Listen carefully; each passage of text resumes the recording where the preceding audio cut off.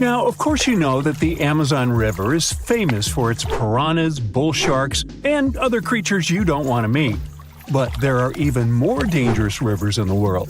The deepest of them, the Congo, goes so far down in some sections that even light can't reach there.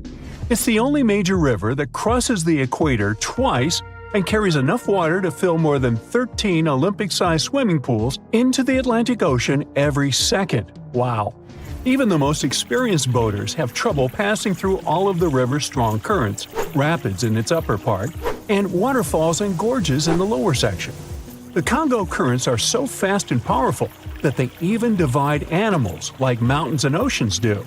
There are new species of fish evolving separately on the two banks as they can't reach the other side and breed with each other. One of the most dangerous types of fish living here is the Goliath tigerfish.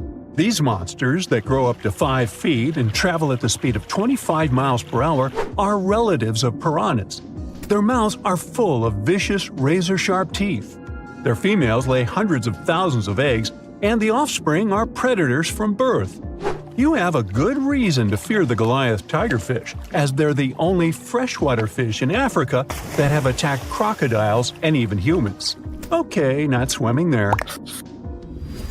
There are dense jungles and more hungry wildlife, including snakes and some aggressive hippos, all along the river. Still, it's used as a water highway in Central Africa, so barges traveling on it for weeks are often crowded with up to 2,000 people and capsize every now and then. And if you believe the local folklore, there's one more thing to be afraid of: the one who stops the flow of the rivers, a dinosaur-like beast that is said to live in the Congo River basin. There have been over 100 sightings over the last century, but no one can provide solid evidence the beast is real. At the turn of the 21st century, there was a series of terrible, mysterious stories on the Kali River in Asia. Something described as a mud-colored water pig would drag swimmers underwater in front of terrified eyewitnesses. British biologist Jeremy Wade stepped up to crack the case. He noticed that all the scary incidents were happening in one specific spot, stretching about 4 miles. Villagers told him this creature was growing big and bad from all the food it got. Wade examined the water with a depth sounder and thought it could have been a whirlpool. Then the monster dragged a domestic water buffalo into the water. The buffaloes are big and heavy, so the creature that attacked it would have to be super strong. Saltwater crocodiles don't go so far inland, and the most common local species of crocodiles don't live in cold waters. There were no bull sharks in the area either. Finally, Wade spotted several goonch catfish underwater. Some of them were human-sized. They couldn't capture these monsters with a regular fishing rod, but a special ceremonial construction did the job. The largest fish was 6 feet 7 inches long and 3 times the weight of an average gaunch. It was large enough to take down a human or a large animal, but Wade mentioned there could be even bigger ones living in the Kali River. The Orinoco River in South America is dangerous to navigate because of some crazy curves and strong underwater currents. It's easy to get lost here, even if you have your GPS on. There are sudden waterfalls all along, and you must be prepared to handle those to survive. The river is the only home to a rare Orinoco crocodile and has some pretty scary-looking vampire fish swimming around. This payara fish has sharp, spiky daggers that line their gums and 2 elongated fangs that rise from their lower jaws. Could probably use an orthodontist and some braces, you think? It's a ferocious hunter constantly looking for the next victim, which is going to be a medium or large-sized fish. If a human catches a payara, it will defend itself, leaving cuts, nips, and bites, but there are no known cases of this cutie taking a human life. Well, that's good. The Yellow River in China received this name after its color, but it wasn't always this yellow. It was first formed at least 30 million years ago and shifted its course over 30 times over the centuries. Yellow sediments moving downstream from a plateau in the distance transformed it from clear to muddy. This fine-grained substance piled up at the bottom of the river and formed natural dams. The huge amounts of water that the river carries need to find their way to the sea, And that's when major floods happened, taking several million lives in various epochs. The locals tried to solve the problem by building higher and higher levees, but it only made things worse. Water coming out of the river would now have nowhere to back up, as the riverbed was higher than the surrounding land. This even shifted the river's mouth. Now there are massive dams and dikes all along the river to try to contain it. The Parana River is the second longest in Latin America and has many tributaries. They flow in from the highlands near the Andes, and there's a huge drainage in the wet season. This makes the river a perfect home for, guess what, piranhas. There are 30 to 60 species of these scary fish in the Parana waters. In late 2013, they attacked bathers cooling off by the water on a hot day. People started running out of the river as they felt something was biting them in the water. Luckily, no one lost their lives in the accident, but it's still considered one of the most audacious piranha attacks ever recorded. Biologists later determined that the type of piranhas, called palomates, was to blame for this, and humans had probably disturbed their breeding grounds. Well, the piranha also has a strong current that is tricky for boats and swimmers to overcome. Plus, it often floods, which can be dangerous for people living in the surrounding areas.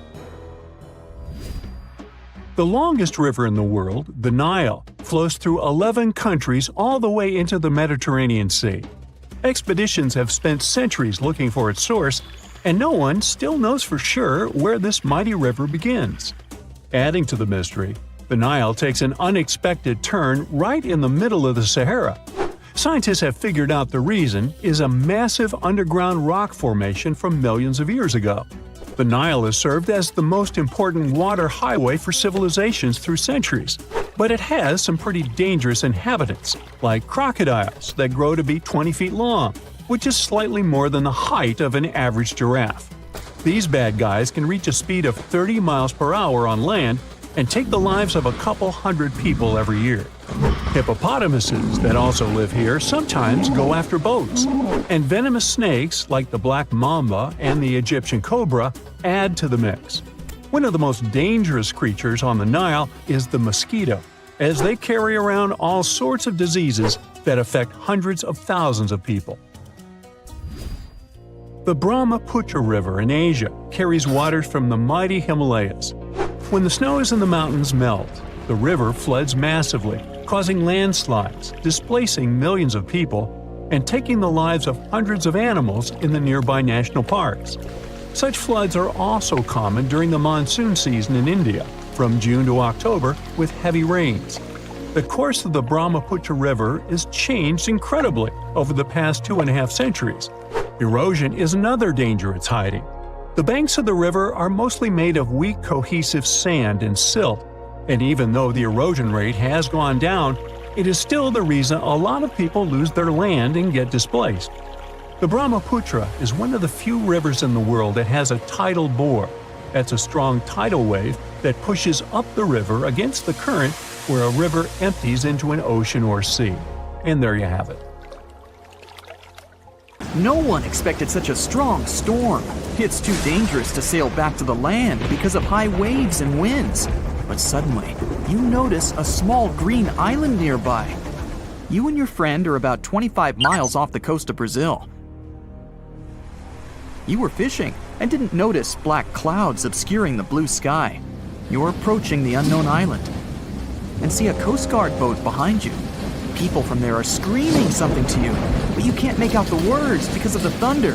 They tell us we should stay away from that island, your friend says. Despite the warning, you still sail since there's no other way out.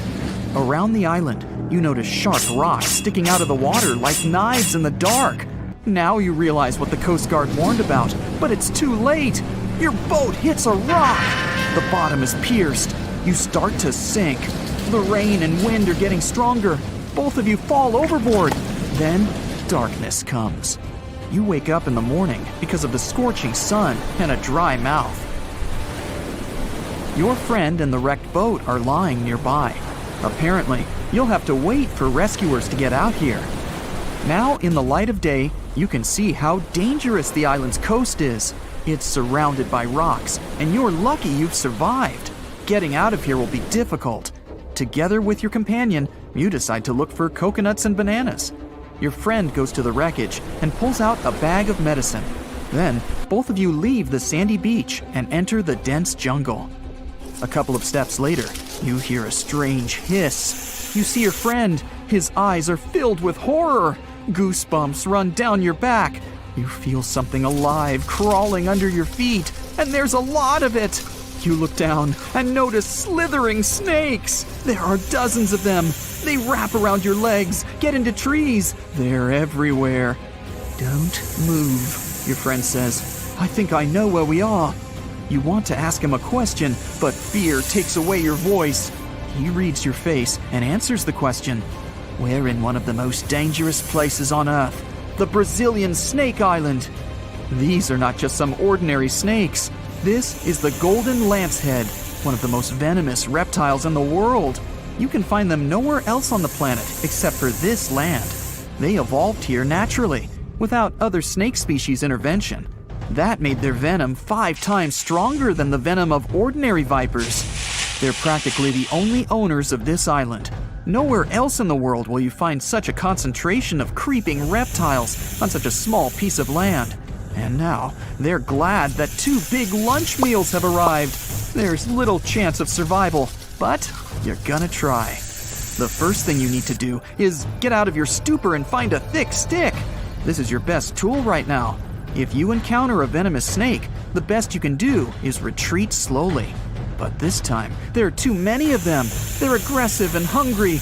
Together with your friend, you fight off the snakes with a stick. But there's more and more of them coming. One of them falls on your shoulder from a tree and bites your neck. The poison instantly enters your bloodstream and affects your muscles. It feels like your body is melting. It becomes difficult to move, and your neck swells. Your friend grabs you and carries you deep into the jungle. Here, among the trees, you notice an old lighthouse. Yeah, this building really stands out here. Once a year, the Coast Guard visits it. Your friend breaks down the door and puts you on the floor. You're afraid you won't be able to survive the bite. Fortunately, your friend is a doctor. He injects the necessary medicine and saves your life. You have a few minutes to rest before more danger arises. Your friend tells you that the unique snakes appeared here thousands of years ago. This island was part of Brazil for a long time. Then, massive floods separated it from the continent. This part of the land was cut off from the whole world, which helped the formation of a unique ecosystem inside. Vipers that lived here evolved into golden lanceheads. They quickly became the main masters of the island and destroyed all the other animals. But how did they manage to survive without food, cut off from the whole world? They did it thanks to nature and evolution. This island is a transit point for many birds. They stop here to rest during long flights. These birds become dinner for the snakes. Previously, a snake bite almost didn't harm the birds. They were frightened and flew away, leaving the snake without food. But over years of evolution, the island's owners have developed such a potent poison that one bite was enough for a bird to never take off again. There's also a legend that a pirate hid treasures here a long time ago. And, so that no one would ever find it, he brought snakes to guard his gold. Of course, there's no chest with coins here, but the island is attractive for modern pirates, even today. Golden lancehead snakes are an expensive commodity, so bad people often visit this place to hunt the reptiles. That's why the Coast Guard is always on duty around the island. People are forbidden to visit this place. And even if someone manages to get past the guards, they will have to face the rocks. Only biologists and scientists have permission to study the local fauna. A necessary condition for a visit is a doctor's presence in the team, so they can save people from the snake's poison. So we have pirates and hordes of poisonous snakes, but there's something else that makes the island even worse. At this moment, you hear rustling all over the building. Thousands of little paws are tapping on the walls and floor. You look around and see lots of giant cockroaches. Some of them are half the size of your palm. They crawl under your clothes. You and your friends scream in fear and run out of the lighthouse. Quickly, you reach the shore and fall into the water. It seems that not a single cockroach is left under your shirt. But that's not all. You hear a strange buzzing sound. You look around and see a dark cloud of flying beetles forming in the sky. It's locusts! Thousands of flying insects are heading in your direction. To avoid a collision, you dive under the water and wait for the cloud to pass by. You go up to the surface and move to the shore. Fortunately, there are almost no snakes here. You and your friend are afraid to approach the jungle and wait for several hours until rescuers arrive. You're nervously painting a pattern on the sand and make a promise that you'll never revisit this place. Finally, you see the lifeguard boat. You're trying to tell them you got here by accident. They believe you and evacuate you from the island. While you're sailing away, you think about what would happen if many poisonous snakes appeared in a village or a small town. It's difficult to imagine what kind of problems people would face. But in fact, there's no need to imagine anything. There is a place on the planet where locals live next to poisonous cobras, but it doesn't create any chaos. A human can live in peace and harmony with reptiles in that village. Welcome to Shetpal village in India. This place has a population of about 2,600, and it's located in the jungle. It's hot here. Locals are friendly and responsive. If you go into one of the houses, you'll see something that seems impossible. The king cobra, whose venom is one of the most dangerous in the world, calmly crawls around furniture and eats eggs and meat that people give. There's even a special corner for the reptile to relax from the scorching sun, drink water, and have a snack. People are happy about the cobra, as if it was a pet. In the village, cobras are everywhere.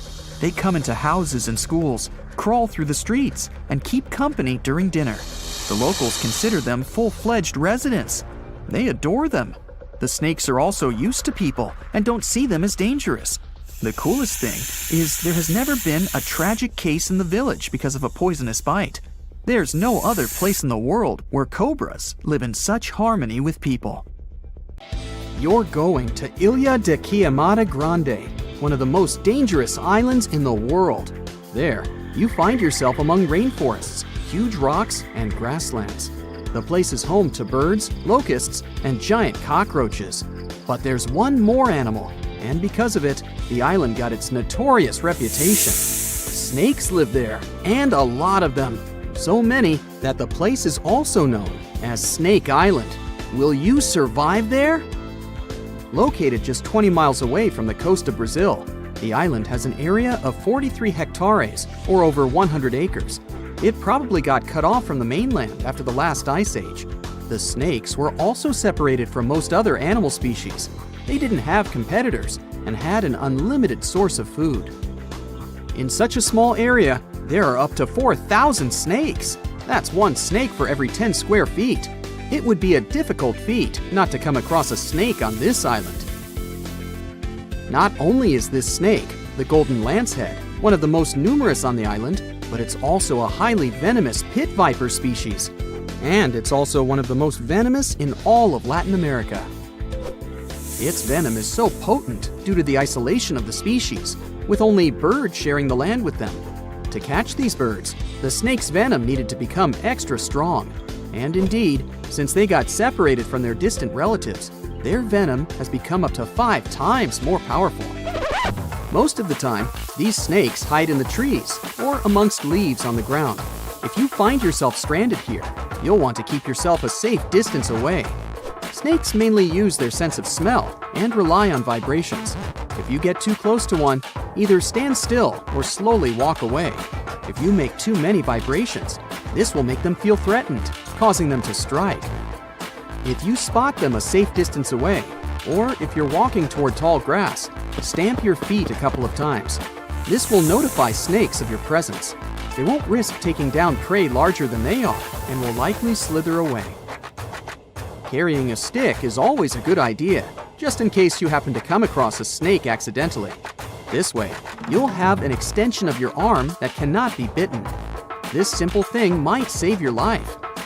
A stick with a V shape on the end will give you even more advantage.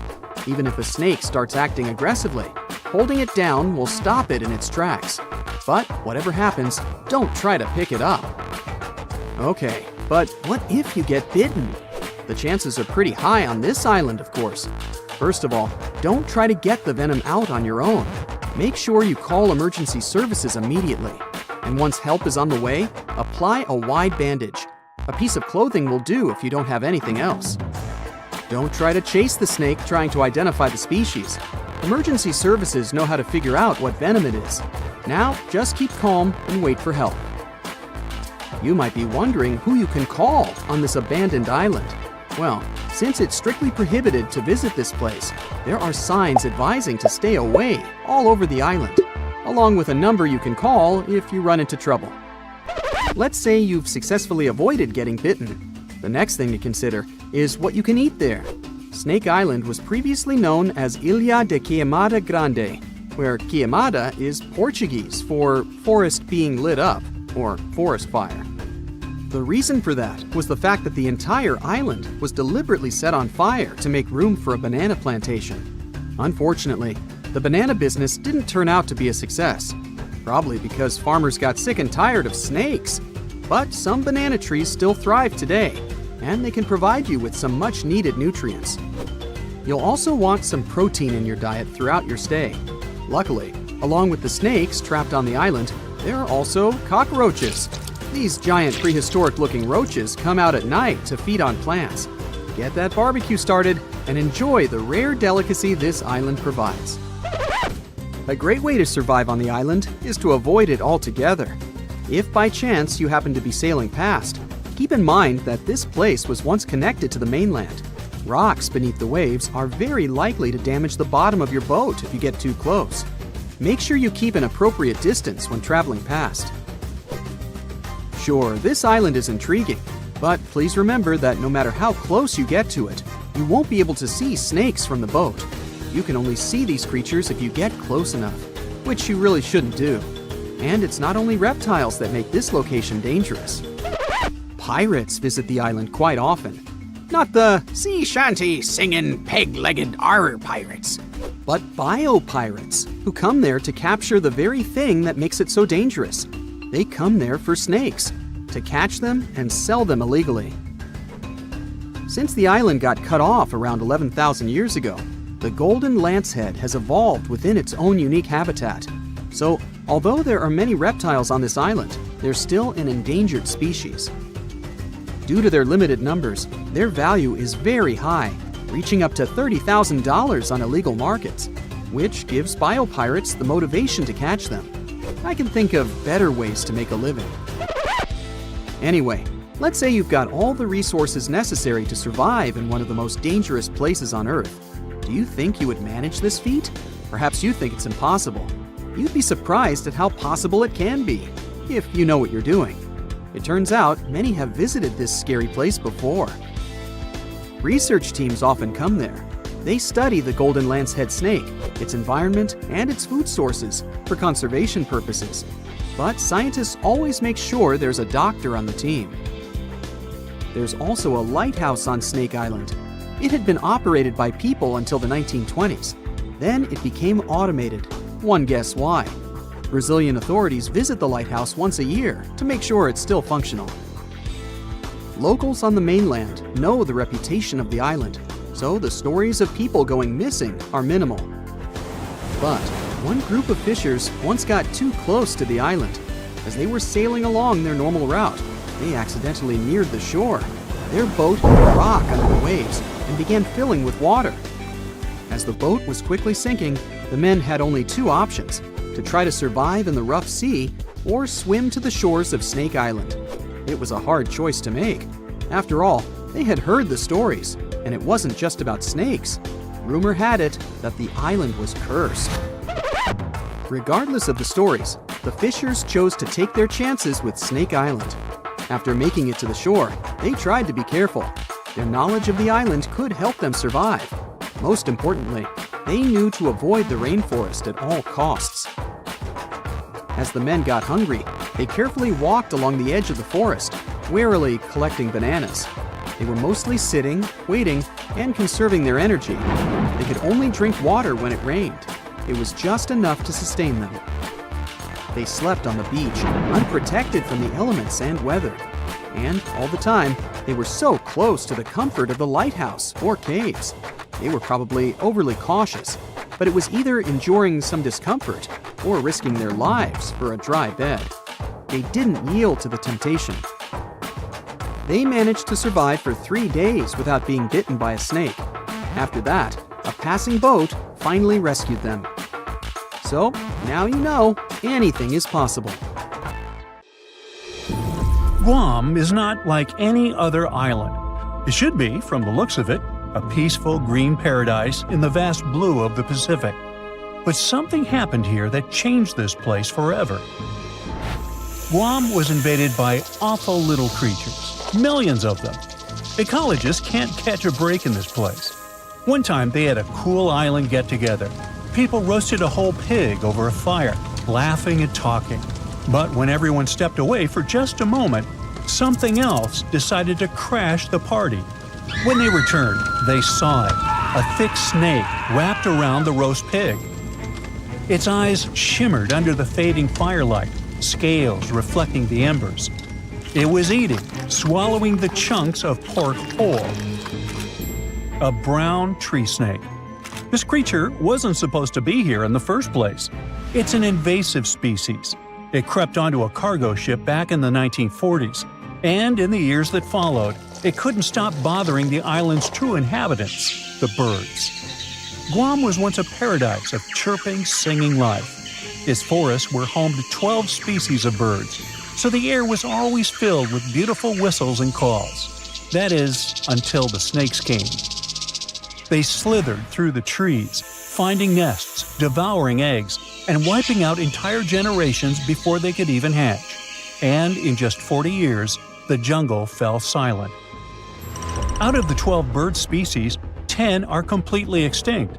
The last 2 are barely clinging on. The Guam kingfisher is a funny bird with a cute long beak.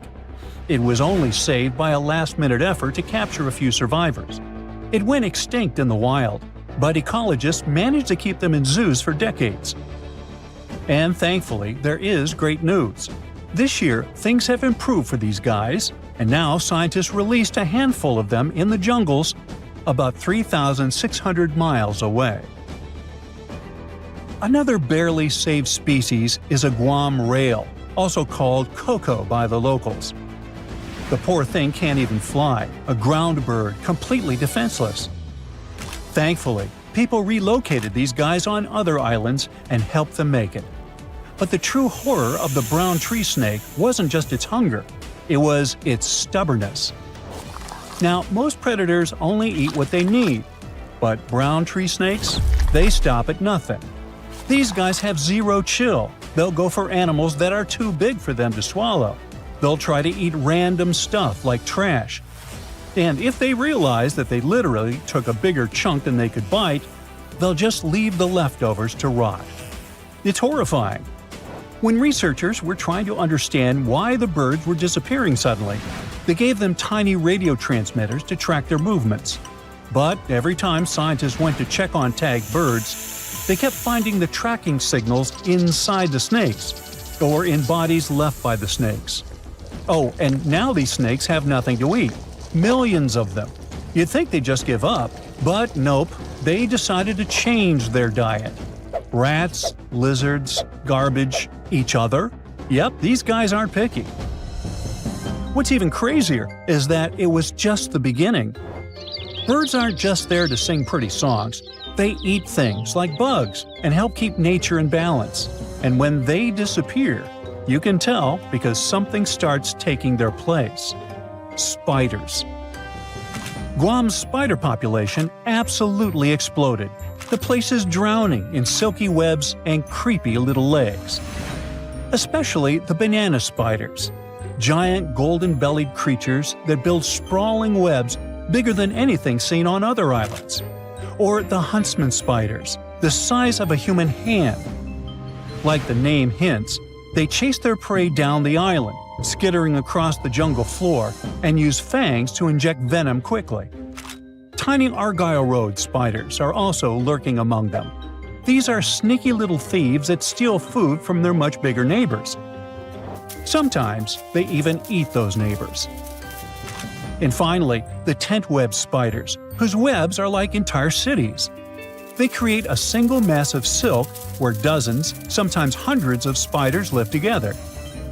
Some ecologists call them condo webs, like some multi-level apartment complexes.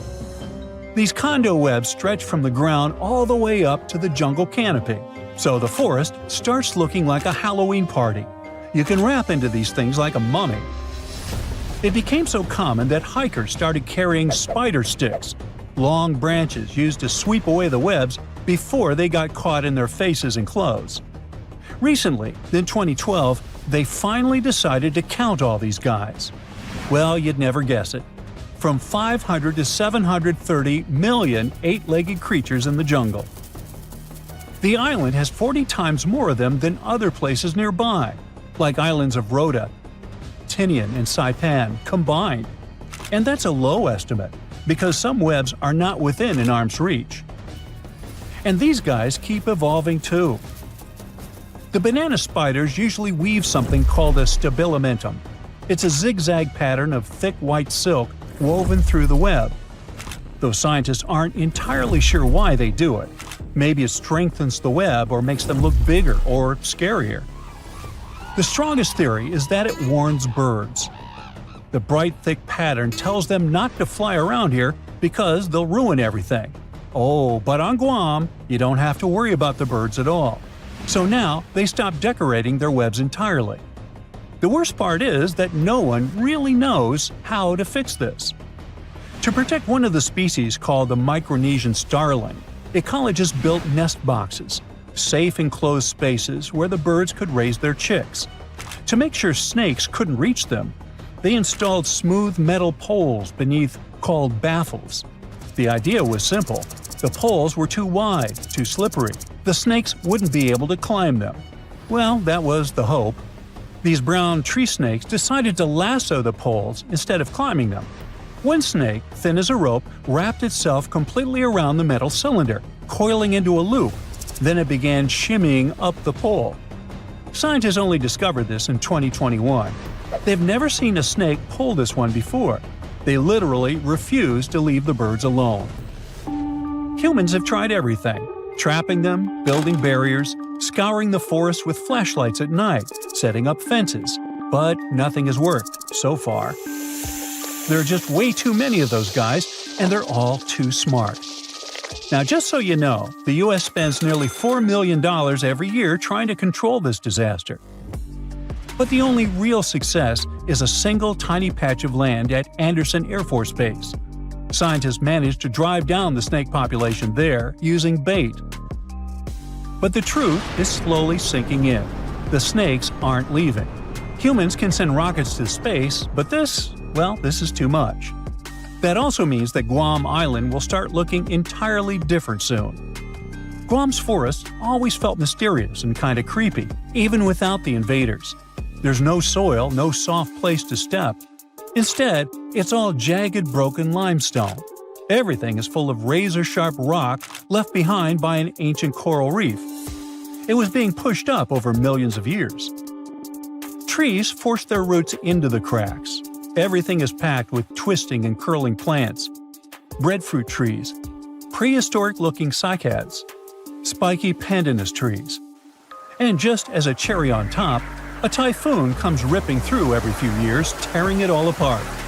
Luckily, plants usually grow back fiercely. Now, walking there is insane. It feels like walking in the sea, though instead of balancing on waves, you're trying not to trip and gash your shins open on the sharp rocks beneath you. You have to think through every step. But now, things are going to get so much worse. 70% of Guam's trees relied on birds to carry their seeds, spreading them far and wide. So, without the help of birds, the trees drop their fruit directly to the ground, where it sits and rots, so nothing grows. Well, perhaps the invaders' rule over Guam may last forever, and soon this place won't be friendly to tourists at all. It may become one of the worst places on Earth, if it isn't already.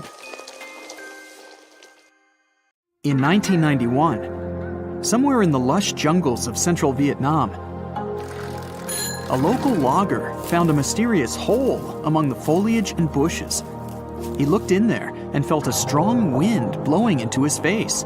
Then he heard a strange sound from the cave depths and realized that it was the sound of a river. The logger didn't check the cave, but decided to go back there with a flashlight and a rope. When he returned, he couldn't find the cave anywhere.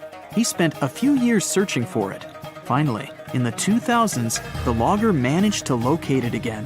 In 2009, he brought scientists to this place. They found out the cave, called Sundong, is the largest in the world. There's so much space here that you'll hear a long echo if you shout. Sundong's main passage reaches 660 feet in height in some places, which is more than half as tall as the Empire State Building. The area of the cave is so huge that an entire New York City block with 40-story skyscrapers would fit in there. There's a deep underground labyrinth under the jungles of Vietnam, hiding 3 of the largest caves in the world, and Sundong is number 1 on this list. The vast space inside is filled with various plants, unique microclimates, and different landscapes. There's a real jungle growing underground. It became possible thanks to the collapsed ceiling in some places. It lets sunlight penetrate there from above. There are huge stalactites 250 feet high on the ceilings and walls, which is more than the length of a passenger Boeing. They've been here between hundreds of thousands and millions of years. Some limestone deposits are more than 450 million years old. It means they've existed since the time long before the dinosaurs. Besides the jungle, there are also many rivers in the cave. They were formed because of rainwater coming down from holes in the ceiling. These rivers are smooth and fast, like slides in a water park. But riding them isn't the best idea, since they can carry you into one of those long labyrinths that the cave is full of. And we still don't know where they're going. You may find yourself in another unknown part of the cave. This is what happened in 2018. 3 divers accidentally discovered new areas in Sundong. The cave turned out to be much bigger than everyone thought. They dove into one of the cave's lakes and reached a depth of 256 feet. At the bottom, they found a separate tunnel. Divers lowered a fishing line with a lead weight there and found out that this place reaches a depth of 394 feet, and the tunnel is more than half a mile long. We still don't know the exact size of the tunnel. Sundong also connects to another huge cave. There are lots of things you can see in Sundong besides underground labyrinths and rivers. You can find spacious rooms with lakes, and you can walk for hours along dark mountain corridors. This place is strikingly beautiful, but dangerous at the same time. And the coolest thing is that you can take a walk here. Since 2013, Sundong Cave has been open to tourists. It's not just an easy walk to take some selfies though. The expedition to the cave lasts for several days. For the first day and a half, you'll explore the 3rd largest cave in the world. And only after that, you'll reach Sundong. The path will take you through rivers, dense jungles, mountains, and rocks. You can meet many exotic birds, monkeys, and other animals. And according to many people, the way to the cave is even more impressive than the cave itself. When you reach your destination, you'll spend the next few days exploring Sundong. Together with other tourists, professional guides, and porters, you'll be sleeping in tents in different places in the cave every day. You'll see some stunning landscapes and, get ready for this, 400-million-year-old majestic fossils. There are also dark rooms with lakes that are good for swimming. Such adventurous expeditions become more popular every year. People who visited the cave call it the most amazing place they've ever seen. Another amazing cave is located in Indonesia, on the island of Flores. It's quite small, but holds amazing things inside.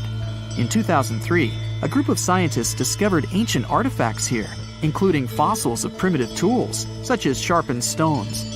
Scientists realized that hundreds of thousands of years ago, this place was home to our distant ancestors. Then they found a very unusual female skeleton. That woman was only 3.5 feet tall. This is the height of the waistline of an average adult person. That woman had no problems with her spine or with the development of her bones, though. This and other skeletons found in the cave belong to some unknown human ancestors. Scientists called this species Homo floresiensis, or simply, Hobbit. The woman's weight was about 35 to 79 pounds. Analysis of the skull and bones showed she was about 30 years old. Hobbits probably lived on Earth between 190,000 and 50,000 years ago. There's a chance they met the ancestors of modern humans. The next cave is in Turkey. Imagine that you live in an old house and decide to make some repairs. You throw all the old stuff out of the rooms. The last place to sort out is your basement. You've hardly ever visited it and have no idea what's hidden there. But it's pretty spacious, so you decide to turn it into a room. You tear down the wall and discover the entrance to the cave. This is a tunnel that leads underground. You walk through the cave and see a real underground city. This happened in Turkey in 1963. One of the locals discovered a secret passage to a lost city in his basement. About 20,000 people could live there. There was enough space for livestock and food supplies. It's not just a maze of tunnels. There's a chapel, a school, stables, kitchens, walls, and other signs of civilization. The city was built in the Byzantine era, in the years 780 through 1180. It's not the only one down there and is connected to many underground tunnels and towns that stretch for several miles. Let's finish our journey in the strangest and most frightening cave. We're going to the southeast of Romania, near the Black Sea. Here, on a desolate wide plain, you can find a hole. This is a tunnel leading deep underground.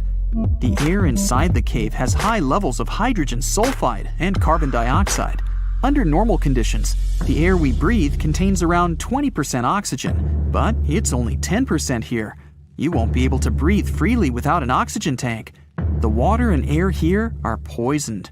Almost no animals are able to live in such conditions, at least the ones we know about. And this cave is filled with 48 species of living organisms, 33 of which are new unknown species. Creeping things that live here can scare you, especially if you're afraid of bugs. Strange white snails and white spiders are crawling along the walls. An unknown species of leeches and transparent shrimp are swimming in the water. White millipedes with huge mustaches are creeping on the ground. Here you can also meet an unknown kind of scorpion with a transparent white body that doesn't look like any other kind of scorpion.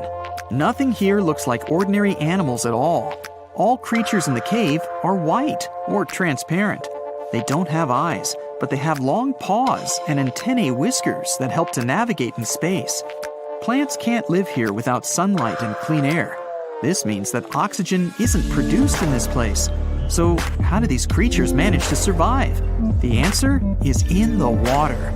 The surface of the lake and puddles here is covered with strangely moving foam. This substance is a living organism. It consists of 1 billion bacteria called autotrophs. Ordinary plants absorb carbon dioxide and use photosynthesis to produce oxygen. This cave is filled with carbon dioxide. Autotrophs absorb it and secrete tiny food particles. Bacteria feed on these particles. Larger organisms then feed on those bacteria, and so on. In the end, there's enough food for everyone. This process is called chemosynthesis. It's like photosynthesis, but uses water instead of sunlight in its chemical reactions. In this cave, evolution has created a completely unique biological system, separate from the rest of the world. You're strapped in a boat cruising down the Amazon River with the sun scorching hot. As you check out your map, your boat starts rocking back and forth. The water is starting to get more intense, so you hang on for dear life. You tuck your map in your pocket and try to take control of your boat. You strike some jagged rocks and duck low to avoid tree branches. Your boat strikes a large rock out of nowhere and capsizes. You're swimming in the murky green water. While you're trying your best to get ashore, your boat gets washed away. Underneath the water lies a whole new world of bizarre and dangerous animals. Candiru fish are snake-like creatures that can grow up to 16 inches long. Arapimus can weigh more than an adult male and are taller than most basketball players. They're the biggest freshwater fish in South America. They have a hybrid gill system that forces them to pop up to the surface every 5 to 15 minutes to breathe in oxygen for their large swim bladder. You swim out of the raging water and dry yourself off. Oh no, your map is completely soaked. There's no way you can get to your destination without it. You venture into the thick rainforest, shoving the branches and leaves away. As you get deeper, you notice something on a tree. It's barely moving, but it's got sharp claws and a raggedy coat. It stretches its arm to another branch and tries to pull itself up, ever so slowly. Sloths sleep more than half their days and only head down from trees once a week. They're so motionless, they sometimes grow algae and moss on their fur. The rainforest gets denser with each step until there's barely any sunlight illuminating the path in front of you. You notice a figure following you. With every branch you step on, you can hear a faint sound right next to you creeping around. You start walking a bit faster, and the sound catches up with you. You make it out of the dense part and tread along a narrow path until you reach a cliff. You can't walk normally here, so you pin against the wall and walk sideways to cross the hills. You slowly move across with the river 30 feet below you. You move your right foot, and some rocks fall into the river. You keep going and misstep. You're about to fall, but you hold on to a large tree branch and pull yourself up. You notice a couple of colorful poison frogs inches away from your fingers. Touching any of these frogs can be extremely dangerous and harmful, despite their amazing color patterns. The golden poison frog is one of the most poisonous animals in the world. One of them hops right next to you, so you let go of the branch and fall back in the river. The river is washing you down until you reach a calm current. Underneath you is a swarm of piranhas swimming with their sharp teeth. The red color on their skin is unmistakable, so you swim off like an Olympic athlete. Piranhas will eat anything that gets in their way, no matter the size. You grip onto a log and climb up a small rock to catch your breath. There's a huge electric eel underneath the rock. Despite their name, they're more related to catfish than eels. They use their powerful 600 volts of electricity to defend themselves and catch food. You're stuck, unless you're like the common basilisk that can run on the water like a jet ski. These incredible lizards have special webbing on their toes and can run the distance of a basketball court. You hop on a bunch of rocks until you reach the land. You continue walking along the riverbank until you come across a moving rock. You rub your eyes and see it moving again. It's a dinosaur-looking turtle that resembles a crocodile with armor. The mata mata is a freshwater turtle that disguises itself with its surroundings to catch prey. Their heads stretch longer than their bodies. You shimmy your way past it and continue. You head back into the rainforest and find a spot to rest. Wait, there are giant ants everywhere. They're the biggest ants in the world and can produce one of the most painful stings out there, even comparable to a wasp's sting. You immediately get up and find another place to rest. As you continue walking along, you notice the same feeling of something following you. You can hear some leaves rustling, but it's getting dark and there's no way of telling. You find a nice little spot to build a campfire and catch some Z's. But in the Amazon, everything is a threat, except for those cute capybaras wandering around. They live in groups next to water sources. They're also the biggest rodents in the world. You don't need to worry about them if you're stuck in the middle of the Amazon rainforest. Suddenly, you feel something slithering up next to you. You look down and see a massive green anaconda just about to constrict you. They are the heaviest snakes in the world and can grow up to 20 feet long and have a huge appetite. You get up and sprint your way out of there. All right, you found a decent cave to crash in. It's daytime again, and you're still alive. You continue walking along the rainforest. You were able to find some breakfast to boost your energy for the rest of the day. You spot something on a tree that looks like a branch, but it's actually a potu, a master of disguise that can spend days motionless on broken tree branches.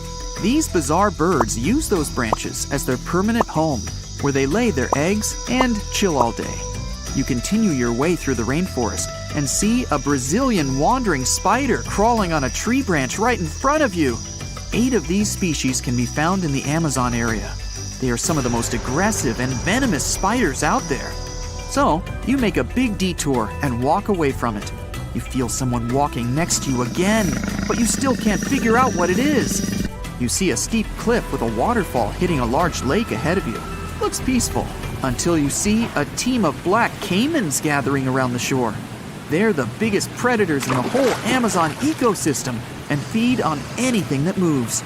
It's a good thing you're on high ground, otherwise, whoa! You slip and fall down the river, right on the deep end. So far, no caimans spotted you.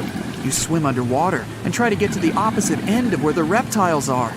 As you climb out and dry yourself off, you notice some large black spots on you. You try pulling them off, but they've latched on pretty hard. The Amazon giant leech finds its target by tracking movement and shadow. Once they attach themselves to the skin, it's extremely difficult to extract them. The best way to do so is to slide your finger next to its mouth and pull it off slowly. Ugh. You manage to get them off your body and see that the caimans are swimming towards you. You're pinned to the wall with the lake of hungry reptiles approaching. Suddenly, a pink dolphin jumps out of the water and splashes all over them. They can grow larger than humans and are the celebrities of the Amazon. Scientists think they get their color from the blood capillaries on their skin.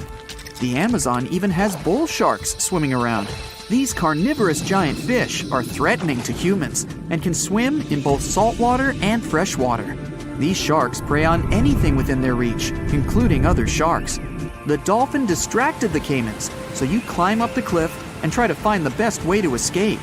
Opened jaws waiting for you to fall into the pit are right below you. You're lucky enough to escape to the top, but as your arms pull you up, the first thing that you see is a jaguar looking straight at you.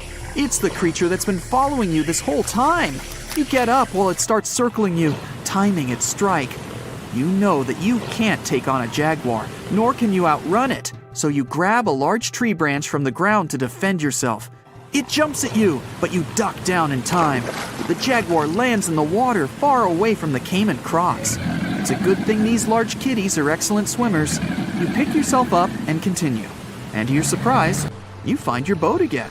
You fix it up and sail your way out of the Amazon. Whew! Today, I'm going to tell you about creatures that had unique features which allowed them to grow to incredible sizes.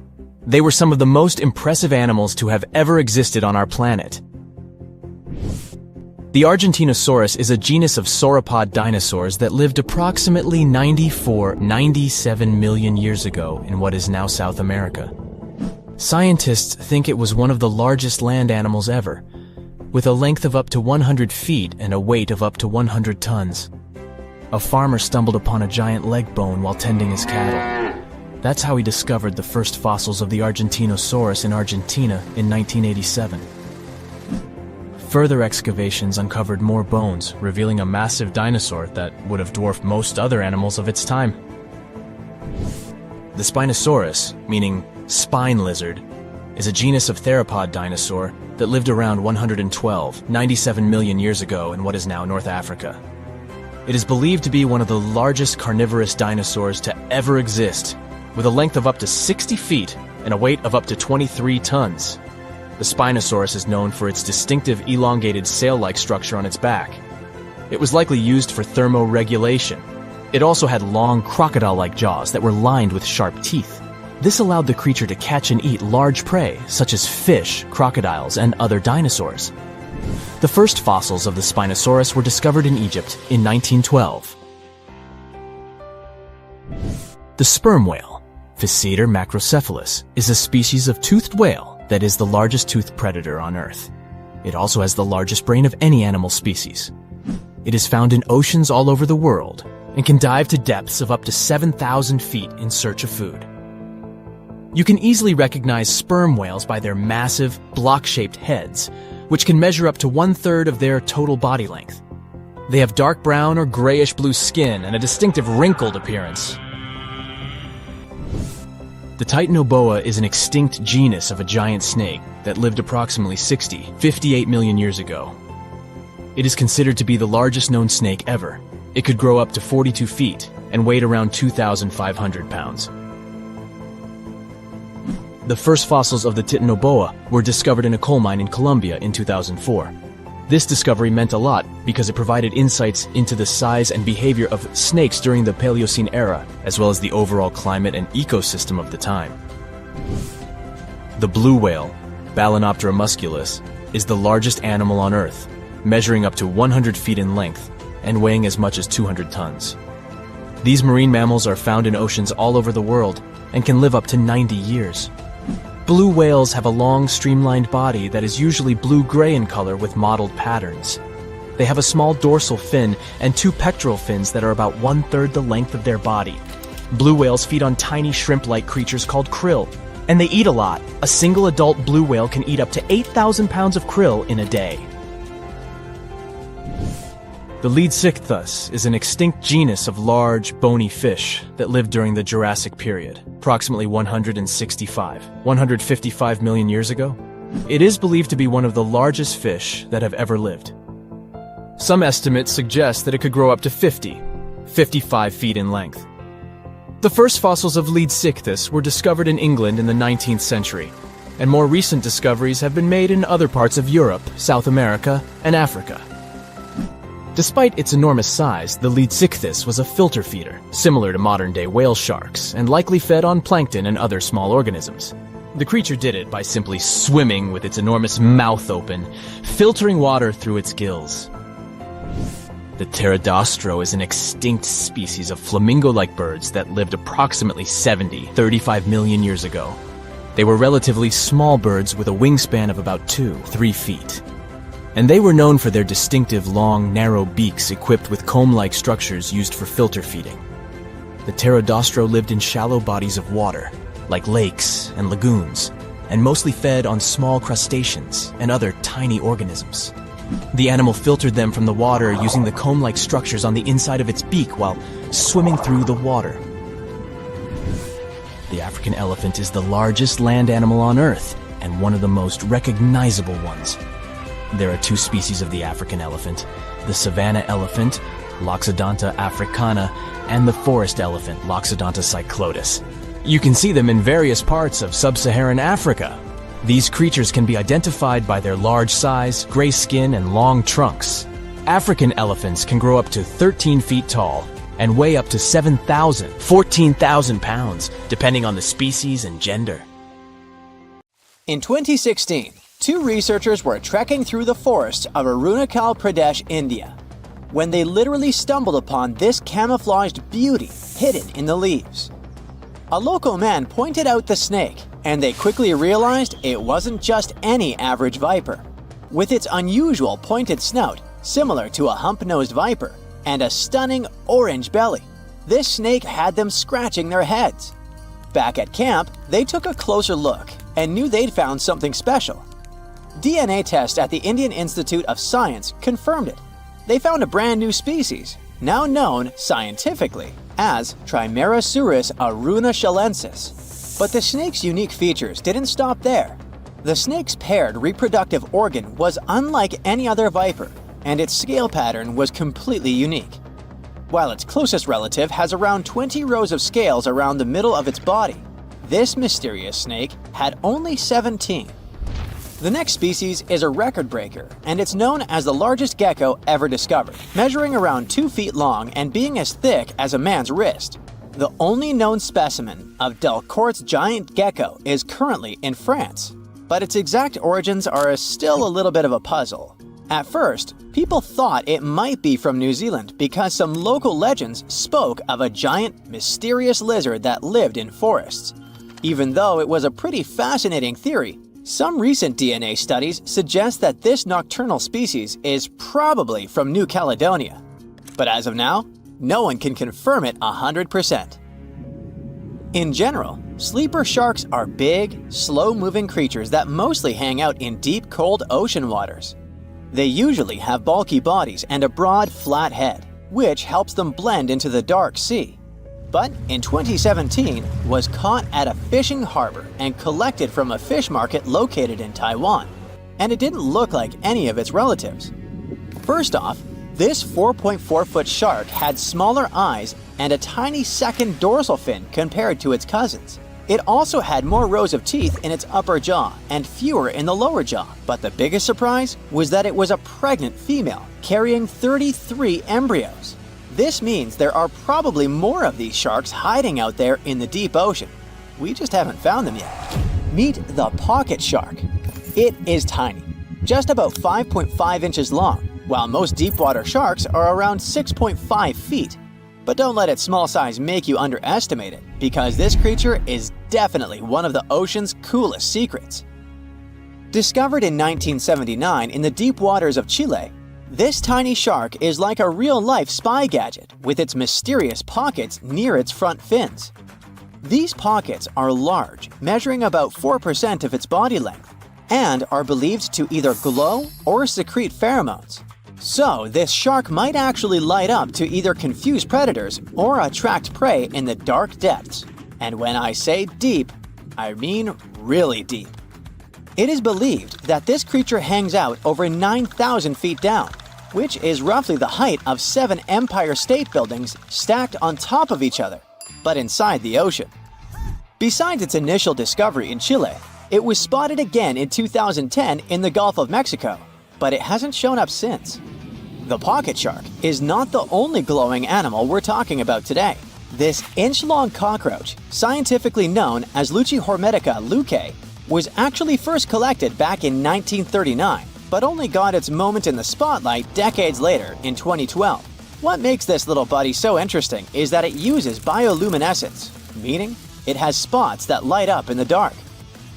Unlike fireflies that mostly use their glow to find a mate, this cockroach uses its light to mimic a toxic click beetle and scare off predators. Unfortunately, the region in Ecuador where it was found was hit hard by a volcanic eruption, raising fears that this glowing marvel might be a one-of-a-kind discovery. Continuing with tiny creatures, meet Hippocampus minotaur, also known as the bull-neck seahorse. This little seahorse stands out with its wide neck, large head, and small body, which is why it's got the Minotaur nickname. The only known specimens were collected off the coast of Eden, Australia, and no one has ever seen it alive in its natural habitat. So that's why we don't know much about its day-to-day life. Some studies suggest it lives deep underwater, around 325 feet down, which is roughly the equivalent to the height of a 30-story building. It's believed this mysterious seahorse likes to wrap its prehensile tail around corals and might even hide in sand beds. Its yellow-orange color likely helps it blend into coral reefs. So spotting this intriguing creature in the ocean is pretty much like trying to find a needle in a haystack. Next on our list is the Nariño cat. In 1989, a single specimen of this mysterious spotted feline was discovered in Galeras volcano in southern Colombia. This little guy had a short tail with 7 black rings and a black tip, and its fur was absolutely unique, being more reddish than that of its relatives. Understanding that it wasn't an ordinary animal, researchers decided to visit a bunch of museums all over Latin America to find similar felines, but they came up pretty empty-handed. Then, DNA analysis confirmed that it was unlike any other known cat, having split from its closest relatives around 1.9 million years ago. The Bogota sun angel is a hummingbird with a stunning purple color and black flight feathers, plus a bright green chin and crown. For years, we only knew of one specimen that was bought in Bogota, Colombia back in 1909, and that was pretty much it. Nobody knew much more about this beautiful and mysterious bird. But that changed in 2017, when a study decided to analyze its DNA once again. The results suggest that the Bogota sun angel might not be a completely separate species after all. It looks like it is actually a hybrid, meaning it was a mix of hummingbirds from 2 different species. And it's likely that its mother was a long-tailed sylph, which is a gorgeous hummingbird that mostly lives in the Andes in South America. The spotted green pigeon, also known as the Liverpool pigeon, is like the unicorn of the bird world. It was first described in 1783 by an English physician named John Latham, who saw it once and that's it. Since then, no one has ever doubted that it was a pigeon, and many researchers were convinced it was a distinct species. But recent DNA studies revealed that this bird could actually be closely related to the famous dodo. You know, that chubby, flightless bird from Mauritius that looked like a giant pigeon with a quirky beak. Anyway, the Liverpool pigeon is about 13 inches long and has a unique look with yellow spotted feathers. Unlike its ground-loving cousin, the Nicobar pigeon, the spotted green pigeon was likely more of a tree hugger, feasting on fruits up in the branches, Today, if you want to see this rare bird, you'll have to visit the World Museum in Liverpool, where the only known specimen resides. While you're in England, make sure to swing by London and check out the Natural History Museum. There, you will find the only specimen of a flying fox known scientifically as Pteropus bruneus. Flying foxes are usually some of the largest bats in the world. Their body length, I mean their size excluding their wings, can be around 16 inches. But this special bat, discovered in 1874 at Percy Island, is more like a mini version of its cousins, measuring 8.3 inches from head to toe. So even though it hasn't been spotted in the wild for a while, I wouldn't worry too much if you happen to come across it. Your heart is racing. You're running for your life from one of the biggest creatures you've ever seen. A giant reptile on 2 legs, sprinting right behind you. You hear the sound of a raging river next to you, but decide not to jump in. Thick leaves and bushes keep blocking your path, and you keep getting stuck in the mud. Everything around you is out to get you, and there's nowhere to hide. You spot a hollowed-out tree trunk and crawl inside. Whatever's out there is getting closer and closer. You hear deep guttural breathing and huge stomping. It's getting closer. You see a large tail from a crack in the tree trunk, swinging and knocking down bushes and small trees. Whatever it is, it's sniffing you out like those dogs at the airport. And right next to your face are giant bugs the size of a house cat. Perfect. You've always been scared to even look at crawly little things, but this one's so close and so big, you can actually see its facial features. It's looking at you like you're the alien. You want to scream, but can't. Then, out of the darkness, more bugs. They're curious things, flicking their antennas all over your body. Okay, this is too much. A bug is one thing, but now, a giant centipede thing is crawling your way. Its fangs are the size of your thumb.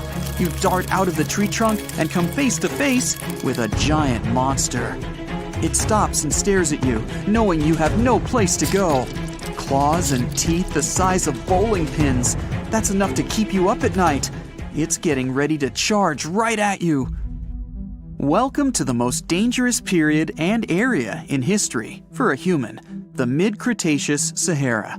This place was thriving around 100 million years ago in what would now be North Africa.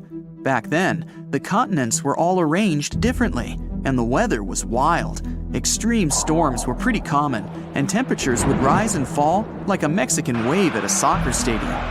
Then, sea levels started to rise. Water flooded the Kem region, an area between modern-day Algeria and Morocco. Over the next millions of years, asteroids, volcanic eruptions, and other natural disasters wiped out everything else. Bye-bye, dinosaurs. Thanks for playing.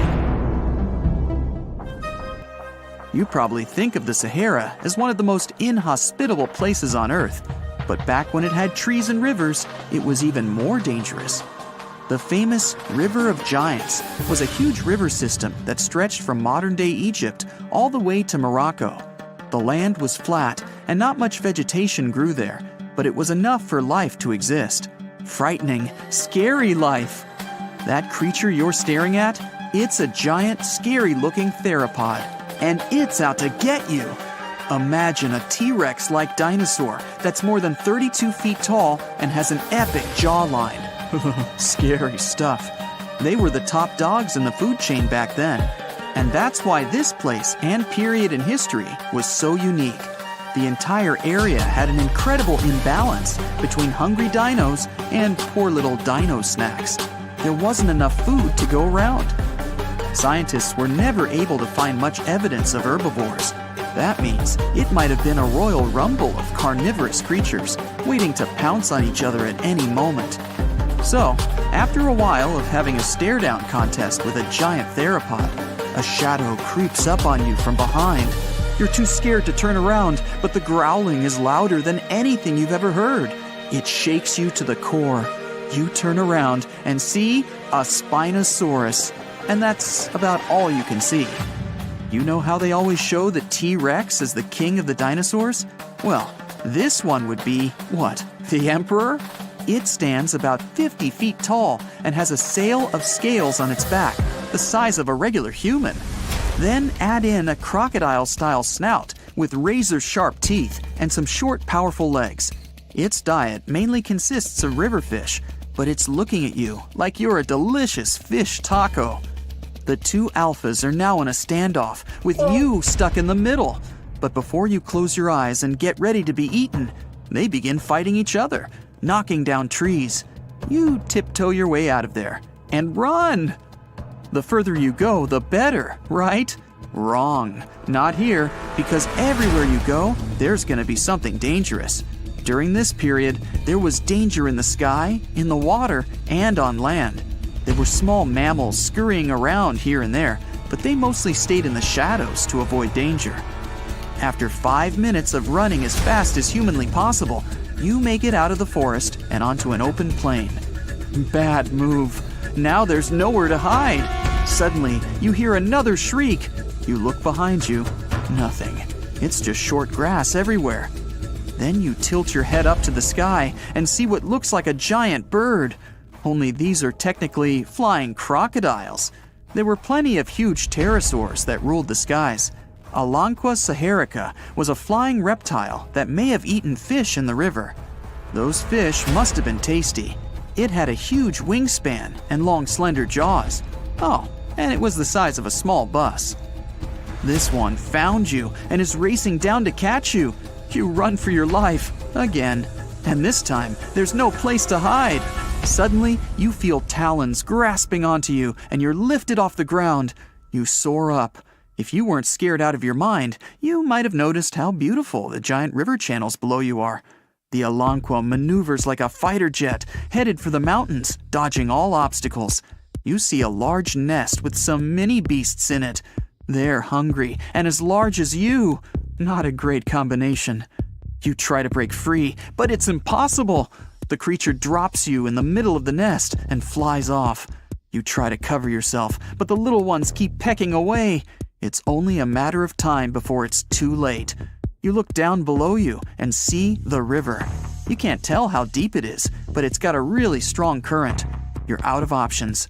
You dive into the raging river and get dragged along with the current. Safe for now-ish.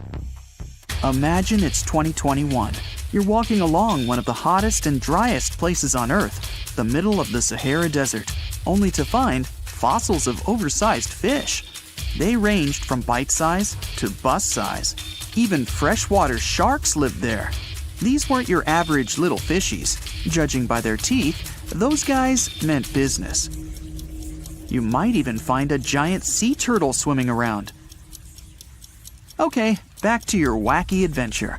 Luckily, you wash up on a safe sandy part of the river where you're able to relax. You drink some river water and try to find a safe place to make camp. Every noise you hear makes you jump. You sit down and try to enjoy the calmness of ancient Earth. Just when you feel you can finally catch your breath, you see a Spinosaurus walking along the river on the prowl. You run off and hide under a bush. It passes you by. You're safe. Or not. It turns, shakes the bushes, and sees you. Just then, a large boom scares it away. It's the sound of you jolting awake. You turn on the light and see your cat staring at you. Those dinosaurs seem so real, probably because of that documentary you were watching right before bed. The entire mid-Cretaceous ecosystem depended on rivers for daily life. Just like all ancient civilizations, rivers were essential for the creatures of the time. And very recently, scientists discovered a new species of snakes that went extinct back then, with no known descendants. To understand these ancient ecosystems, it's important to know a lot about fossils. You might find two different fossils side by side, but those animals might have lived millions of years apart. So if you see a rainbow, that means you're in for some good luck. But if you see a deep sea fish, this means that something tragic is about to happen. Let's have a look at ancient lores and what they might mean IRL. In August 2020, people started out their day just like any other in California. It was sunny, so they decided to soak in the sun at the beach. They were snorkeling and kayaking when one of them spotted something out of the ordinary – a doomsday fish. The creature was 12 feet long.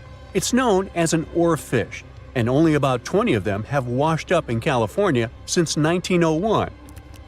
Oarfishes live in obscure parts of the ocean, but why are they linked to doomsday? Japanese folklore says they are harbingers of disaster. These creatures were once thought to be sea serpents, and they are known as the messenger of the beautiful palace at the bottom of the ocean. The thing is, they only left the beautiful palace to warn humans about a disaster. That's why they're mainly known as bad omens. And when you see one, you can expect to see a tsunami or an earthquake right after. Even oceanographers confirm that this is a famous association. Now, here's where it gets weird. The oarfish washed up near San Diego shores on the 10th of August. And then, on the 12th of August, a magnitude 4.4 earthquake hit Los Angeles. That's not the first time it happened. In 2011, in Japan, about 20 oarfishes were found stranded on the beaches and coastlines of Tehuco. Right after that, a magnitude 9 earthquake and tsunami hit the city. Something similar happened in the Philippines.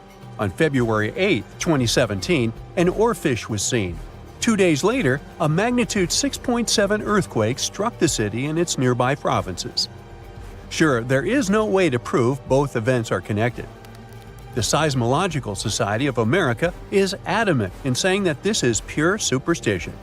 A recent study analyzed the coincidences and concluded that this association is statistically untrue.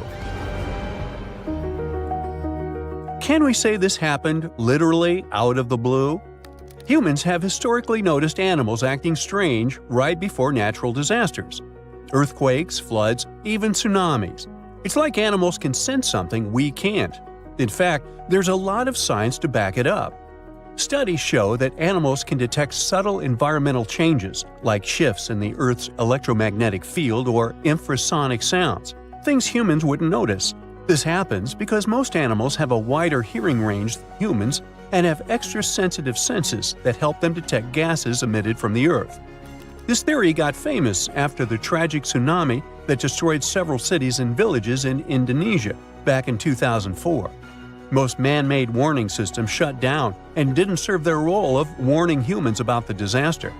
Sensors were out of action due to maintenance, while other coastal areas simply didn't have any tsunami warning systems. Terrible timing, I know. Still, minutes and hours before the 30-foot wave hit the city, some animals sensed the danger and fled. Eyewitnesses say that elephants ran for higher ground, while flamingos abandoned their low nesting areas and dogs refused to go outdoors. A local reported that he saw a herd of buffalo turning their ears toward the sea and then stampeded to the top of a hill. A lot of the people that survived the tsunami used animals as their warning systems. Now, this is not the first time humans have relied on animals to save their lives. The first official account of when it happened dates back to 373 BCE. I wasn't around then, but the Greek historian Euclides reports how the local population saw rats, weasels, and snakes running from the town before a massive earthquake hit. So what exactly is it that animals can sense that humans can't? To find that out, scientists put biologging tags on cows, sheep, and dogs living in Italy. For about half a year, they tracked the animals. During this time, official statistics recorded over 18,000 quakes in the region. The most shocking information was that animals began to change their behaviors up to 20 hours before an earthquake. Before an earthquake, something called positive holes happen. It's an electric charge that flows from the crust up to the surface of the Earth. They can change the air molecules above where they appear, and animals can pick up on them. There's also evidence that animals might sense changes in groundwater. Before earthquakes, the stress in fault lines can release radon gas, which could alter the chemistry of groundwater. Animals that rely on it might detect these changes and react.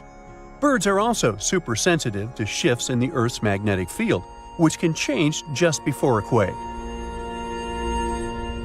Another research happened near Mount Etna. Located in Sicily, Italy, it's one of the most active volcanoes on the planet. In 2002, a massive eruption wiped out a ski lift, 2 hotels, and a series of shops located near Etna. So, over the past years, a group of researchers decided to track goats living next to Etna. Their big aha moment came in 2012, when the goats started to act erratically 6 hours before Etna started to spew lava. These researchers were able to retrospectively predict around 7 disasters over the course of 2 years, all thanks to these goats. Back in 2014, a group of scientists studying golden-winged warblers in Tennessee noticed something odd. The birds had taken a detour from their customary breeding grounds. These little birds flew 435 miles from the Cumberland Mountains, where they had just arrived after flying over 3,000 miles from South America. Right after the birds left, a series of more than 80 tornadoes struck the area, causing over $1 billion in damage. What these birds did is something scientists call an evacuation migration. They sensed the tornadoes coming from over 250 miles away. Infrasound is a big disaster giveaway. Storms and tornadoes make very strong infrasounds that can travel thousands of miles from the storm. Now, infrasounds are low-range frequencies, anything ranging below 20 Hz. With our normal set of human ears, we would never hear this. We have an average hearing that ranges from 20 Hz to 20,000 Hz. That means you can hear something like a very, very low bass note or as loud as the buzzing of a mosquito right next to your ear. An elephant's hearing range can reach below 20 Hz. This would make elephants expert at detecting disasters. Scientists also think that detecting infrasound is what helps birds dodge storms when they must cross the ocean. You see, the Pacific Ocean is known to not be at all passive. Although courageous humans venture to cross it, they're usually met with severe storms and conditions that their satellite instruments sometimes can't detect. Meanwhile, there's an ongoing project from France's National Museum of Natural History that is tracking more than 100 birds on their annual crossing over the Pacific. With the help of the International Space Station, they're trying to understand how these little creatures respond to natural hazards en route. But not everyone's convinced. Some scientists argue that while animals might be sensitive to environmental shifts, predicting disasters based on their behavior is too risky. The U.S. Geological Survey has pointed out that many reported cases of unusual animal behavior before disasters are anecdotal, meaning stories and reports, and large-scale studies have yet to prove a direct link. Although humans don't have these super capabilities of predicting disasters, we have some things that might help us. Notice this. The next time you're in a place where lightning is going to hit, your hair will give a sign. If it stands on end, this means that lightning is aimed toward your beautiful person and is about to hit you. So run, find shelter, get inside a house. That's the best you can do in a situation like this. And now for some breaking news. All snakes have suddenly disappeared. If you saw this on the news, what do you think would happen? Well, Voldemort certainly wouldn't be pleased to hear this, and neither would other Slytherin members. Hogwarts would have 3 houses instead of 4. Parseltongue, which is the language of serpents, would become useless. Okay, Potterheads, let's get back to our Muggle world. How would it affect us? Well, let's look at the bright side first. People with ophidiophobia, which is the fear of snakes, would be so relieved. We can all agree that snakes aren't exactly everyone's favorite animal. Some snakes are venomous, and this doesn't help save their reputation. It's often overlooked that these animals usually prefer to retreat when you encounter them. They can become defensive if threatened, but when left alone, they don't want to mess with you. Try telling this to people with a phobia, though. Now they can enjoy outdoor activities, such as mountain climbing, like everyone else. And yet, they would have other worries in the absence of these serpents. The design of the ecosystem works like a clock. Every species has an important role. If one goes down, the others will be affected. Snakes are no exception to this order. They primarily snack on mice or rats. They help to control rodent and other small mammal populations. This is important in terms of preventing the spread of diseases, too. Think about the spread of the plague of medieval times. Driving out all reptiles could cause a similar problem. Did you know that the bubonic plague was never completely gone? It's been spotted in modern times too. For instance, in Madagascar in 2008. So it's good to have some snakes around to protect us from disease outbreaks. You see, snakes are excellent hunters. They ambush their prey by using their highly developed senses to find and track their potential dinner. They're super mobile, can squeeze through cracks, climb on rock walls, and swim. They can even fly. Well, sort of. Flying snakes can't actually gain altitude, but they can glide. They use the speed of free fall and contortions of their bodies to follow airflows and lift themselves. Yeah, they can catch their prey in numerous ways. If we imagine a world without them, it will lead us to another phobia. Allow me to introduce you to mussophobia. It's the fear of mice and rats. People with this phobia will have a hard time with all those rats wandering around, since there are no snakes to eat them. Not to mention that a single pair of rats can have 1 million descendants in over a year. Say hello to crop damage. An overpopulation of rodents can lead to a shortage of food and competition for resources. Do I feel the Hunger Games vibes? Oh, and mice wouldn't be our only problem. You can add insects to the list too. Again, without snakes, they'll throw a party in the streets. Reptiles also play an important role in the natural environment and food webs as prey. Mongooses, eagles, and hawks would really miss snakes.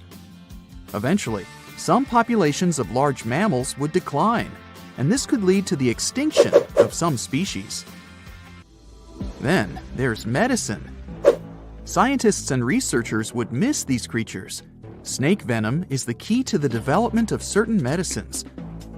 For example, some diabetes and heart disease medicines have been derived from snake venom. Patients who need them will get affected too. When we mention snakes and medicine, there's something else that comes to mind. Botox. Is it really snake venom? Nope. Snake venom used in skincare isn't obtained from the animal itself. It turns out that this ingredient is called snake. It's a human-made ingredient designed to mimic the effects of temple viper snake venom. Now let's picture what life would really look like without snakes. I'm starting with day 1. People don't immediately notice the absence of these creatures. So, in the first few days, especially in cities, people would have no clue that all snakes are gone. Workers in zoos could start to panic. You would see some news about snakes missing from zoos. Then people in zoo administrations would go through CCTV footage. They would be shocked to see that snakes disappeared into thin air. After the spread of this news, authorities would probably open special departments to see if they have any snakes left in their country. Then it would turn into a worldwide issue. Some sort of a global alliance would be established to investigate what happened to these reptiles and what could be done about it. By the time authorities and people understood the severity of the situation, ecosystems would already start to change. People who live in urban environments may not be directly affected in the first few months. Then they would see more mice in their houses and in the streets. Around 500,000 mice live in the network of tunnels of the London Underground, for example. The number may vary, but many rodents live in large cities. These animals would become more visible. You'd open a kitchen cabinet and, oops, you'd see a mouse looking at you from behind a jar of peanut butter. New career opportunities would arise, since the demand to live in a mouse-free environment would skyrocket. Authorities might introduce new taxes to raise money to handle this new situation. After all, they would need to provide people with safe places to live.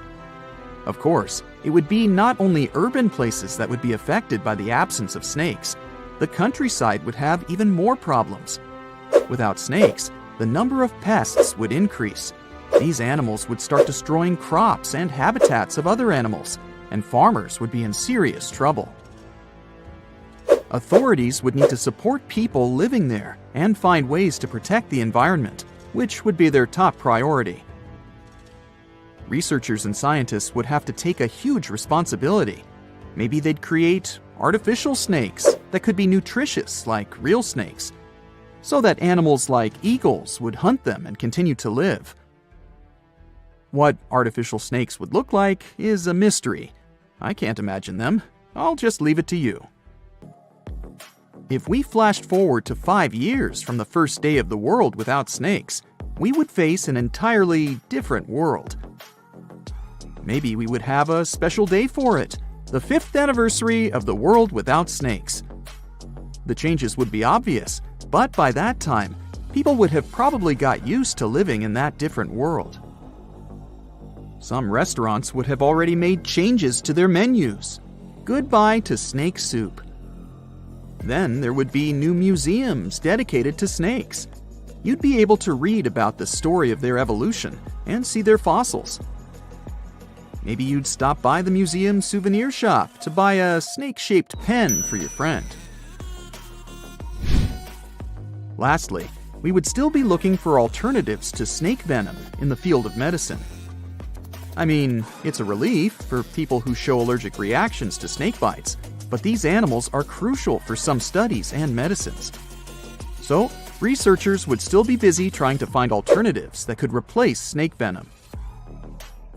If we went 200 years ahead in time, we would see a world where people have fully accepted that snakes are gone for good. So much so that younger people would only know that there was an animal named a snake that once lived on this planet. They would get to know this animal from history books and videos. Coloring books would have a cat or a dog, but not a snake. Mythical creatures like Medusa and Shamaran would become even more mystical and interesting. Oh, and we wouldn't compare a sneaky person to a snake anymore. There would be a new definition for them. We've survived the Ice Age, meteorites, and many other challenges, so we'll probably figure something out. Fingers crossed that this scenario never gets real, though. Do you have any other version of how events could unfold in a snakeless world? Australia used to have its own giants. Those were huge animals that could have dwarfed anything living on this continent these days. Scientists found the remains of many of those ancient creatures in the Narracuta Caves in South Australia, 4 hours away from Adelaide. It's a lovely region, but it can be treacherous. Watch out for holes the ground is pocked with.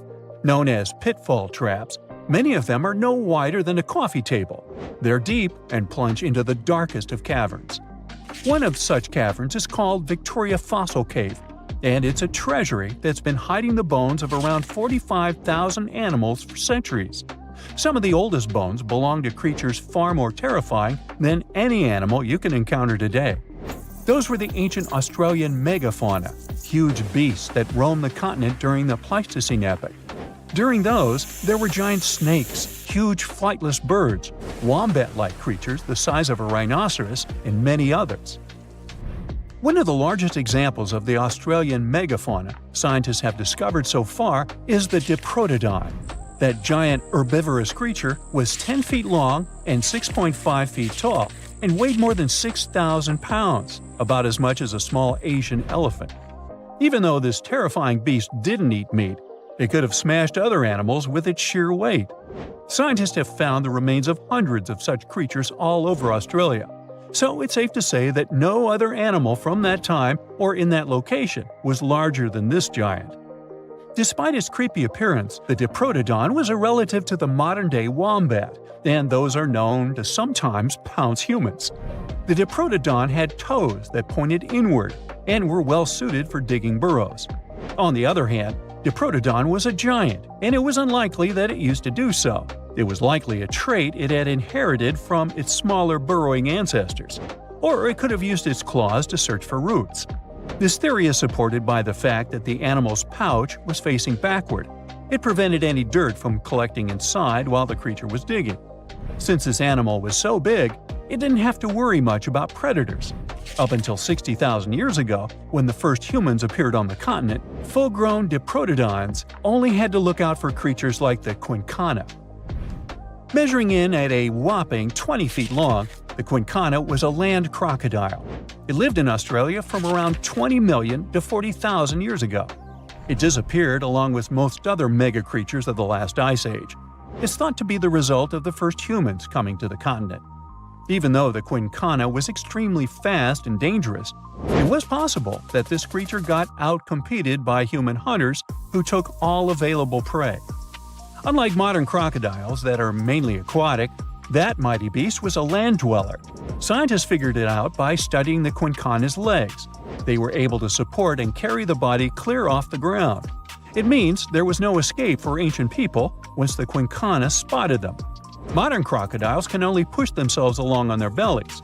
Such an adaptation allowed the quincana to chase its prey for long periods of time, exhausting it in the process. Another creepy feature of this ancient monster was its teeth. Aquatic crocs have conical teeth. Those are great for gripping and holding on to prey underwater. But quincana had knife-like teeth, ideal for slicing soft-bodied animals like, mammals. Another Australian monster, Titanoboa, wasn't all that large, but it didn't make it any less terrifying. It was still among the top predators and the biggest carnivorous animals in Australia. This creature was a true oddity of nature, even by prehistoric standards. First, its teeth resembled not those of a regular predator, but those of a rodent. Its front incisors were enlarged, taking the place of canines. Premolars were also shaped like blades. They were used for cutting flesh and bone.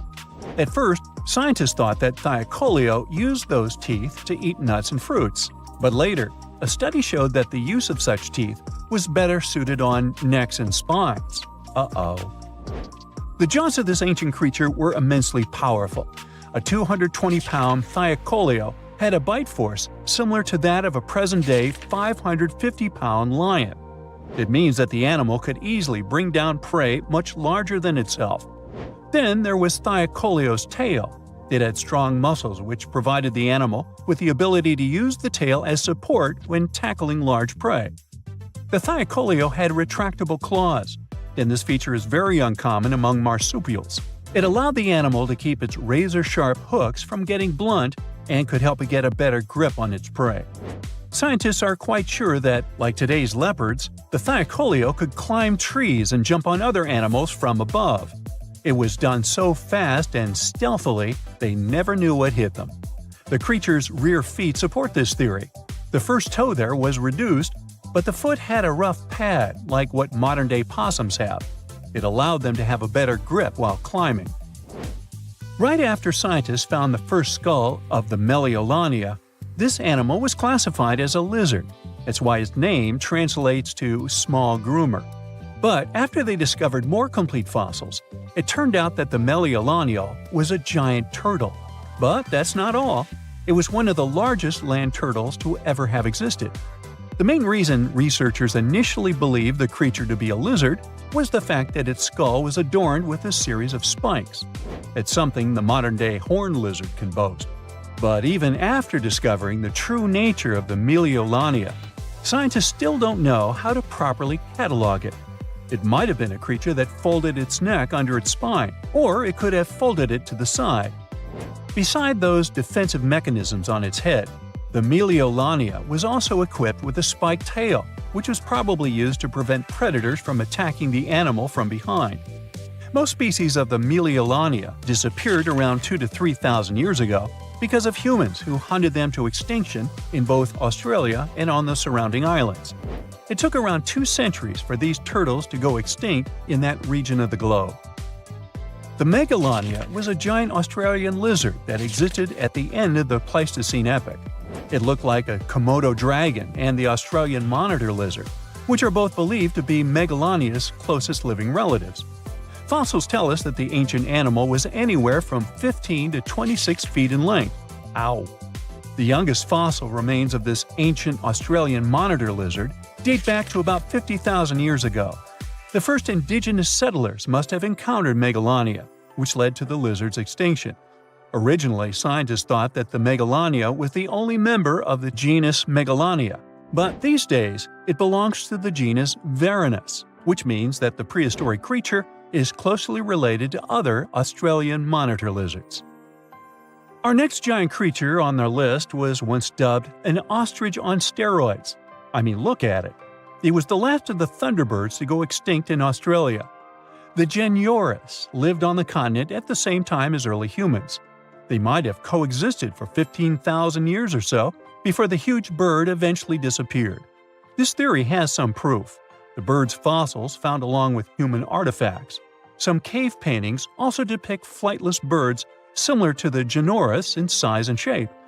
Although it wasn't the largest bird in Australia, the goose-like creature was still as tall as a grown-up man and weighed around 550 pounds. Even a modern-day ostrich can be dangerous if it feels threatened. Imagine meeting its giant prehistoric relative. Scientists are still arguing about its diet. Many believe the creature was an herbivore, but there's still a chance that the Genyornis was a partial scavenger. Its small, stubby wings and powerful hoof-like legs hint that the bird could have been a plant eater. But its huge beak and exceptionally deep lower jaw evoke suspicion. Such features are highly unusual in birds. Around 128 million years ago, give or take, snakes popped up out of nowhere and started thriving on Earth, eventually branching out into around 4,000 species we have today. But it's not just because they ditched their limbs and got all long and slithery. Even though there are 25 groups of limbless lizards, snakes are the one who really hit the jackpot in terms of diversity. To figure out what makes snakes so successful, scientists looked at over 60,000 snake and lizard specimens from museums all over the world. According to them, snakes have been evolving faster than lizards in key ways, which gives them the upper hand when it comes to exploring new opportunities. So if you think this is creepy, hey, I'm right there with you. But let's push forward. One major factor of their success is their feeding habits. With their flexible skulls and keen sense of smell, snakes can eat animals way bigger than their heads and track down prey like champs. When dinosaurs got wiped out around 66 million years ago, snakes were ready to adapt to the changing world and fill those empty spots.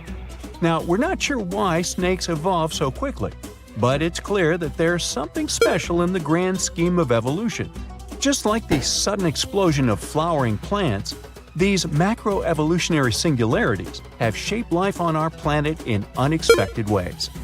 Now, snakes can be found almost everywhere on Earth, showing off a wide range of traits and habitats. They can be found in deserts, rainforests, grasslands, and even deep oceans.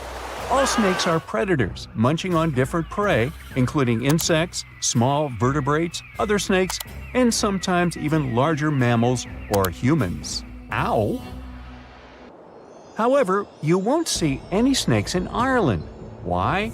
Well, one of the most famous legends about St. Patrick involves him driving these reptiles out of Ireland. Still, experts think snakes never lived in Ireland to begin with, so it's more of a symbolic story than anything else. There are a few more places in the world where snakes don't exist, like Iceland, Greenland, New Zealand, and Antarctica. New Zealand's lack of snakes is especially intriguing, considering its proximity to snake-heavy Australia. The reason for this seems to be the country's ever-changing climate, which makes it difficult for snakes to thrive. Now, even though New Zealand is snake-free, sea snakes occasionally make an appearance in its waters. The yellow-bellied sea snake and the yellow-lipped sea crate are known to visit the island every now and then. So when it comes to what country has the most snakes, Brazil takes the prize. With over 375 species calling it home, Brazil has a mix of harmless and dangerous snakes.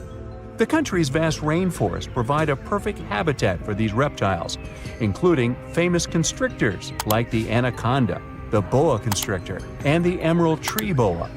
Brazil is also home to venomous snakes, such as the fer-de-lance and coral snakes. However, if you fear going to a Rio carnival just because you're terrified of Brazilian snakes, I've got some news for you. Out of 4,000 snake species in the world, only around 600 are venomous, and only about 200 of them can cause harm to humans. So, fatal snake bites are less common than people might think. Chances you stumble upon a bad snake are like 5%. Now, it's hard to say exactly how many individual snakes there are out there, as they tend to, keep to themselves. However, scientists can make estimates about the number of specific species. For example, they believe that there could be as many as 1 million common garter snakes in the wild. Cute little guys.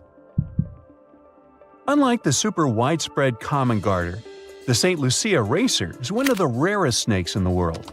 It had quite a roller coaster of a story. Thought to be extinct, then found again, then lost, and finally rediscovered in 2012. The survivors are spending time together on a teeny island called Maria Major, after being wiped out on the mainland by mongooses and other invasive critters that like to snack on these harmless snakes.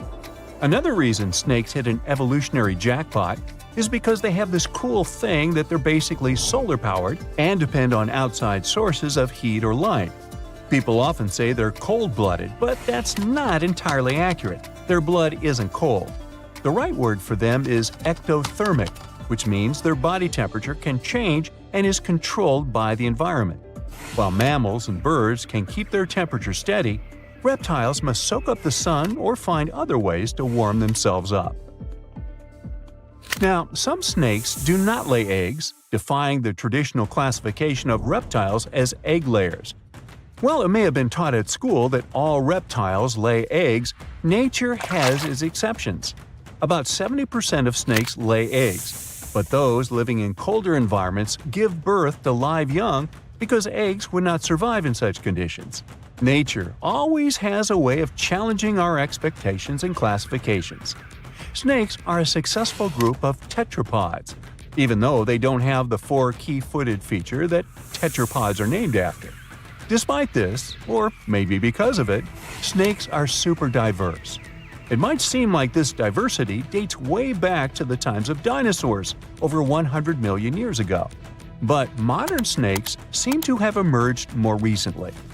Fossils and DNA suggest that snakes started to spread out and evolve after the mass extinction event that wiped out dinosaurs. They took advantage of the empty habitats and niches left behind by the long-gone species. In terms of movement, snakes are super flexible and can crawl, burrow, climb, swim, and some can even fly. The ancient ancestors of snakes were quite different from what we see today, with some species even having well-developed limbs. Snakes continue to evolve through the late Cretaceous period, with various species appearing around the world. Only a handful of modern snake families emerged later, millions of years after the extinction of dinosaurs.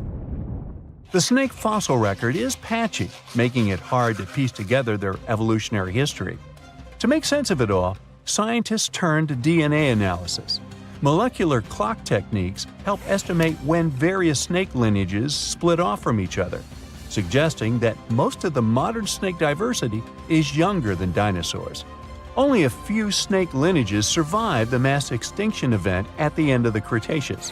But these few survivors managed to give rise to the incredible diversity of snakes today. Some snake families persisted for millions of years until they eventually went extinct, while others thrived and diversified in the aftermath of the mass extinction event. This pattern of survival and rapid diversification resembles what we see in the bird and mammal fossil records after the extinction of dinosaurs. The ability to burrow, hunt in the dark, and go long periods without food helped some snakes survive the chaos after the mass extinction. Their flexibility and adaptability allowed them to find shelter and thrive when other species couldn't. Snakes can be some of the scariest animals around. Most snake species are harmless and don't bother humans. Even if they wanted to, most snakes are too small to pose a real threat to people. But there are some big snakes out there that can eat surprising things. The largest animal ever eaten by a snake was a 150-pound hyena devoured by an African rock python. I'll bet that hyena wasn't laughing then, huh? Before that, the biggest meal on record was a 130-pound impala eaten by a rock python. That's impressive. The biggest snakes in the world are constrictors. They tend to suffocate their prey. To eat large prey, the snake itself has to be huge. African rock pythons, green anacondas, Reticulated pythons, Burmese pythons, Indian pythons, and amethystine pythons are all contenders for the title of the largest snake in the world. They can grow to incredible lengths and weights. And that's it. I'm done with snakes now. Ew. So, does the mysterious Devil's Gardens in the Amazon rainforest ring any bells? Don't worry. It's not some spooky phenomenon. It's the work of some tiny but mighty insects called the lemon ants. These ants inject a natural herbicide, formic acid, into any other plant that is not the tree species that they call home. By doing this, they create a space for their treehouse saplings to grow, allowing the ant colony to expand as it occupies new nesting sites in the saplings. That's some efficient gardening, if you ask me. But don't be fooled. These devil gardens are not just a bunch of boring old trees. In fact, they are botanical anomalies that grow very slowly every year, and some of them are over 800 years old.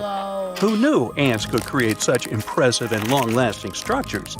Of course, the rainforest is still one of the most diverse ecosystems on Earth, with a remarkable diversity of plant life.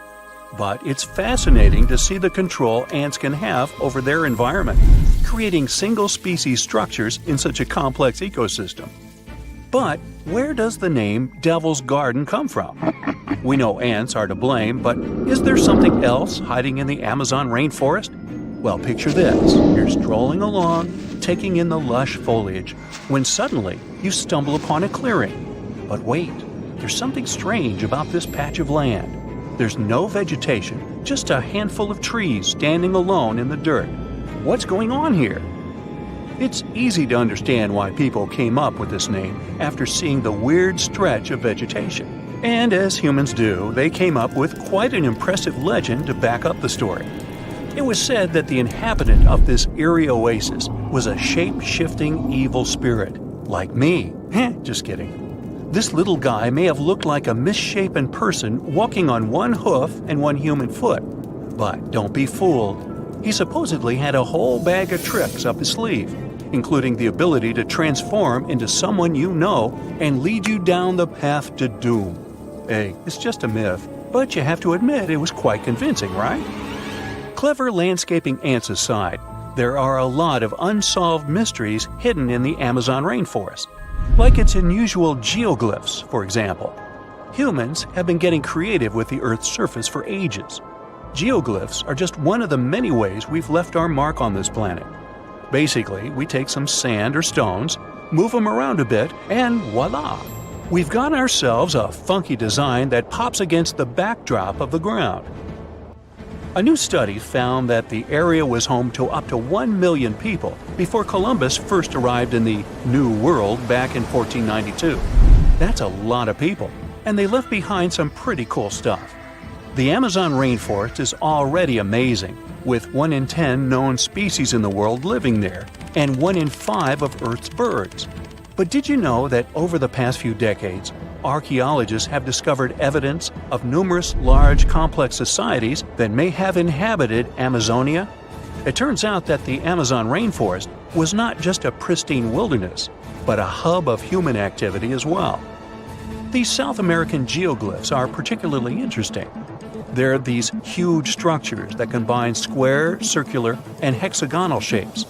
Archaeologists have found very few remains of habitation inside the enclosures, which suggests they were not settlements.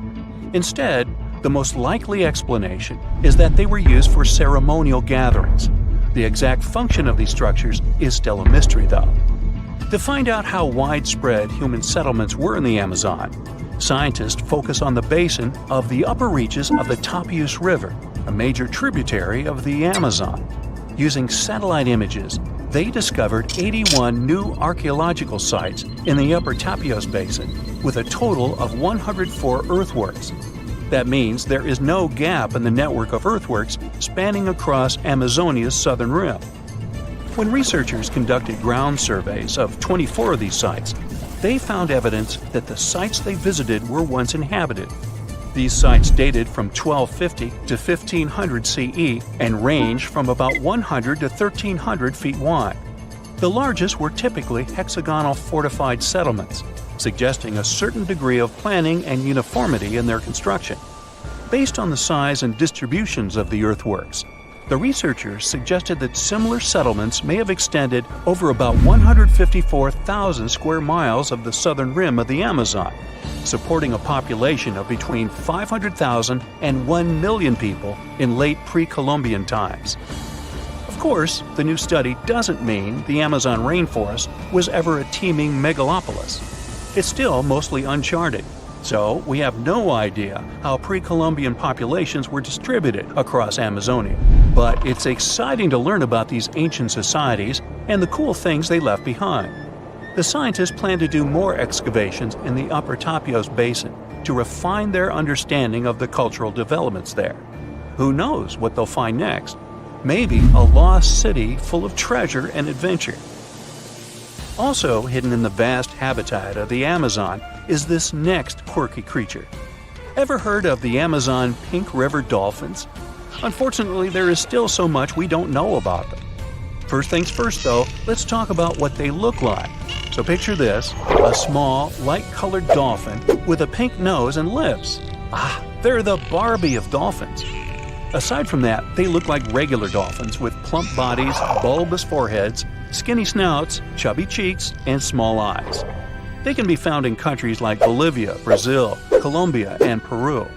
They're also the only species of river dolphin found in the Amazon River. Unfortunately, these little guys are officially critically endangered species, so there are not many specimens available that scientists can study. No other name is more famous when it comes to exploring the Amazon rainforest than that of Percy Fawcett. He dedicated his life to exploring the area in search of a lost city. And not just any city, but an ancient, mysterious city that he called Z. Sounds like something straight out of an Indiana Jones movie, right? Percy was born in England in 1867 and had quite a career before he started exploring. But he didn't let his profession hold him back from following his dreams of exploring South America. In fact, he made 7 expeditions to the Amazon between 1906 and 1924, each time getting closer to uncovering the secrets of Z. Now, let me tell you a little bit about how large the Amazon rainforest is. How big is it? I asked myself. It's so big that you could fit the whole of the UK and Ireland into it a whopping 17 times. That's a lot of trees and animals to navigate through. But Percy was up for the challenge. Despite his best efforts, Percy never found the lost city of Z, and sadly, he disappeared during his final expedition in 1925. But his legacy lived on through the years, inspiring many to become archaeologists and explorers themselves. In fact, a book called The Lost City of Z was written about Percy's adventures and was even made into a movie. It's not all hidden mysteries and wild nature out there. There are around 1 million indigenous folks living their best lives in the Amazon rainforest. That's right, they hunt, fish, farm, and even have access to Western medicine and education. But here's the kicker. Not all of these folks are keen on socializing with outsiders, and can you blame them? For years, loggers, miners, and ranchers have been, shall we say, behaving badly toward these communities. It's no wonder that some tribes have chosen to stay isolated and protect themselves from the dangers of the outside world. In fact, in 2018, Brazilian authorities were able to snap a photo of a man dubbed the Indigenous Man in the Hole. He's the last remaining member of his tribe. But don't feel too bad for him. He's doing just fine on his own and has made it pretty clear that he's not interested in outside visitors. The authorities still leave him some seeds and tools though, so it's not all bad news. Beneath the thick, shadowy canopy of a prehistoric rainforest, a silent hunter slides into the murky river waters. This is Titanoboa. Its size is horrifying, stretching over 40 feet long, which is about the length of a school bus, and weighing as much as a small car. It reigns as the largest snake ever known. This is around 60 million years ago. It's only been 6 million years since the dinosaurs were wiped out by an uninvited asteroid. Nature is slowly returning to life. the Paleocene epoch. Titanoboa's home is lush and sweltering. The air is very humid, like in a steam room, and the rivers are teeming with fish, perfect for a predator like this. Now that the dinosaurs are gone, Titanoboa becomes the queen of hunting. It's perfectly built for both power and stealth. A strong, sturdy spine can hold the snake's massive size while staying smooth and silent. Titanoboa glides through the water like a shadow, barely visible. It doesn't chase. It doesn't need to. Titanoboa waits beneath the river's surface in darkness. A bunch of ancient lungfish meanders too close. With one surge, it lunges, its jaws snapping shut. The fish doesn't stand a chance. Titanoboa's grip is unrelenting. After the prey stops moving, the snake immediately consumes it whole. For millions of years, this snake ruled the rainforests. Nothing could challenge it, not the prehistoric crocodiles, not the small mammals, not even the birds. But, as it turns out, it wasn't the only apex predator. Alongside Titanoboa, there was this entire family of snakes, a huge biological tree full of snake genomes and species. Their history spans around 100 million years, all the way to the Cretaceous period. We find their fossils all over South America, Africa, India, and Australia. That's because they evolved in the Gondwanan continents. Back then, all of this was one huge landmass, and they lived right in the heart of it. Now, this family coexisted with all the dinosaurs.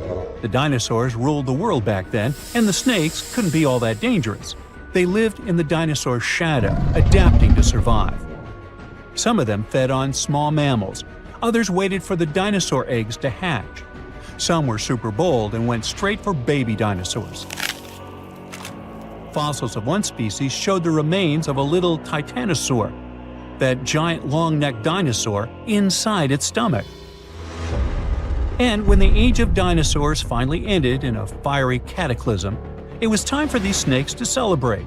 After the asteroid disaster, the world entered a new era of heat and humidity. The warmer the climate, the easier it is for cold reptiles to thrive. Snakes, including Titanoboa, grew larger than ever, but so did the members of this family. All the snakes spread across continents, growing larger and scarier by the century. And eventually, Titanoboa stopped being the only ruler of jungles. Fast forward to about 47 million years ago. Now it's the Middle Eocene epoch, the tropical lowlands of what today is Western India. A lush, swampy place, full of rivers and pools. The earth was warmer, with turtles and crocodile-like creatures basking in the sun. And there evolved the largest and most fearsome predator of them all, Vasuki indicus. Even the name feels important. Vasuki, the serpent king of Hindu mythology, a colossal snake that's coiled around the neck of Lord Shiva, strong and loyal. And the indicus part is because the snake's fossils were discovered in India. Vasuki surpassed Titanoboa and grew to a jaw-dropping length of 50 feet, like a 4-story building. It also weighed as much as a small elephant. Unlike Titanoboa, who preferred to hunt in the rivers, Vasuki mostly hunted on land, though it still could venture into the water when needed. It prowled the marshy ground with quiet, calculated movements, blending with the dense undergrowth. Vasuki also ate crocodiles, massive turtles, and even early whales in local water pools. No one stood a chance. It had immense muscles and squeezed with unimaginable force. But the snake's jaws were much scarier. Unlike Titanoboa and today's pythons, Vasuki couldn't swallow massive prey whole. Instead, it ate them alive with its teeth, just like this. Fast and absolutely brutal, it was an apex predator of its time. And don't forget that we're not talking about one Titanoboa or one Vasuki. These snakes were part of entire populations. In the Paleocene, rivers were full of various Titanoboas. Some were younger, smaller ones, fighting for survival, while the oldest and largest ones dominated the waterways. in the same way as generations of Vasuki indicus competed with each other for thousands of years. Through the years, many siblings of this family got themselves a region to rule over. For example, alongside Vasuki, this big guy was thriving in northern Africa, in what is today's Egypt. Back then, this land was full of water and swamps. Before we learn more about other snakes, this one was considered the largest, about 36 feet long. That's still bigger than today's most powerful snakes, like the green anaconda. But then, we reached the Pleistocene epoch, from about 2.5 million years ago to only 11,000 years ago. Modern humans were evolving all over the world, and now the snakes had a new problem, an even worse one than dinosaurs. While we were developing brains, in Australia, there ruled the local king of snakes. Their names also come from legends. That's how indigenous Australians called their mythological rainbow serpent the creator of the world. It's like a problem of a chicken and an egg. Was the snake named after a deity, or did the Aboriginal people create their deity after a snake? Ancient Australians coexisted with those predators for thousands of years. They warned their children how to avoid dangerous spots, passing down stories of the terrifying serpents. In their legends, the great rainbow serpent was shaping the land, rivers, and features of the world. These legends were most likely inspired by the powerful nature of those snakes. If only they knew that these animals weren't even as huge as Vasuki or Titanoboa. Though they were still dangerous, Urlungor was up to 26 feet in length. They preferred the more green and humid parts of Miocene Australia, like waterways with lush plants around the riverbanks. And there was much more potential prey. Urlungor had a thick body as wide as a human thigh. It loved to hunt in what is today the northwest Queensland. Its fossils were found in the limestone of Riverslade. It was a fascinating find. The skull was almost intact, with teeth and everything, which is crazy considering that snake skulls are very fragile and usually don't survive fossilization. Just like snakes before it, Urlungor didn't rely on venom. It was a constrictor, quick and powerful. But at least now these reptiles weren't as brutal. Their hugs quickly caused cardiac arrest in their prey. So the end came rather quickly. Also, they no longer could swallow the prey whole, and didn't have the same sharp teeth as Vasuki or Titanoboa. So both Urlungor and Wanambi had to eat very slowly, just like pythons today. Meanwhile, Wanambi was about 20 feet long. This one had a similar head, so it could only hunt marsupials, reptiles, and other little things that ventured too close. Wanambi's domain was the waterhole. It lay coiled in the shade, motionless, its body blending seamlessly with the dusty earth. If kangaroos and wallabies cautiously approached to drink, they wouldn't even notice the predator until it was too late. The Wanambi snakes lingered in Australia for millions of years. Even when the climate and ecosystem changed, it didn't bother these guys. In fact, they thrived in Australia's cooler, drier regions. Yet, even giants fall. Time moved on, the earth cooled even more, and nature began to change. Wanambi managed to last up to around 50,000 years ago, and could have lasted longer if it wasn't for humans. The same Aboriginal Australians who once feared Wanambi eventually spelled the end for the snake. All these years of being the apex predator, only for the little apes to hunt you into extinction. But that's how evolution goes. Eventually, all the giant snakes disappeared, leaving behind only their fossils and stories like this one. There's a beautiful island in the Atlantic Ocean 25 miles off the coast of Brazil. It's easy to reach, has an endless beach line, steep rocks to climb, and vibrant tropical greenery. Yet there isn't a single hotel here, no one's hiking on all those rocks, no one's watching sunsets by the ocean, and you'll never see kids build sandcastles on the beach. People left this island a long time ago and will unlikely ever come back to live here. It's been long since taken over by creatures you'd rather never meet. Ilha da Queimada Grande has the highest concentration of venomous snakes in the world. It's the only natural habitat of the golden lancehead viper, one of the most dangerous snakes on the planet. Somewhere between 2,000 and 4,000 of these critters live here. They say you're never more than 3 feet away from meeting one of them on the island. They're like life insurance salesmen. Lancehead vipers have venom that's 3 to 5 times stronger than that of their closest mainland relatives. Evolution helped them to develop it to keep them properly fed. Their only prey is birds that visit the island to rest. Lanceheads have to slither up the rocks for lunch and can't wait and trace those birds like other snakes. So they developed a super venom that works almost instantly. One legend says the snakes ended up in the middle of the ocean thanks to pirates. They were looking for a good place to hide their booty, their gold. The island was a perfect match. They also needed something to protect their treasures from any invaders. So they brought some snakes, and those multiplied quickly. A more realistic explanation involves not humans, but rising sea levels. Snake Island used to be part of the Brazilian mainland, but the sea isolated it from the rest of the country around 11,000 years ago. The snakes that ended up on that island were able to spread and thrive because they had no predators to bother them. And when people tried to, let's just say it didn't end well.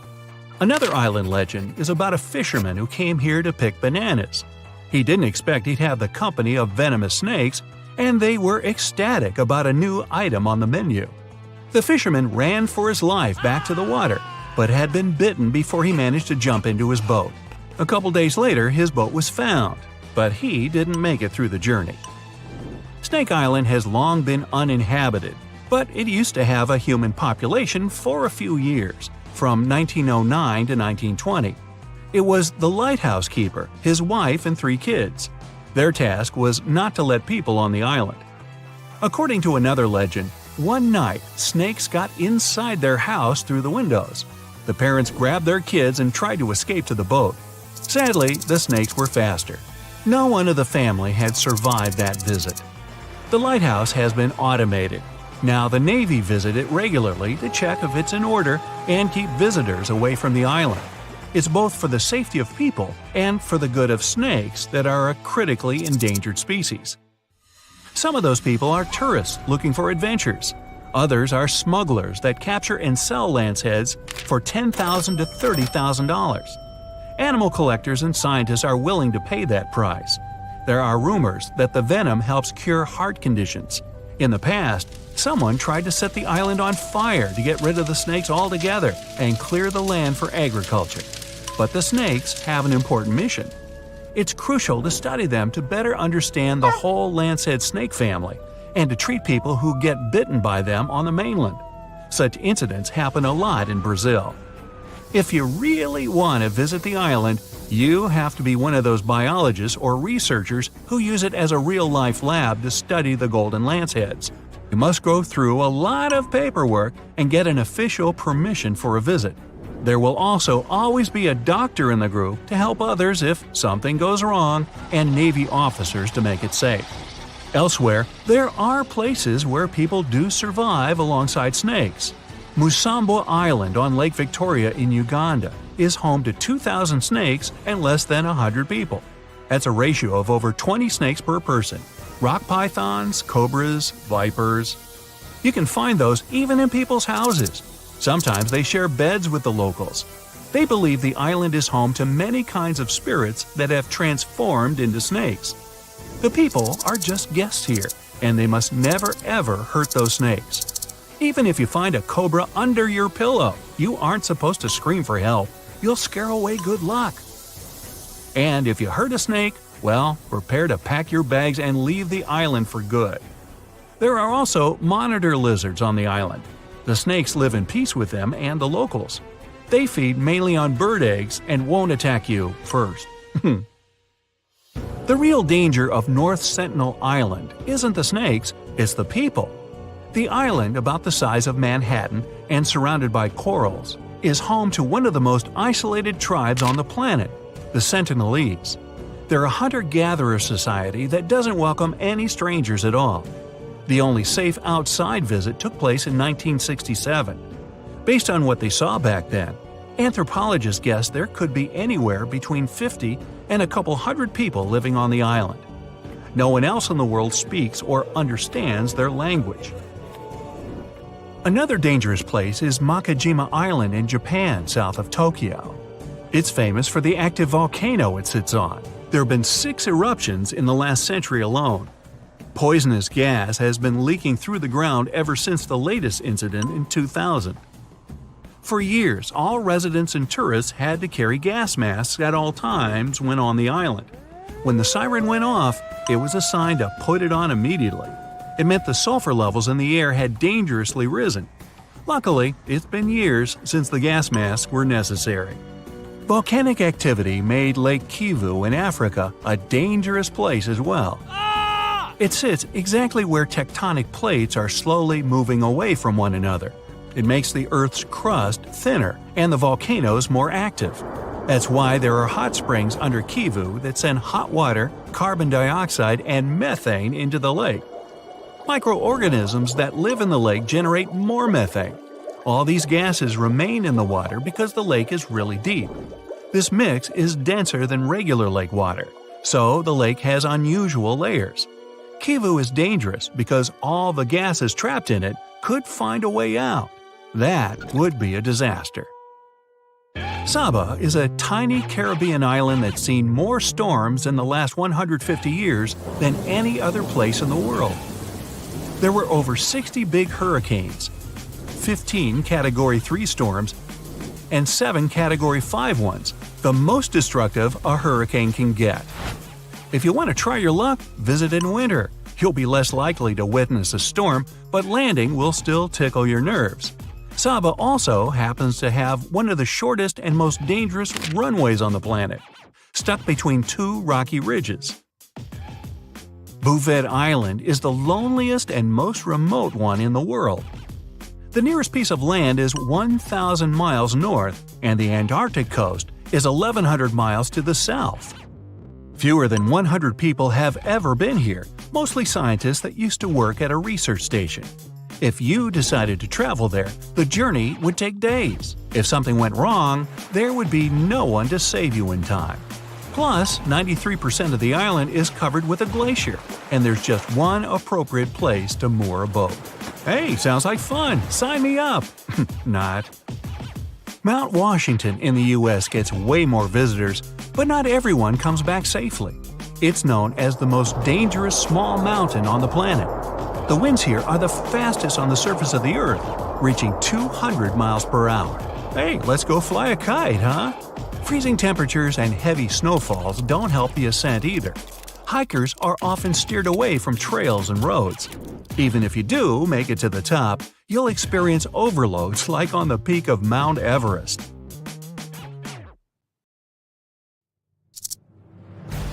Snakes, crocodiles, big lizards. Not exactly a big deal. I mean, I guess they're less scary and Whoa, I take it back. Crocodile monitors are the only reptiles, other than snakes of course, that have forked tongues. No, we're not counting telemarketers. Somehow, that tongue helps them pick up delicious scents. Oh, and they're also called tree crocodiles. So, if you ever thought you'd be safe up in a tree if you got chased by a crocodile, better think again. They're full of surprises, including impressive tree climbing skills. They're quite aggressive, and luckily, they live far, far away, somewhere in the mountains of New Guinea. It may not be the giant dragon you saw in that fantasy movie last week, but the Komodo dragon is scary in its own way. The biggest living lizard even has its own island named after it. If you're ever in Indonesia, 300 pounds, 10 feet long, definitely worth a look, up from a distance. This lizard tends to dig a huge hole where it lays its eggs. As soon as the younger ones gain some strength, they run away from home and climb up the nearest tree. Not because they're being rebellious, more to avoid being eaten. Yep, they don't have the best parents in the world since, well, Komodo dragons sometimes eat other Komodo dragons. So, yeah. This turtle is all about breaking stereotypes. It looks like a dinosaur tried to crash the annual turtle Halloween party. A ridged shell, rough skin, and an insanely strong bite. Definitely not your average turtle. They live in swamps and freshwater lakes, and are definitely the largest and meanest looking of all snapping turtles out there. They're also the heaviest. The biggest one ever found weighed almost 250 pounds. Because of the algae growing on their shells, you might think you're looking at some sort of oddly shaped rock sticking out of the water. Finally, a scary movie starring a turtle as a bad guy. They walk at night and will literally eat everything they find.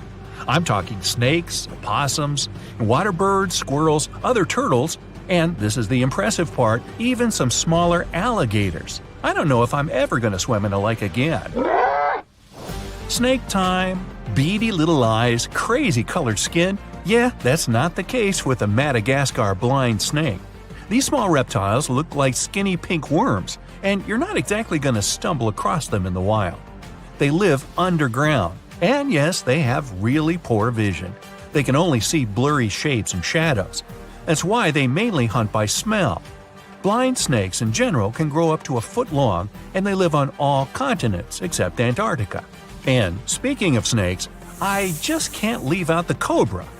Yellow, black, striped, so many patterns and colors, but there's one, you better hope you never meet her, the queen, the red spitting cobra. This one won't bite you to inject its venom. It's got a bit more of a rude approach. It contracts the muscles around its venom gland and spits some out right into your face. It seems like a way scarier tactic than a regular old bite, but there's a catch. This cobra's venom doesn't work if it falls on your skin or even gets into your mouth. For things to get really nasty, it has to get into your eyes. Phew!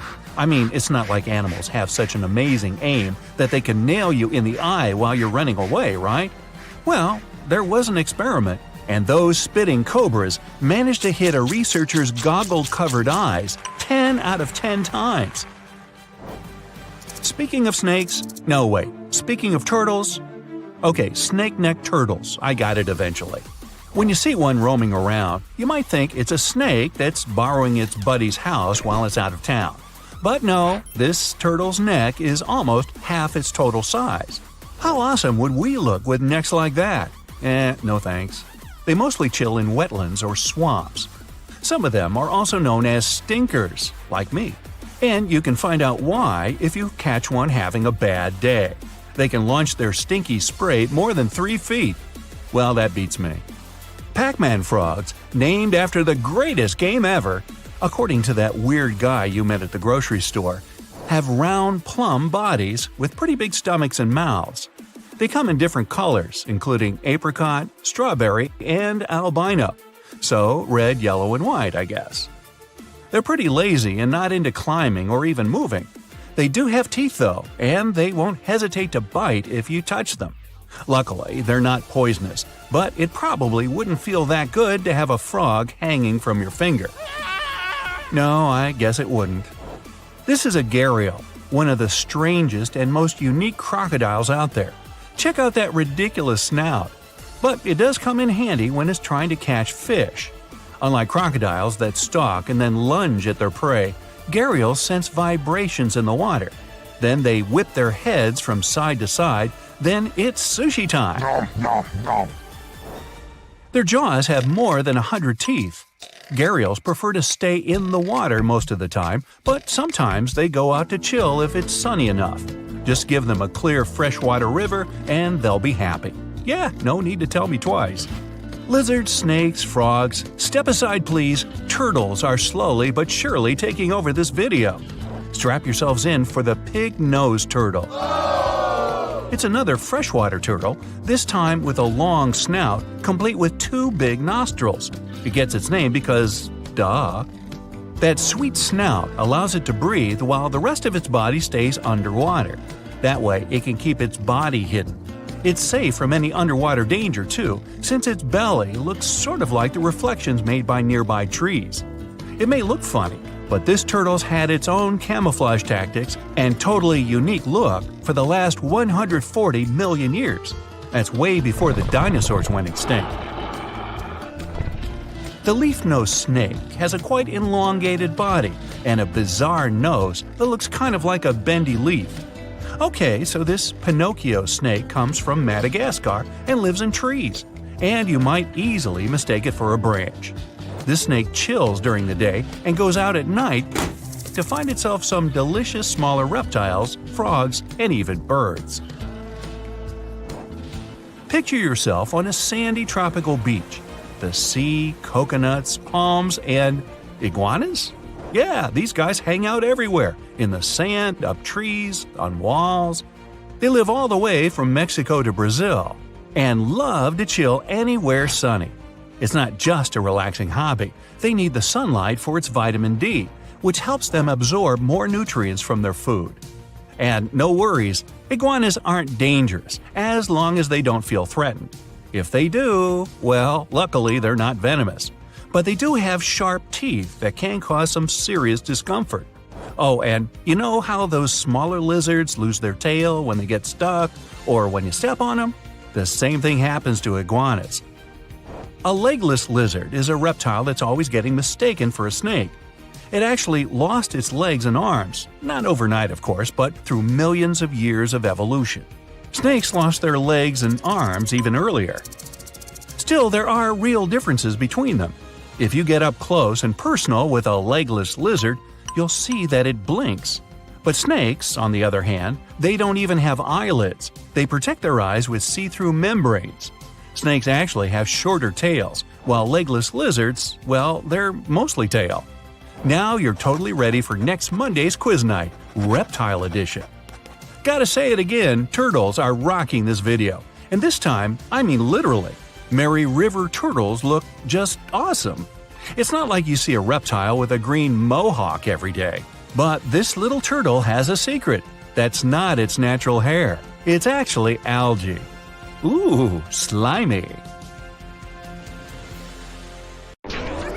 Back in 2009, people in Ishikawa, Japan, saw a kind of rain no one's ever seen before.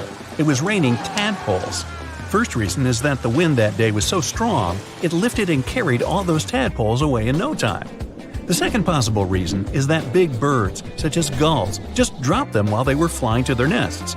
Some scientists believe these creatures were hauled off the ground by a waterspout and rained down later.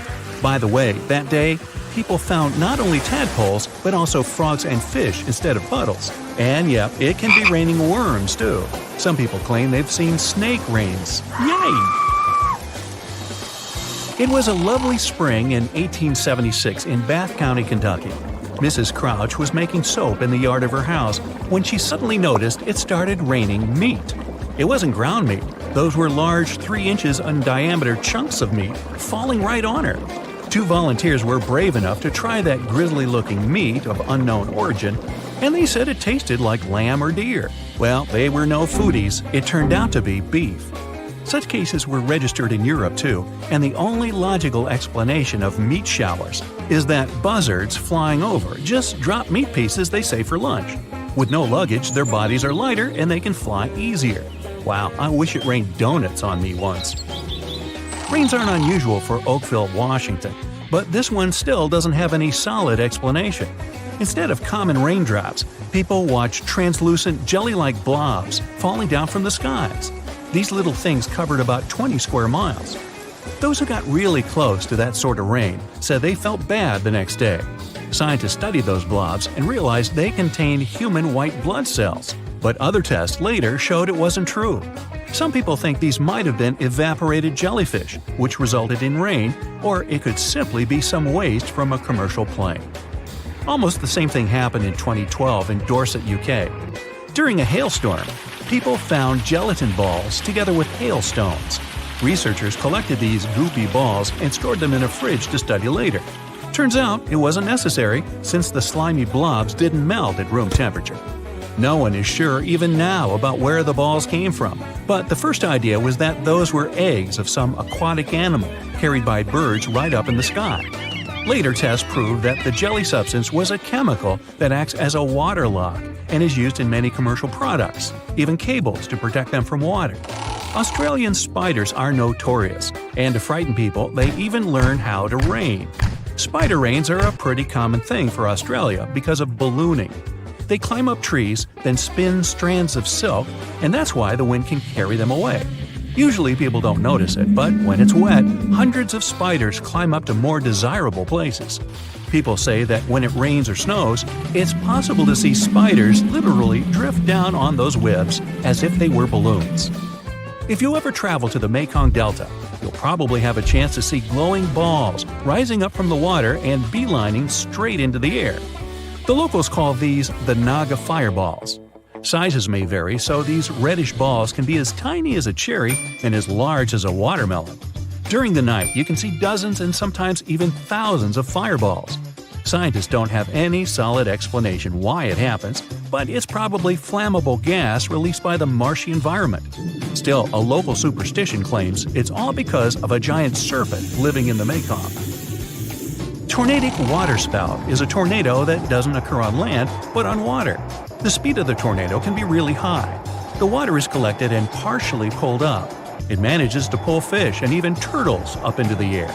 Actually, raining fish can also be explained by this weather phenomenon.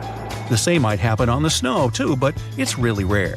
There are only 6 pictures of snow spouts, 4 of which were taken in Ontario. This weather phenomenon requires that the water is warm enough to produce fog while the air temperature is really cold, next to impossible. Lava is red, sky is blue, I'm on bright side, and so are you. Okay, I made that up. But the part about the lava being red can change. That's true, especially if you see the lava flowing from Kauai Gen volcano located in Indonesia. It has a typical red color during the day, but at night it turns luminescent blue. No mystery behind it, just tons of sulfuric acid. This volcano also has the largest acidic crater lake in the world. The water there is so turquoise, you want to jump in immediately, but you probably already guessed that you should never ever do that. The fire on that volcano is also blue, and it's the largest blue fire in the world, rising up to 16 feet. In some places, water may look like glass. White salt ponds might look like windows or even portals to the world underneath. They have their look because of salt evaporation, and such lakes can be found in France and India. But the Cargill salt ponds in the San Francisco Bay Area look even crazier because of vibrant colors. The shades vary. It can be deep blue, grass green, orange, crimson, vermilion, and even magenta. The color difference is all about the different levels of salinity and tiny microorganisms living in those ponds. On the shore of the Baltic Sea in Kaliningrad District, Russia, there's an enigmatic national park called Dancing Forest. The pine trees are all crooked and twisted there. The forest didn't appear until the early 60s, when the pines were planted to make the dune sand in that area a bit more stable. It's probably the unstable sand that made those trees twist that way. Another reason why those trees are so crooked might be strong winds. Some people claim it has something to do with supernatural powers. They say this forest is a place where positive and negative energies meet. Locals believe if someone climbs through one of the rings in those trees, it'll add an extra year to this person's life. The throbbing hum in Taos, New Mexico has driven locals crazy since the 1990s. Low-frequency hum doesn't let you sleep normally. Even though scientists tried so hard to find the source of the hum, they failed. They blamed it on mechanical devices and even animals. The West Seattle hum, for example, was related to toadfish. Different variations of hum were also heard in the UK, Australia, and in some areas of the United States. Luckily, only about 2% of the world's population can hear it. Noctilescent clouds, or simply night clouds, are so rare because 1. They only form in summer, and 2. They can only be seen at latitudes between 50 and 70 degrees, both north and south. To see those clouds, the sun should be already below the horizon, but the clouds still have to be in sunlight. It's possible for the highest clouds in the atmosphere, which are located about 50 miles up. We can't see them during the day because they're too faint.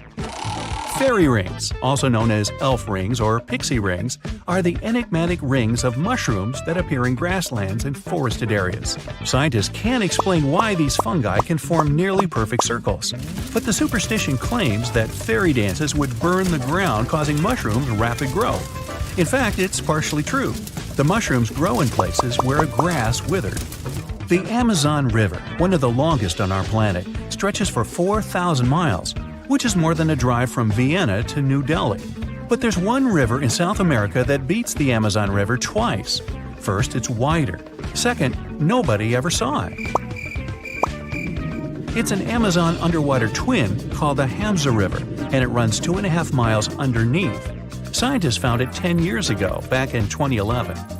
Don't blink, or you'll miss this rarest weather phenomenon. Red sprites are electrical discharges in the sky that look a bit like an aurora. It's super powerful, about 10 times stronger than any regular lightning, but it lasts just a couple of seconds. They were first photographed in 1989, and there are still very few photos and video recordings of this lightning. To make a video that can clearly show red sprites, it should be at about 7,000 frames per second. Well, I'm out. You decided to go scuba diving for the first time. The water is clear and the sun is shining on the seabed. You take a few selfies and the fish swimming by when suddenly the ocean goes pitch black. You look up and, oh my, what is that gigantic animal?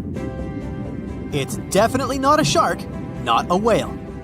Is it a turtle? Yup, but fear not, it's not gonna hurt you. If you had lived on this same Earth about 72 million years ago, then maybe this could have really happened to you. Scientists have recently found the fossils of a gigantic marine turtle that could have grown as big as 12 feet. If you don't have any idea of how big that is, let's see some examples. That's the average length of a hippopotamus, 6 golden retrievers, or 2 Michael Jordans stacked on top of each other. The turtle's scientific name is an homage to that old-school sea monster called Leviathan.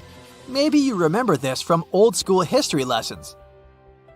The Leviathan is supposedly a mythical creature that would swallow entire ships or people that were deemed too greedy by the creature.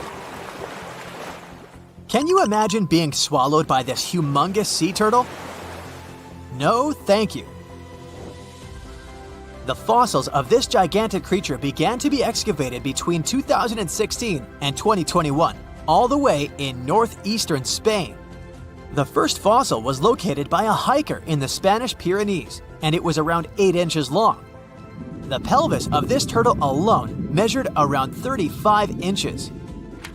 It would definitely be one of the biggest turtles today if it hadn't gone extinct. FYI, the largest living sea turtles today can reach up to 6 feet in length, which is already pretty big.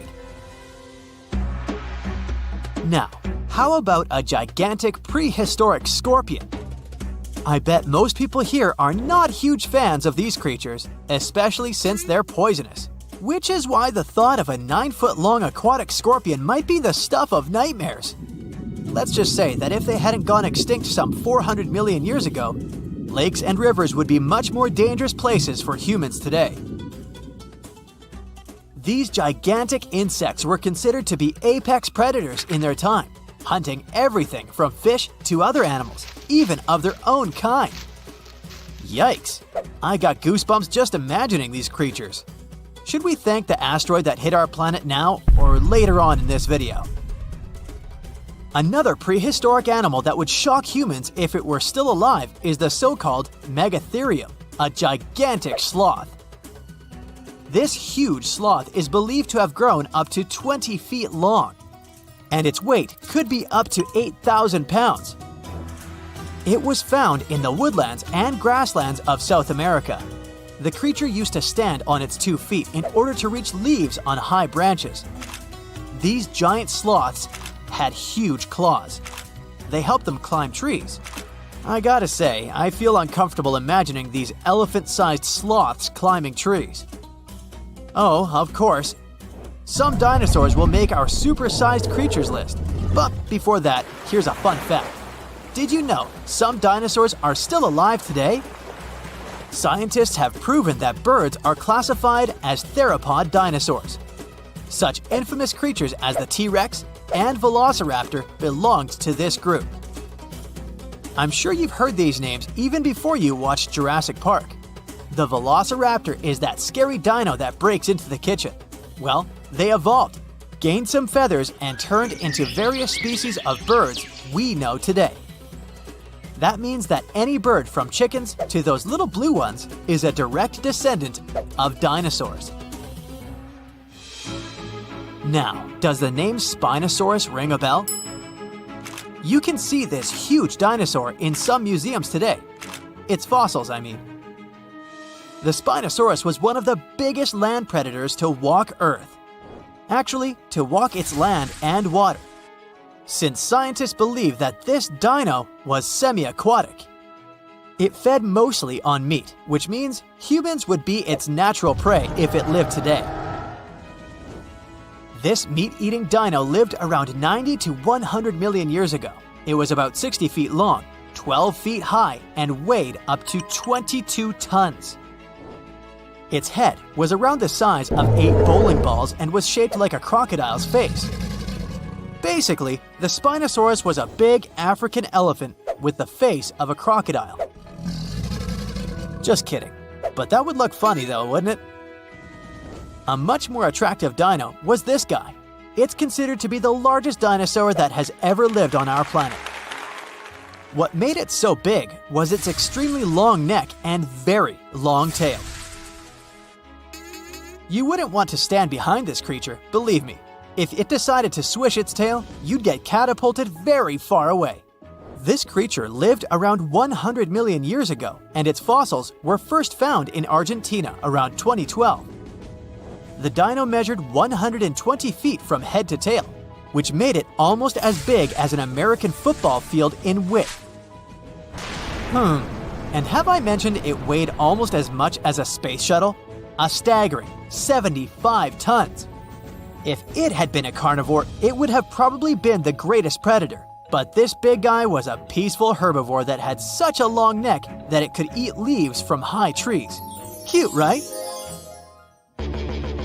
We must also talk about the Shastasaurus. As the name suggests, this animal is popularly known as the Mount Shasta lizard. Even though it was a marine reptile and probably never set foot on the mountain itself, this dino was usually around 23 feet long, but there was a specific strand of this species that could get as big as 69 feet long, about the size of the great blue whale. This made it the biggest marine reptile to have ever lived. A fun fact about the Shastasaurus is that scientists believe it didn't even have teeth, which means it could only feed on soft-bodied prey, such as squid, for example. The next animal on our list is the blue whale. Believe it or not, the biggest living animal on Earth actually started small. These days, the average mature blue whale can reach up to 100 feet in length and weigh up to 200 tons. That's more or less the weight of 40 elephants put together, or 30 Tyrannosaurus rexes, or 2,670 average-sized people. Blue whales have to eat up to 50 million calories per day to support that body. That's the equivalent of 30,000 Big Macs, just FYI. But blue whales weren't always this big. They actually evolved from a four-legged mammal that lived on Earth around 48 million years ago. Their ancestor was called Pakicetus, and it was only 6 feet long. Here's a fun fact. To be able to live in the water as one does today, the blue whale had to go through some intense adaptations. A blue whale can replace up to 80 to 90% of oxygen in its lungs each time it takes a breath. A human replaces only up to 15% for comparison. It allows these animals to dive for up to 1 hour at a time, down to a staggering depth of 330 feet. Elephants were bound to make the list. Elephants are currently the largest land animals on Earth. They can grow to be about 13 feet tall and weigh up to 7 tons. That's pretty small if we compare it to the other animals that once lived on Earth, right? But if we placed a 6-foot-tall human next to an elephant, we'll see it's not at all that small. African elephants are bigger than their close relatives, Asian elephants, and they have a similar lifespan to humans, up to 70 years. Pokemon might have made us collectively wish that salamanders were real-life dragons, although they're not. They can still be pretty cool though. There's a giant species of salamander that is known to be the largest living amphibian. They can grow to be as long as a regular-sized human, reaching up to 6 feet. I bet that wouldn't be a pleasant underwater encounter. There's a place on Earth so dangerous that even the most fearsome creatures of today wouldn't last a moment there. It used to exist in what we now call southeastern Morocco, the land called the Kemkem Beds. The story of this place stretches back to the Cretaceous period, about 100 million years ago. It might have looked like a beautiful place at first sight, a lush green forest, rivers glittering in the sun, until you meet some terrifying dinosaur. The lions or sharks of today are nothing compared to what the fossils show us. The Kemkem Beds were dominated by terrifying predators, and above them all, 3 of the largest predatory dinosaurs ever discovered. For example, Spinosaurus. This dinosaur was unlike anything you can imagine. A half reptile, half monster standing over 50 feet tall, bigger than a T-Rex. This hybrid with a crocodile-like snout and a sail on its back hunted the forests. But this dino could dive into the rivers, so not even waters were safe from it. It could catch huge fish, as if plucking them from the shallows. There was also Carcharodontosaurus, a carnivore with the name that literally means shark-toothed lizard. Its razor-sharp teeth could slice through flesh with terrifying ease. This monster stood almost as tall as a house and was faster, stronger, and more aggressive than nearly anything that had ever walked the earth. There was also Deltadromedus, a raptor-like dinosaur built for speed. It was a quick-moving ninja that stalked its prey with horrifying precision. Oh, and the skies were a fun place too, with all these pterosaur creatures flying around. These guys are often mistaken for flying dinosaurs, but they were actually a different kind, more like close cousins of dinosaurs. These majestic reptiles soared above the Kemkem Beds and had wingspans that could stretch up to 30 feet. The fingers were feathery, with a 4th finger kinda like bats. They could glide through the air so easily thanks to their super light skeleton. But it wasn't just the dinosaurs that made the Kemkem Beds so horrifying. The waters also hid their own dark secrets. They were home to giant, terrifying fish and crocodile-like creatures. Their jaws were strong enough to crush bone, and they were lurking beneath the surface, waiting for anything unlucky enough to stumble into their path. One of the river creatures was Sarcosuchus, also called the super croc. Being about 40 feet long, it could easily swallow an adult human. Or better yet, it could take on a full-grown dinosaur and win. Its jaws snapped with unimaginable force, and no creature, not even Spinosaurus, was safe from it. Coelacanths could also hang out in the rivers. It was a monstrous predator that could easily swallow a huge fish whole. They had these creepy, icky fins that moved in a way similar to how human arms and legs move.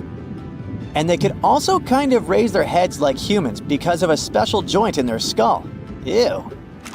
Fun fact, we thought these monsters had gone extinct 60 million years ago, together with dinosaurs. But recently, we rediscovered them living and thriving in the Indian Ocean. Turns out they were just hiding in the deep waters.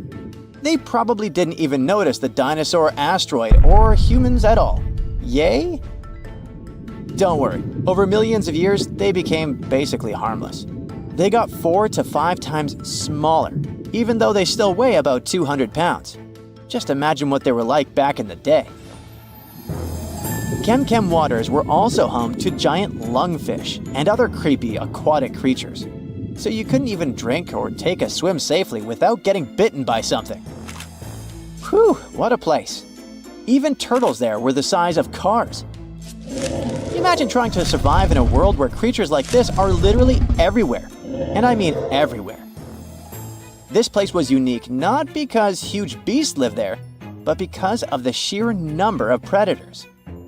You might think, it shouldn't be that easy for all these predators to hang out in one place, right? And you're right. Seems like prey was scarce there. That's even more chilling. All the predators just wandered around, hunting whatever meager life remained. And if there's none, then fighting each other. For years, scientists have wondered why it was the case.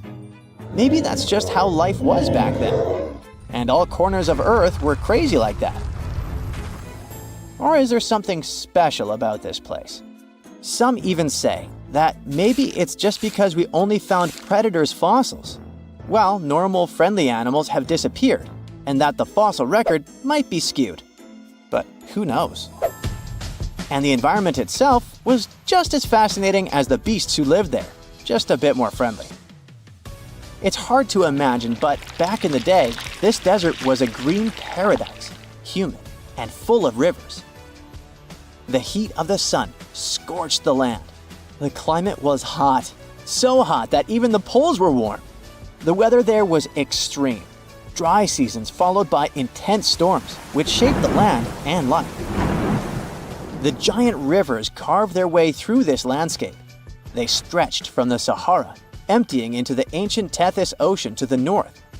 If you were there, you'd see vast, interconnected basins, and beyond them, the central Atlantic Ocean. The floodplain stretched out beneath a sweltering sky. The rivers were just as wild as local animals, flowing lazily one day, but raging like furious beasts the next. At first, these rivers were powerful, carving deep channels through the land and creating wide sandbanks. But over time, they slowed down, and the landscape changed into shallow ponds and salt-covered flats. As water gradually faded away, it left behind a patchwork of wetlands and slow-moving waters. Right now, the Kem Beds is a vast, rugged desert where time has stood still for millions of years. If you visited it, you'd see a giant escarpment, its rocky face winding along the border of Morocco and Algeria, bathed in the sun's harsh light. Beneath your feet would lie layers of fossilized history. That's one of the reasons why scientists were long fascinated with this place. It must be one of the most comprehensive collections of fossils ever discovered in northern Africa. There are fossils from other parts of Africa, of course, like Egypt's Bahariya Formation. But they don't tell us much about life during this time, not like Kem. That's all because those rivers we mentioned in hotter and drier places, they've eroded or still remain buried under the sand. The first discoveries from Kem began in the late 1940s. A scientist named Schubert uncovered bony fish fossils among the escarpment near the Morocco-Algeria border. Just a few years later, a paleontologist, René Lavoca, took things to the next level. Traveling by camelback, he scoured the desert landscape and uncovered a real treasure trove of fossils. He found the partial skeleton of a massive herbivore dinosaur. Finally, at least one peaceful creature in the Kem Beds. This long-necked giant roamed the ancient river valleys and ate leaves like a good boy. For the next several decades, scientists only did small-scale fossil hunting expeditions to this place. There were modest discoveries made here and there. Then, in the 1970s, German paleontologist Helmut Alberti led his team to the Kem Beds, and that's when things took a wild turn. They uncovered fossils of prehistoric fish, crocodiles, dinosaurs, and pieces of the infamous Spinosaurus. Imagine being one of the scientists on that team. They were probably jumping from excitement.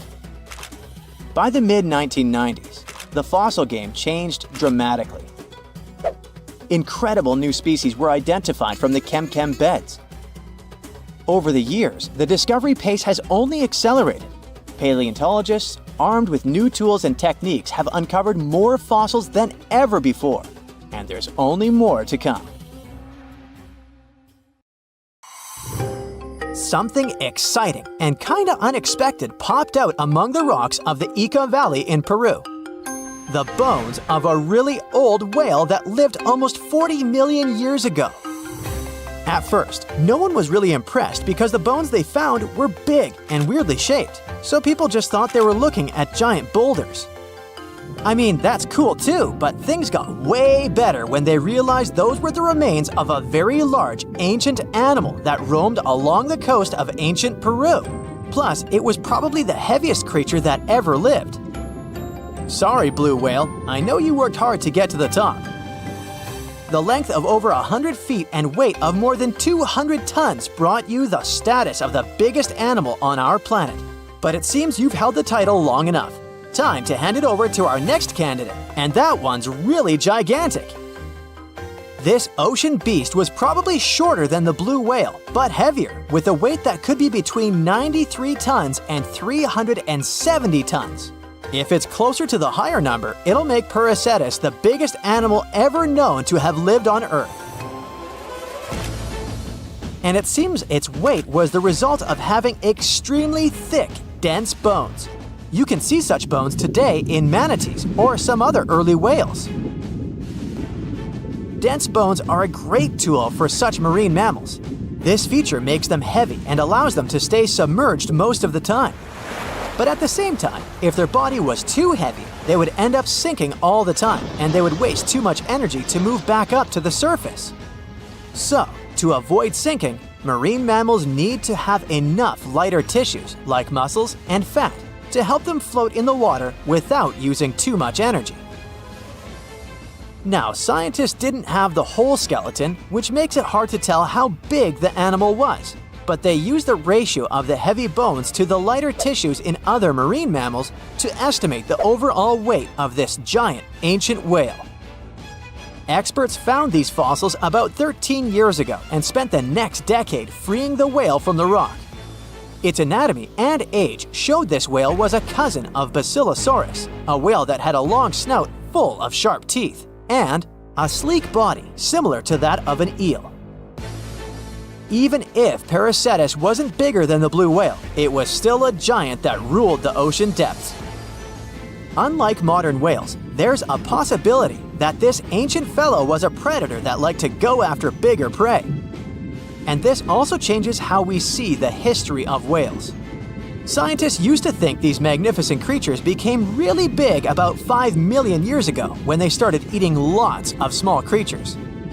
But here's the proof that giant whales existed even before that. But it's still unclear how this whale managed to find enough food to sustain its enormous body. Plus, it's still hard to tell what exactly this ancient creature had on its menu. It was pretty large and not such a fast swimmer, so it's possible it searched for food in shallow waters. Then it probably ate crustaceans, clams, or some other small animals hiding in the sand. One theory says it was a scavenger, which basically means it munched on remains of everything that would come its way. It's not so unusual to find marine animals in deserts. Many of these regions used to be covered with water anyway. The Sahara in Africa is a perfect example. About 50 to 100 million years ago, this was not a dry desert, but a shallow saltwater body called the Trans-Saharan Seaway. The land is not wet there anymore, of course, but people who lived in that area knew about it because they used to find old shells across the desert. The sea was about 164 feet deep. That sounds enough for a nice swim. Some would say this area looked like modern Puerto Rico, with lots of sun and shallow water.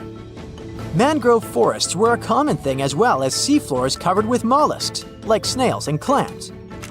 The marine sediment that was left behind after the sea had dried up is full of different fossils.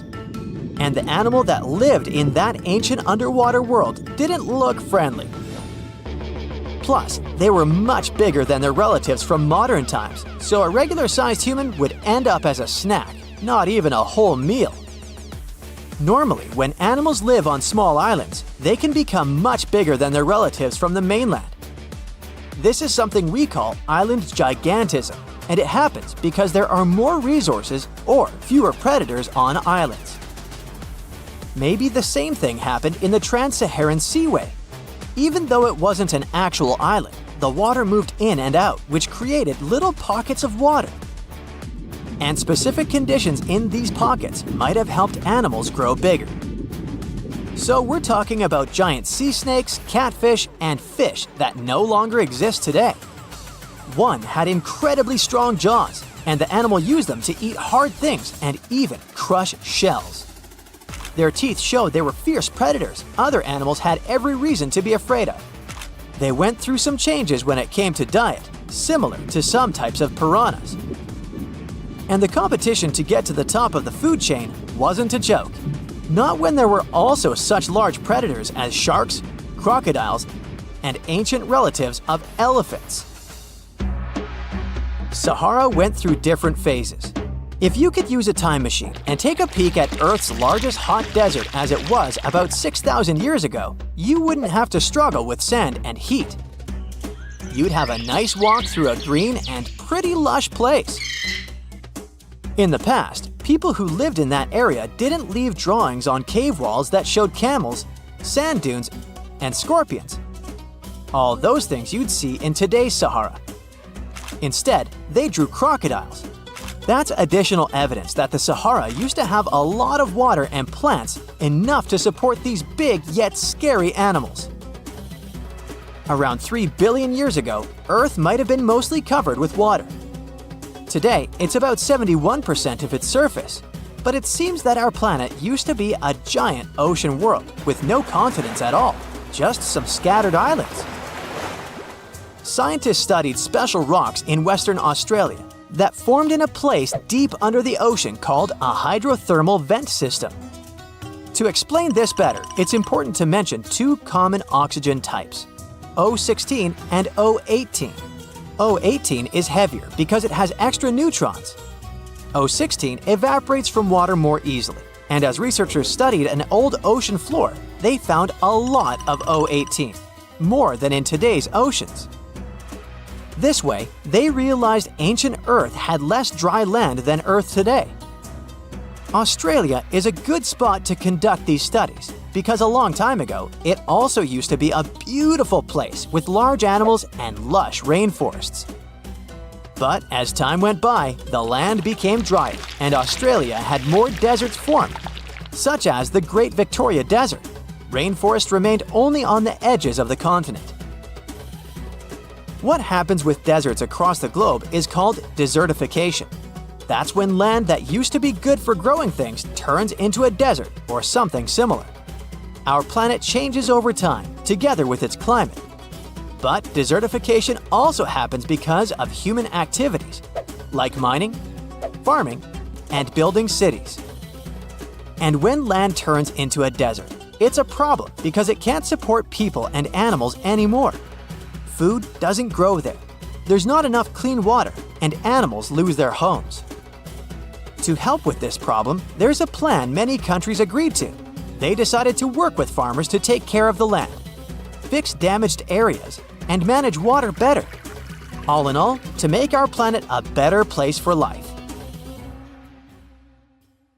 So if you see a rainbow, that means you're in for some good luck. But if you see a deep sea fish, this means that something tragic is about to happen. Let's have a look at ancient lores and what they might mean IRL. In August 2020, people started out their day just like any other in California. It was sunny, so they decided to soak in the sun at the beach. They were snorkeling and kayaking when one of them spotted something out of the ordinary – a doomsday fish. The creature was 12 feet long. It's known as an oarfish, and only about 20 of them have washed up in California since 1901. Oarfishes live in obscure parts of the ocean, but why are they linked to doomsday? Japanese folklore says they are harbingers of disaster. These creatures were once thought to be sea serpents, and they are known as the messenger of the beautiful palace at the bottom of the ocean. The thing is, they only left the beautiful palace to warn humans about a disaster. That's why they're mainly known as bad omens. And when you see one, you can expect to see a tsunami or an earthquake right after. Even oceanographers confirm that this is a famous association. Now here's where it gets weird. The oarfish washed up near San Diego shores on the 10th of August. And then, on the 12th of August, a magnitude 4.4 earthquake hit Los Angeles. That's not the first time it happened. In 2011, in Japan, about 20 oarfishes were found stranded on the beaches and coastlines of Tehuco. Right after that, a magnitude 9 earthquake and tsunami hit the city. Something similar happened in the Philippines. On February 8, 2017, an oarfish was seen. 2 days later, a magnitude 6.7 earthquake struck the city and its nearby provinces. Sure, there is no way to prove both events are connected. The Seismological Society of America is adamant in saying that this is pure superstition. A recent study analyzed the coincidences and concluded that this association is statistically untrue. Can we say this happened literally out of the blue? Humans have historically noticed animals acting strange right before natural disasters. Earthquakes, floods, even tsunamis. It's like animals can sense something we can't. In fact, there's a lot of science to back it up. Studies show that animals can detect subtle environmental changes, like shifts in the Earth's electromagnetic field or infrasonic sounds, things humans wouldn't notice. This happens because most animals have a wider hearing range than humans and have extra sensitive senses that help them detect gases emitted from the Earth. This theory got famous after the tragic tsunami that destroyed several cities and villages in Indonesia back in 2004. Most man-made warning systems shut down and didn't serve their role of warning humans about the disaster. Sensors were out of action due to maintenance, while other coastal areas simply didn't have any tsunami warning systems. Terrible timing, I know. Still, minutes and hours before the 30-foot wave hit the city, some animals sensed the danger and fled. Eyewitnesses say that elephants ran for higher ground, while flamingos abandoned their low nesting areas and dogs refused to go outdoors. A local reported that he saw a herd of buffalo turning their ears toward the sea and then stampeded to the top of a hill. A lot of the people that survived the tsunami used animals as their warning systems. Now, this is not the first time humans have relied on animals to save their lives.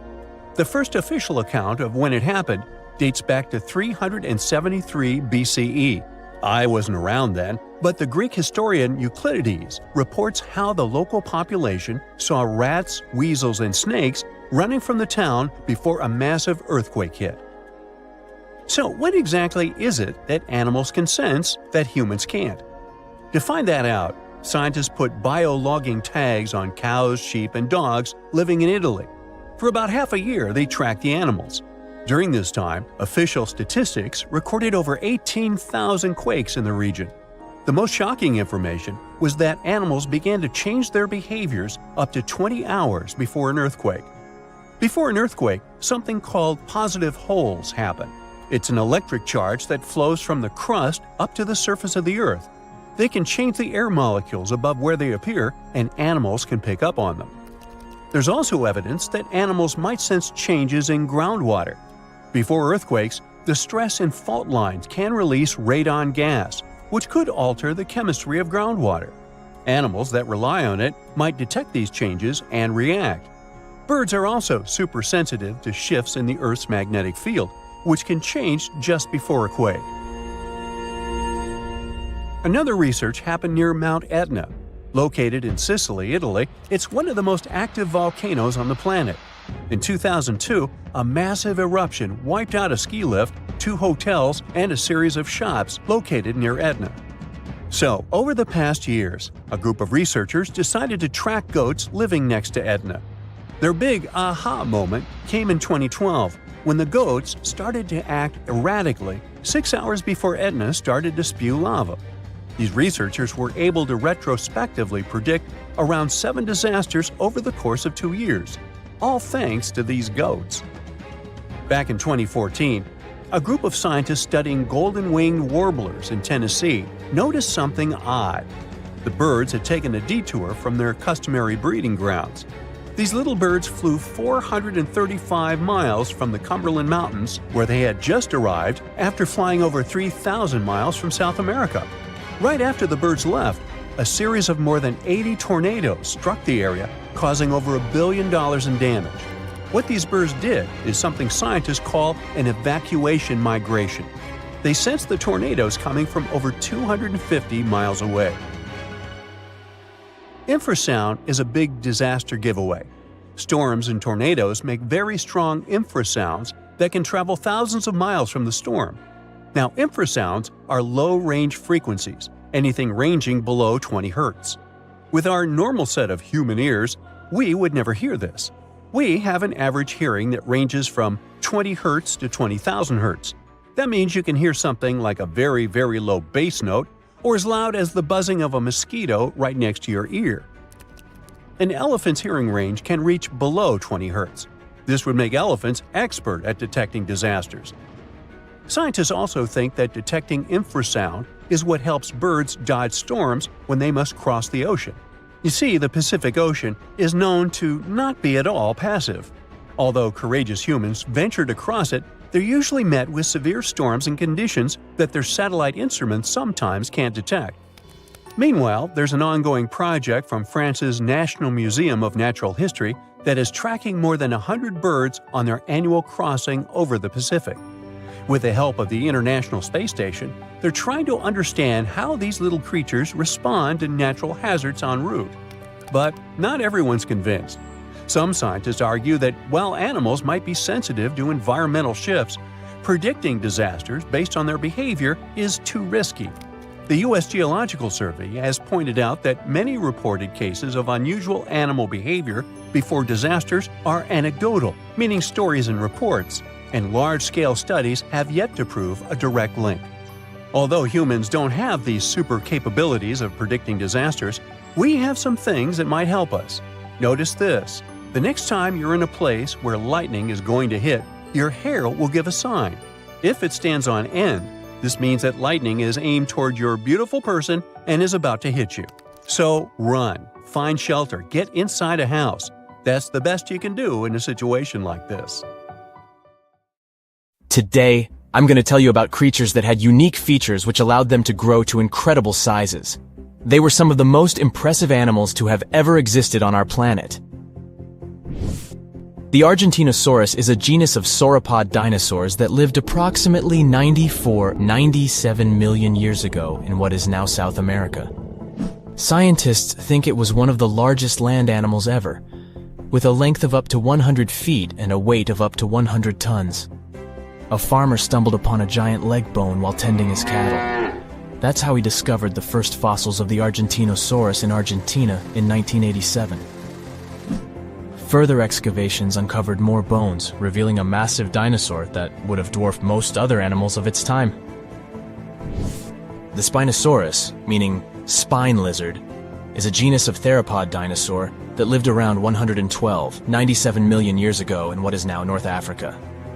It is believed to be one of the largest carnivorous dinosaurs to ever exist, with a length of up to 60 feet and a weight of up to 23 tons.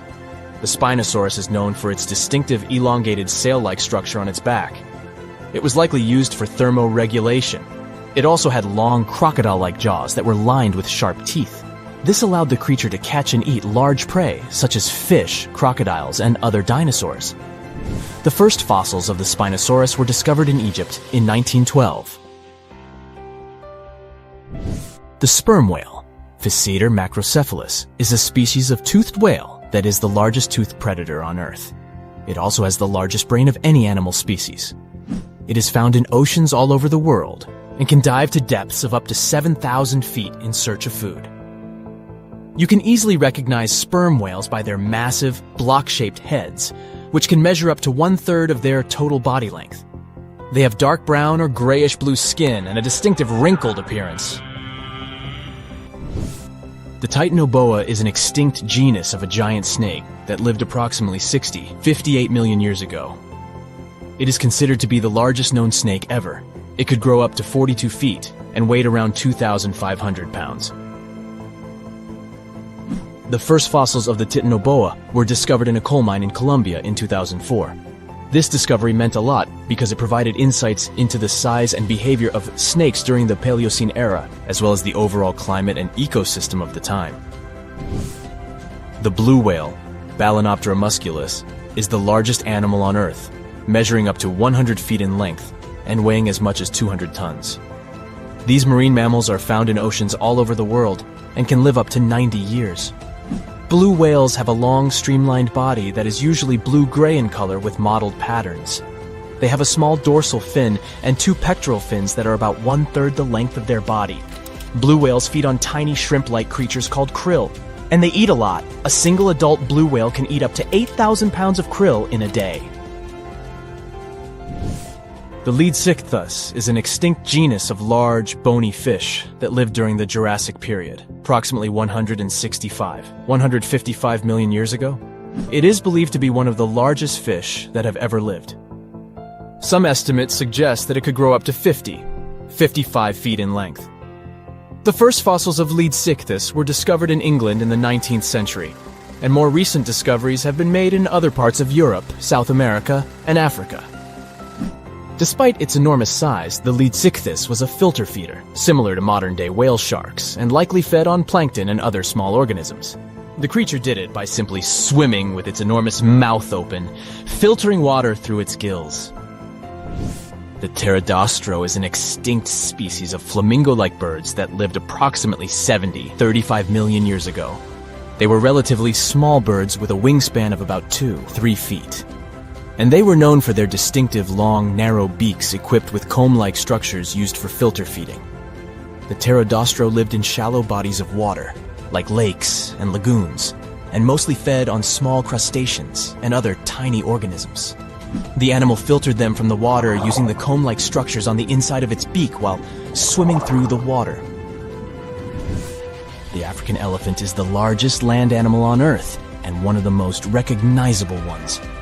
There are two species of the African elephant, the savanna elephant, Loxodonta africana, and the forest elephant, Loxodonta cyclotis.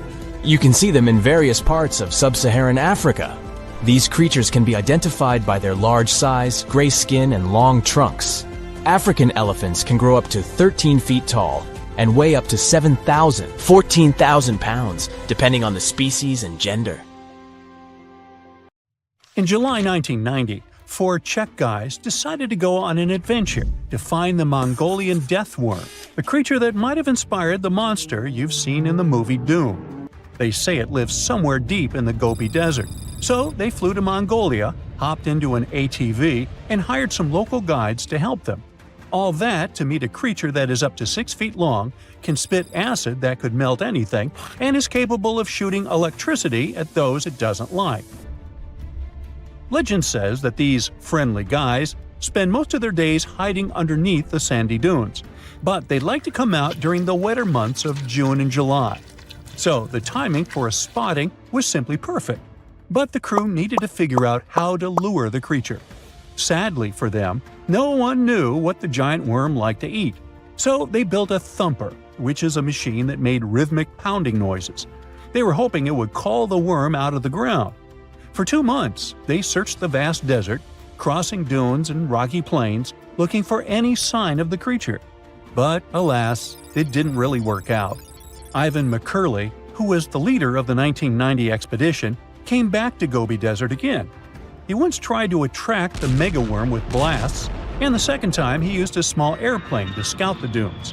Over the years, groups from America, Britain, and New Zealand organized big expeditions to the Gobi Desert to try and find the creature. Many others came from all around the world on their own and found nothing. The people in the West first found out about the megaworm of the Gobi Desert thanks to an American paleontologist, Roy Chapman Andrews. This brave man was probably the inspiration for Indiana Jones. In 1926, he wrote about the creature in his book. At a meeting with Mongolian leaders, Andrews heard detailed descriptions of the creature, even though none of them had ever seen it themselves. One of them described it as looking like a sausage, about 2 feet long, with no head or legs. According to him, the worm was so venomous that just touching it could instantly take your life, and it lived in the loneliest parts of the Gobi Desert. Andrews didn't think the creature was real, but he shared these stories again in another book. In May 2005, 4 friends from Great Britain who search for monsters professionally decided to try their luck. They made drawings of the worm and hired local people to hand out flyers all over the Gobi Desert. These flyers offered a reward to anyone who could give information about the worm or even bring them a specimen. They thought loud sounds that other explorers tried would scare the beast away. Some told them it likes damp conditions, so they came up with a plan to block streams of water to create wet areas that would lure the worm out. Their plan didn't work because it was too hard to build dams in the desert. They ended up using small traps, but didn't find any actual proof that the worm existed. But they did meet locals who shared interesting stories about strange creatures they had seen over 70 years. Over the years, stories of the monster spread around the world. In some of them, it's only 1 foot long. In others, it's as large as a human. It's white-gray or scaly and brown, or maybe fleshy and bright red. Someone said it resembled a snake, or maybe a caterpillar, or maybe it has wings and can fly. And some believe it could be a supernatural evil being without a body. Maybe the stories are so different, and the search operations are so fruitless, because the creature doesn't even exist. Or it could be one of many cryptids. Those creatures like Bigfoot, Yeti, the Loch Ness Monster, their existence has yet to be proven. In 1983, one scientist who was visiting the region heard that an old man had managed to catch the mysterious worm. He also learned there was a nest nearby. The scientist bravely approached the hole in the sand and put his hand inside. A giant creature dragged him in, and he was never seen again. Just kidding. He actually found a Tartar sand boa inside. It's a chunky, burrowing, non-venomous snake that has small eyes and gray-brown scales. He showed it to the locals to verify if it was the monster, and supposedly all of them said yes. Most Mongolians who know about the worm still believe it's real. Now, even though people call our supposed monster a worm, it's just what it sounds like in the English translation. Many Mongol cultures have used this word for centuries to refer to any animals they thought to be really dangerous, especially snakes, even non-venomous ones. So, it doesn't have to be a literal worm after all. Worms are soft and squishy, but a creature living in the harsh Gobi Desert would need to be tougher, more like a snake or a type of lizard without legs. Neither of these creatures can shoot electricity or spit acid like they say the death worm does. But some snakes, like cobras, can spit venom that's dangerous for people. If it were real, the creature would have a backbone, and explorers searching for it would likely find some bones or evidence left behind. And there are actually fossil remains all over the Gobi Desert. Scientists found representatives of over 80 dino groups here over the last almost 100 years. It all started with the world's first dinosaur egg nests. This discovery changed all the scientists knew about dinos. It was the first proof they laid eggs. In the following 2 years, the same expedition team unearthed over 100 dinosaurs and took them to the American Museum of Natural History, where you can still see them today. Some of them were swimming around in the Cretaceous Sea that used to be here about 71 million years ago. They resembled modern birds. The mystery of the megaworm is still unsolved, but there used to be another mystery scientists finally managed to explain. Back in the 13th century, a famous traveler, Marco Polo, not the guy from the swimming pool game, crossed the Gobi Desert. He thought he could hear mysterious noises, like the sounds of musical instruments such as drums. He wrote about it in his book and believed he might be hearing the voices of restless spirits. Scientists call these noises singing sands or booming sands. Unlike the squeaky sound you might hear when walking on a sandy beach, these desert sounds are much louder, like a musical instrument playing deep, haunting notes. Over the years, people came up with all kinds of ideas about what caused the sounds, like underground water or winds making the sand vibrate. Not all dunes can do this, and scientists wanted to figure out why. Sometimes the winds might cause a small avalanche on the side of a dune, and then you can hear the magical sound start. But this is rare. So, to study it, scientists had to help the dunes sing. They climbed to the top of a dune and slid down on their backs, using their hands and feet to push sand down. As the sand tumbled, the sound started softly and got louder. They could even feel the vibrations with their hands. So they found out that for a dune to sing, a few special things need to happen. The grains of sand must be the right shape. The dune has to be big, and the sand must be very dry, so no singing after it rains. Inside the dune, there's a hard layer of packed sand that acts like a giant speaker. This layer bounces the sound waves back and forth, makes the noise louder and louder, and creates a haunting melody that can fill the desert air. In other words, the dunes can play tunes. Yeah, sorry, I couldn't help myself with that one. When we look at creatures in the animal kingdom, we often have the following thought. If they have similar traits, they must be related somehow. Zebras, horses, and camels must have some common ancestor. Same goes for dogs and jackals. Somewhere back in their lineage, they must have some common great-great-great-grand wolf, right? Well, the way evolution works in nature is way more complex. Take, for instance, convergent evolution, which is when different creatures evolve independently from each other but end up having similar traits. We only need to look at sharks and dolphins to see how this works. At first glance, they look very similar, aquatic creatures with some species having roughly the same size. But turns out they're mostly unrelated. Sharks are fish. They reproduce by laying eggs and evolved to have the ability to sniff out blood in the water to feed themselves. Dolphins, on the other hand, are mammals. They're friendly and have a way more interesting social life. Take bottlenose dolphins, which have their own special whistles that they use similar to how humans use their names. Not only do they develop this type of whistle to introduce themselves to other dolphins, but they can also learn such names so they can better communicate with each other. Sure, sharks and dolphins did have a common ancestor, but this one lived in the sea almost 300 million years ago. It's safe to say, dolphins and sharks aren't even cousins these days. Another more shocking example of convergent evolution is that of whales and bats. Most of the creatures we can name on the top of our heads use light and sight to understand the world around them. But there is a specific set of creatures that relies on sound to paint them a picture of their environment. What they do is they emit a sound which bounces back to them depending on the object it hits.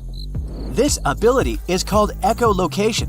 Animals that have this feature emit sounds at frequencies above human hearing, called ultrasound. Those sound waves bounce off objects while they move around, allowing them to figure out where they are in a certain space. Echolocation is mostly used by toothed whales and by some species of bats.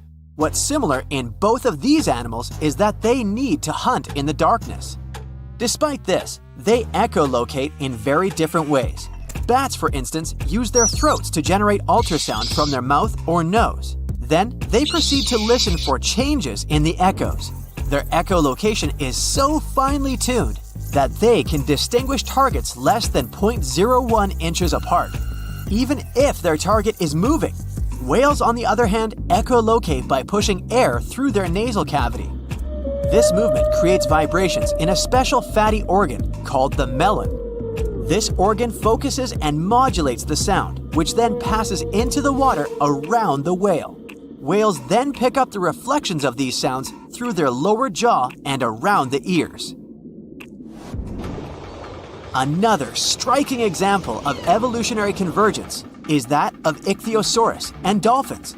Visually, the Mesozoic fish lizards named Ichthyosaurus seem very similar to modern dolphins. But the friendly mammals are much more related to giraffes and camels than the ancient creatures. Despite being 200 million years apart, they do share some common traits which mislead people into thinking they belong to the same species. But that's mostly because they lived in the same environment. They both evolved to feature dorsal fins, which keep them balanced while swimming. Now, let's look at Phytosaurus and crocodiles. The first ones were reptiles that roamed the Earth back in the Triassic period. They weren't dinosaurs, but they lived at the same time as the first dinosaurs did. Even though they look very similar, the first crocodiles popped up more than 70 million years later in the Cretaceous period. These two even fooled paleontologists at first. They initially assumed that phytosaurs were the ancestors of crocodiles. Placodonts and turtles look similar too. Placodonts, however, appeared about the same time as the dinosaurs did, somewhere around 235 million years ago. Like modern turtles, they lived in marine environments, but they were surrounded by predators. So, they evolved to have really strong shells to protect themselves. Turtles, however, made it to the scene around 100 million years later. Even modern cats have ancient lookalikes. They were called the Sparacidons, but they were carnivores and marsupials. They used to live in the South American area and resembled the saber-toothed tiger, which is now extinct. Speaking of saber-toothed tigers, how about one that's also related to the kangaroo? Yeah, this creature used to freely roam the earth around 300 million years ago. The Thylacosmilus may have looked like a feline, but it was a marsupial, meaning it had a pouch of skin in which it carried its pups for a certain period after their birth, like kangaroos and opossums do today. It's difficult to estimate what they looked like since a full skeleton has never been found, but we do know they weighed between 180 to 260 pounds. When we picture a present-day elephant, we always imagine them with their tusks protruding upwards. Well, that's not how their ancestors did it. About 20 million years ago, there lived a prehistoric elephant-like creature named Deinotherium. It did, however, have both tusks curving down from their jaw. As with many other prehistoric creatures, we don't know why they had this feature the other way around. But one theory suggests they used them as anchors. By securing themselves to riverbanks, they were able to safely sleep without drifting off. The last thylacine passed away in the early 20th century. Their extinction was one of the most tragic natural events in modern times. For the last 2,000 years, they have been known to live only on the island of Tasmania. Despite the name, they looked more like foxes than felines. However, thylacines were marsupials rather than placental mammals like foxes. The two-lake wallaby was one of the most beautiful and majestic creatures ever to have lived. It used to be found in Australia and New Zealand. They were very similar to the kangaroos and featured fine fur with shifting bands of darker and lighter gray across their backs. Surprisingly, they were dubbed monkey face, but they had no connection whatsoever to modern monkeys, apart from both being mammals. What made them so special was the way they moved around. Their standard movement consisted of 2 short hops, followed by a long one. After that, the wallaby would simply stare into the sky. Don't be fooled though, the two-leg wallaby was extremely rapid. Females were generally taller than males, and they appear to have been quite sociable animals, at times being particularly fond of a certain location. They were also nocturnal. Hyracoodonts and horses share a lot of similar features, but hyracoodonts used to exist in the Eocene and Oligocene periods, and they went extinct around 23 million years ago. In their whole group, they featured very diverse species and came in many different sizes, from the small pony-like to the colossal Paraceratherium, which is one of the largest land-living mammals ever to exist. Modern horses, however, appeared around 2 million years ago. Let's do a little experiment together. Start by stretching your arms out. If you were to draw a line from your fingertips to your shoulder, it would measure around 28 inches. Now, try to picture an insect with a wingspan this big. Hold on a minute, you won't need a large can of bug spray, don't worry. They're extinct. But the gigantic Meganeuropsis did live around 250 to 300 million years ago. However, they most likely resembled the present-day dragonflies, despite not being technically related. Scientists figured out that they were not true dragonflies because of differences in the shape of their wing veins. Scientists still don't know why these bugs turned out so big. Some believe insects are limited in size because of the small quantity of oxygen they're able to take in. In the times when these insects roamed the Earth, the levels of oxygen in our atmosphere were much higher, so that might be one explanation. Other specialists think that they got so big because there wasn't any other predator large enough to pick them up from the ground. So, we all know that Mother Nature is wise. If she blesses some creature with a particular body part, it should make perfect sense, right? Well, yeah, but still, some wildlife shots make you wonder if evolution has gone the wrong way. Snakes' natural design allows them to swallow a whole mouse. But in some cases, this cool ability can turn against them. Yes, snakes can actually swallow themselves. Scientists believe that they mostly do this because of stress, captivity, temperature regulation, hunger, or illness. The snake is pretty helpless in this situation, you can tell. If it doesn't get help in time, digestive juices may begin to corrode the swallowtail. So if you ever catch your pet snake doing this, try to stop it, or take it to the vet. Okay, but what about the fangs, I hear you ask? Does a venomous snake have immunity to its own venom? Well, if the snake digests it, it will be okay. It's because protein is a primary component in venom. And besides, the venom is excreted by the gland in the snake's mouth. So no matter whom the snake bites, chances are that it's going to drink a bit. So the only way a snake can actually suffer from its own venom is by biting itself straight into the blood vessel. In this case, it'll experience the same reaction as any other animal. Now, think you're having a bad hair day? Hey, check this guy out. Chris was an Australian merino ram who became a celebrity in 2015 after being discovered in the wild. Farmers shorn him and gained nearly 90 pounds of wool. When the animal was found, he carried over 5 years' worth of fleece on his body. But Chris belonged to the domestic sheep breed that needs to be shorn regularly. Otherwise, the animal is at great risk of injury and infection. So the lives of these cuties depend directly on going to the hairdresser. Shall we talk about horns? Cattle, goats, and many other species proudly wear this fancy headdress not only for fashion, but also as a weapon for brutal battles. If you ask this bighorn sheep ram directly how old he is, you'll probably hear something like, "Bah." But if you want to get a more precise answer, you can count the number of rings on his horns. The biggest and the darkest ring usually marks the 4th birthday, when the ram matures enough for mating. Although animal horns may look very tough, in fact, most of them are made of keratin. It's the same protein that builds human hair and nails. Horns never stop growing as the animal ages, just like our own hair. And eventually, they can curl into really extravagant shapes, making these weapons turn against their owners. This is what a Wiltshire sheep horn looks like when it's young. But as the years go by, the horns typically curl in front of its face. And while most grow out harmlessly, the inward-growing horns can end up dangerously close to the sheep's head. Like this ram who's having bad luck, to say the least. Its horn has slowly grown into its own skull, and eventually, well, it didn't end well for the sheep. Of course, this would hardly have happened on a farm, because people would have made a preventive horn cut. But unfortunately, in the wild, animals cannot use hairdresser services. That's why they use rocks and branches to rub and grind away at their horns to keep them safe, just like humans trim their nails. Faulty genetics is not the only reason for the horn distortion. You see, when males of this species want to fight for dominance, they begin to butt heads to show each other who's the alpha male here. These battles can break horn plates, making them grow at weird and dangerous angles.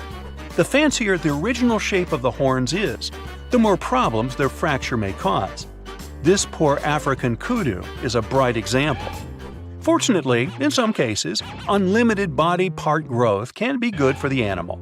Just take a look at these adorable smiles. If you happen to break off your own molar tooth, your dentist would probably say it's irreversible and offer a replacement. But if an alpaca breaks its front teeth, all it has to do is wait a bit. Although these animals don't have upper teeth, their lower teeth constantly grow throughout their lifetime, and they might look pretty creepy when they get too long. That's why some farmers prefer trimming them from time to time, just like pet owners cut the nails of their cats or dogs. Now, llamas look so similar to alpacas that many people confuse these two species. But the significant difference between them is that llamas' front teeth are encased in enamel. That's why, unlike alpacas, they don't possess the superpower of limited growth. Too bad. Unlike the keratin horns, deer antlers are made entirely of bone. Typically, only male deers, called stags, grow antlers. Very rarely, females can grow them too due to a serious hormone imbalance. This is a deer equivalent of a beard on a human female that sometimes can appear due to various diseases. Adult deers grow and shed their antlers annually, which coincides with the breeding season. At first, their antlers are covered in velvet, a protective skin with blood vessels. But once the antler is fully developed, the deer gets rid of the velvet, just like snakes shed their skin. Although this process doesn't harm the deer, it may look pretty spooky. Once the brand new antlers are ready, stags begin to fight with other males over the ladies' attention. Usually stags barely eat or sleep during this competition. And if you ever question whether the antlers of two deers can get locked together, the answer is yes. Every stag is risking ending up stuck with his own rival instead of having a romantic night out with a female deer. Bummer. Moreover, all the traumas that the deer gets during the mating season can influence further antler growth if specific nerves get damaged. Just like horns, antlers can develop at distorted angles because of genetic failures. Some mutations can even make them grow monstrously large. This unlucky deer can barely move his head without losing balance. Also, if a deer breaks one of its legs, its body can speed up the healing by sacrificing the bone and blood material from one of the antlers, and thus this antler will get thinner and weaker. And speaking of facial extensions, we cannot skip the tusks. Please meet Babirusa from Indonesia. This ancient boar first emerged over 35,000 years ago. It's easy to confuse these big tusks with horns, but they are actually upper canines. They tend to pierce through the skin of the boar's face as it matures. Scientists believe that these intimidating tusks have evolved as a tool to protect eyes and throat while fighting with other males during mating season. But this design doesn't seem very thoughtful. If a male boar doesn't grind his tusk regularly, they can end up curling back into his own skull, which can blind him or even worse. Now, what if I told you that hoofs can grow out of control just like horns and antlers? It took evolution millions of years to turn the middle toe of the animal's foot bone into the hoof. And just like toenails, they tend to grow and curl into creepy shapes if they aren't cut regularly. When donkeys or horses don't have a chance to wear down their hooves naturally by walking on hard surfaces, they tend to overgrow. This makes the animals walk on the balls of their feet and overstretch the tendons, which may result in pain and bone loss. And eventually, they can lose the ability to walk at all. So if you ever come across a horse with curly hooves, consider calling the experts to give it an emergency manicure. Perhaps one of the most obvious questions regarding the undersea world is, can a fish drown in the water? Yup, it can. Although gills are an amazing gift of nature, there are still many factors that may deprive a fish of healthy breathing. When the oxygen level in the water is too low, fish begin to suffocate. But it happens very rarely in the wild. Oxygen deficit usually appears in aquariums that are not washed and replenished often enough. Also, parasites, diseases, and an overall imbalance in water components can cause the fish to drown. And on that note, I need to hoof it on out of here. See you next time. Australia used to have its own giants. Those were huge animals that could have dwarfed anything living on this continent these days. Scientists found the remains of many of those ancient creatures in the Narracuta Caves in South Australia, 4 hours away from Adelaide. It's a lovely region, but it can be treacherous. Watch out for holes the ground is pocked with. Known as pitfall traps, many of them are no wider than a coffee table. They're deep and plunge into the darkest of caverns.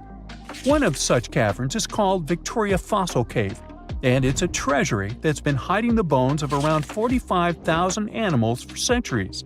Some of the oldest bones belong to creatures far more terrifying than any animal you can encounter today. Those were the ancient Australian megafauna, huge beasts that roamed the continent during the Pleistocene epoch. During those, there were giant snakes, huge flightless birds, wombat-like creatures the size of a rhinoceros, and many others. One of the largest examples of the Australian megafauna scientists have discovered so far is the Diprotodon.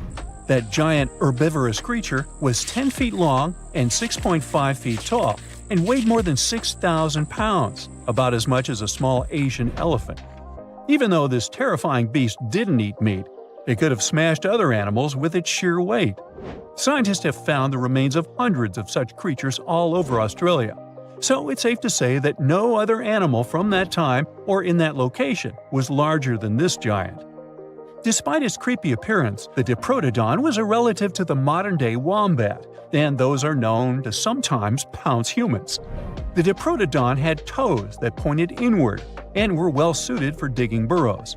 On the other hand, Diprotodon was a giant, and it was unlikely that it used to do so. It was likely a trait it had inherited from its smaller burrowing ancestors, or it could have used its claws to search for roots. This theory is supported by the fact that the animal's pouch was facing backward. It prevented any dirt from collecting inside while the creature was digging. Since this animal was so big, it didn't have to worry much about predators. Up until 60,000 years ago, when the first humans appeared on the continent, full-grown Diprotodons only had to look out for creatures like the quincana. Measuring in at a whopping 20 feet long, the quincana was a land crocodile. It lived in Australia from around 20 million to 40,000 years ago. It disappeared along with most other mega creatures of the last ice age. It's thought to be the result of the first humans coming to the continent. Even though the quincana was extremely fast and dangerous, it was possible that this creature got out-competed by human hunters who took all available prey. Unlike modern crocodiles that are mainly aquatic, that mighty beast was a land dweller. Scientists figured it out by studying the quincana's legs. They were able to support and carry the body clear off the ground. It means there was no escape for ancient people once the quincana spotted them. Modern crocodiles can only push themselves along on their bellies. Such an adaptation allowed the quincana to chase its prey for long periods of time, exhausting it in the process. Another creepy feature of this ancient monster was its teeth. Aquatic crocs have conical teeth. Those are great for gripping and holding on to prey underwater. But quincana had knife-like teeth, ideal for slicing soft-bodied animals like, mammals. Another Australian monster, Thylacoleo, wasn't all that large, but it didn't make it any less terrifying. It was still among the top predators and the biggest carnivorous animals in Australia. This creature was a true oddity of nature, even by prehistoric standards. First, its teeth resembled not those of a regular predator, but those of a rodent. Its front incisors were enlarged, taking the place of canines. Premolars were also shaped like blades. They were used for cutting flesh and bone. At first, scientists thought that Thylacoleo used those teeth to eat nuts and fruits. But later, a study showed that the use of such teeth was better suited on necks and spines. The jaws of this ancient creature were immensely powerful. A 220-pound Thylacoleo had a bite force similar to that of a present-day 550-pound lion. It means that the animal could easily bring down prey much larger than itself. Then there was Thylacoleo's tail. It had strong muscles which provided the animal with the ability to use the tail as support when tackling large prey. The Thylacoleo had retractable claws, and this feature is very uncommon among marsupials. It allowed the animal to keep its razor-sharp hooks from getting blunt and could help it get a better grip on its prey. Scientists are quite sure that, like today's leopards, the Thylacoleo could climb trees and jump on other animals from above. It was done so fast and stealthily, they never knew what hit them. The creature's rear feet support this theory. The first toe there was reduced, but the foot had a rough pad like what modern-day possums have. It allowed them to have a better grip while climbing. Right after scientists found the first skull of the Meliolania, this animal was classified as a lizard. That's why its name translates to small groomer. But after they discovered more complete fossils, it turned out that the Meliolania was a giant turtle. But that's not all. It was one of the largest land turtles to ever have existed. The main reason researchers initially believed the creature to be a lizard was the fact that its skull was adorned with a series of spikes. It's something the modern-day horned lizard can boast. But even after discovering the true nature of the Meliolania, scientists still don't know how to properly catalog it. It might have been a creature that folded its neck under its spine, or it could have folded it to the side. Beside those defensive mechanisms on its head, the Meliolania was also equipped with a spiked tail, which was probably used to prevent predators from attacking the animal from behind. Most species of the Meliolania disappeared around 2,000 to 3,000 years ago because of humans who hunted them to extinction in both Australia and on the surrounding islands. It took around 2 centuries for these turtles to go extinct in that region of the globe. The Megalania was a giant Australian lizard that existed at the end of the Pleistocene epoch. It looked like a Komodo dragon and the Australian monitor lizard, which are both believed to be Megalania's closest living relatives. Fossils tell us that the ancient animal was anywhere from 15 to 26 feet in length. Ow! The youngest fossil remains of this ancient Australian monitor lizard date back to about 50,000 years ago. The first indigenous settlers must have encountered Megalania, which led to the lizard's extinction. Originally, scientists thought that the Megalania was the only member of the genus Megalania, but these days it belongs to the genus Varanus, which means that the prehistoric creature is closely related to other Australian monitor lizards. Our next giant creature on the list was once dubbed an ostrich on steroids. I mean, look at it. It was the last of the thunderbirds to go extinct in Australia. The Genyornis lived on the continent at the same time as early humans. They might have coexisted for 15,000 years or so before the huge bird eventually disappeared. This theory has some proof. The bird's fossils found along with human artifacts. Some cave paintings also depict flightless birds similar to the Genyornis in size and shape. Although it wasn't the largest bird in Australia, the goose-like creature was still as tall as a grown-up man and weighed around 550 pounds. Even a modern-day ostrich can be dangerous if it feels threatened. Imagine meeting its giant prehistoric relative. Scientists are still arguing about its diet. Many believe the creature was an herbivore, but there's still a chance that the Genyornis was a partial scavenger. Its small, stubby wings and powerful hoof-like legs hint that the bird could have been a plant eater. But its huge beak and exceptionally deep lower jaw evoke suspicion. Such features are highly unusual in birds. It looks like a prehistoric creature that came from the time of dinosaurs. This scary beast is called the basking shark. It can grow up to 39 feet. People have only reported 3 of them in the past 160 years. The last sighting was in 2015, and before that, about 80 years ago. These sharks sometimes rise to the surface to filter out small animals, such as shrimps and other small crustaceans, when they want to have a nice, tasty seafood dinner. But when there isn't enough grub at the surface, they go down to the depths of almost 3,300 feet, where they tend to stay for months, which is something researchers discovered using satellite tags. Tag, you're it! Now, basking sharks like to spend their time in more temperate waters, but they can migrate long distances. They live across the globe, but in warm tropical or subtropical areas, they won't go near the surface because they're not fans of high temperatures. The lion's mane jellyfish is not that rare, but it's fascinating how large it is. It's the biggest among jellyfish species and the longest animal. Its total length can reach 120 feet.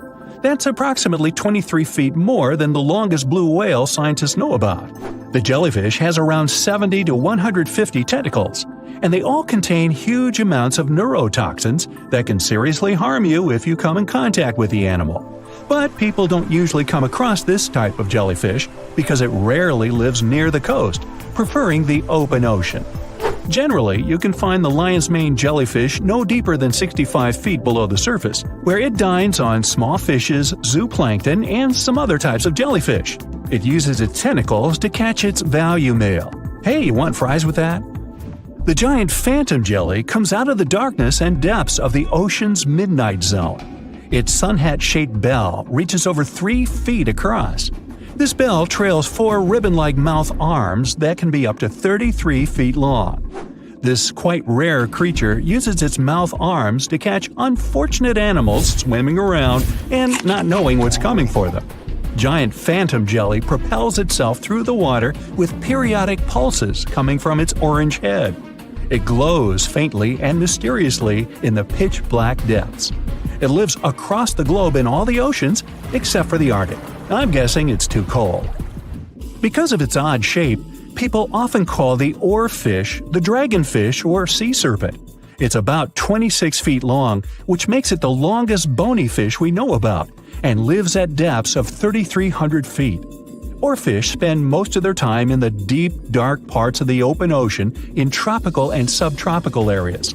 They almost never come to the surface, unless, invited. It's a ribbon-shaped and shiny silver creature with a long red dorsal fin and red oar-like pelvic fins. Its body has no scales and is very thin. The fish can grow to a length of about 30 feet and weigh 660 pounds. Oarfish have really big eyes that help them see better in their dark, scary surroundings. The frilled shark is definitely one of the gnarliest-looking marine animals out there. If you saw it somewhere, you'd probably think you went back to the age of dinosaurs. Yup, the frilled shark is a prehistoric creature because its roots go back 80 million years. This living fossil can grow to be 7 feet long. It got its name from its frilly gills. Even though frilled sharks have the shark part in their name, they swim similar to an eel in a distinctly serpentine way. Its mouth is terrifying. Similar to the maw of the great white shark, it has 300 trident-shaped teeth lined in 25 rows. Hey, come a little closer, huh? Researchers discovered this creature in the 19th century, but people rarely see it, and no wonder. It usually lives at depths of between 390 and 4,200 feet. Most of the time, the frilled shark feeds on squid, swallowing them whole. Its long jaws allowed the frilled shark to gape extra wide and swallow animals half as long as its entire body. Goblin sharks are very rare. Researchers have spotted fewer than 50 of them in more than 120 years. But maybe that's for the best, since we're talking about a pretty scary fella with a narrow snout and sharp teeth. It's also capable of thrusting its entire jaw outward when it wants to catch something. Sounds familiar. As it's lurking through the dark depths of the ocean, a goblin shark sees a small squid that looks quite yummy. The dangerous animal inches toward the squid. When the poor creature notices the predator, it tries to dart away, but it's too late. The shark has already thrust its jaw the whole 3 inches out of its mouth. This jaw is connected to the flaps of skin the shark can unfold. This helps a lot because the goblin shark is a sluggish animal, so it's pretty hard for it to chase its food. After finishing its lunch, the goblin shark puts its jaw back in its mouth and swims away as if nothing's happened. Goblin sharks mostly live at the bottom of the ocean. Like many other shark species, they prefer swimming alone. Here's a silver-colored creature with very rough skin. That's the ocean sunfish, with a total length of almost 11 feet. Its other name is mola. The ocean sunfish is the heaviest of all bony fish out there. People sometimes call it a swimming head because of its bizarre appearance. These creatures have such a weird shape because they're born with a back fin that never actually grows. It just folds into itself as the animal matures and creates a rounded rudder. The sunfish is a bit clumsy. It moves with the help of its mighty fins that allow the animal to swim on its side. This marine inhabitant is a solitary creature. It mostly feeds on zooplankton and jellyfish. The spotted wobbegong is one of the world's rarest sharks. It grows to be more than 10 feet long. It may not look as terrifying as some of its shark relatives, but it's pretty good at catching unsuspecting animals swimming past, mostly during the night. The animal has a spiracle, which is why it can breathe while staying still at the bottom of the ocean. It's motionless most of the time, which is why you can barely notice it. Its flat body and large pelvic and pectoral fins blend in with the underwater terrain. That's why they're so good at hiding. This ability helps when these sharks want to protect themselves too. Wobbegong means carpet shark. They usually live close to the ocean floor in coral reefs, on sandy bottoms, and under piers. People have even spotted the shark in the water that is barely deep enough to cover its flattened body. Now, blobfish lack teeth and bones, so they can't actively hunt. Since they don't have much muscle mass, they can barely move around. Hey, I had a roommate like that once. They get their energy from animals they scoop up from the seafloor. They also know how to conserve this energy. That's how it usually goes with deep-sea creatures. They don't have as much food as those animals that swim closer to the surface. Instead, they have special body mechanisms that allow them to save energy for the times when they don't have much to eat. Pressure at the depths where the blobfish lives is 120 times as high as that at the surface. That's why the bizarre creature looks like a weird gelatinous mass only when you bring it up to the surface.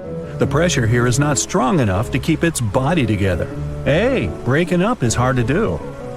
The white margin stargazer could compete with the blobfish for the title of the ugliest animal in the sea, don't you think?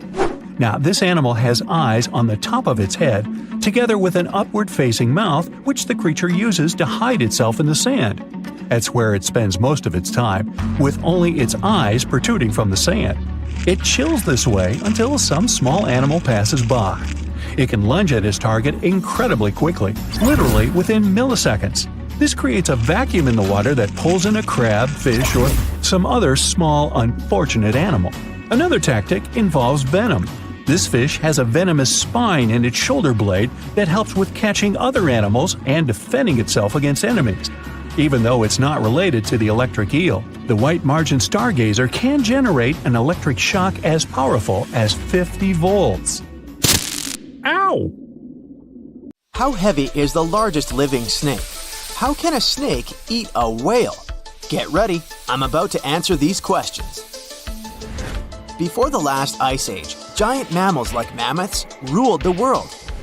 The modern animal kingdom we're familiar with was shaped around 55 million years ago. I mean, there were still 1,000-pound bear dogs living from Asia to America. But modern whales, for instance, began to appear later. I'm saying modern whales because, surprise, surprise, whales weren't always fully aquatic. The ancestors of the ocean's biggest animals once walked on dry land. They had 4 legs and lived on the coast. Now, I want to introduce you to a snake that used to eat these whales, the Paleophis, a genus of a marine snake. Scientists say it's hard to understand how big the Paleophis was due to its fragmentary fossil record. They assumed that it could have reached up to 40 feet long. Its fossils were found in different parts of the world, from England to Morocco and Virginia, USA. The Paleophis is extinct now, and sea snakes today are only about a quarter of the size this majestic creature used to be. So no need to worry about this underwater monster. But there once was an even bigger snake, the Titanoboa. It was around 50 feet long and most likely weighed over a ton. It used to live in what is now known as northeastern Colombia, around 60 to 58 million years ago. Scientists say that it mostly fed on fish. Another giant animal that lived in the past was the black Gigantopithecus. These primates aren't related to gorillas. They lived in the area of modern China. Some people believe that they're still alive, but so far, no one has laid eyes on them. Some people even go further and say that the stories of Bigfoot or Yeti are based on these animals. This rodent became extinct about 2 million years ago. Its main habitat was South America, more specifically, Uruguay. What's astonishing about this species is that it was the largest rodent ever known. It was bigger than a bull. Scientists believe that it weighed up to 1,000 pounds. A distant relative of this rodent is still alive today. It's called the Parana. It's a rare animal that lives in South America. It weighs up to 33 pounds and measures up to 31 inches, not including its cute and fluffy tail. The Arthropleura was an insect that lived in prehistoric times. Imagine a giant millipede measuring up to 8 feet in length. Here you go.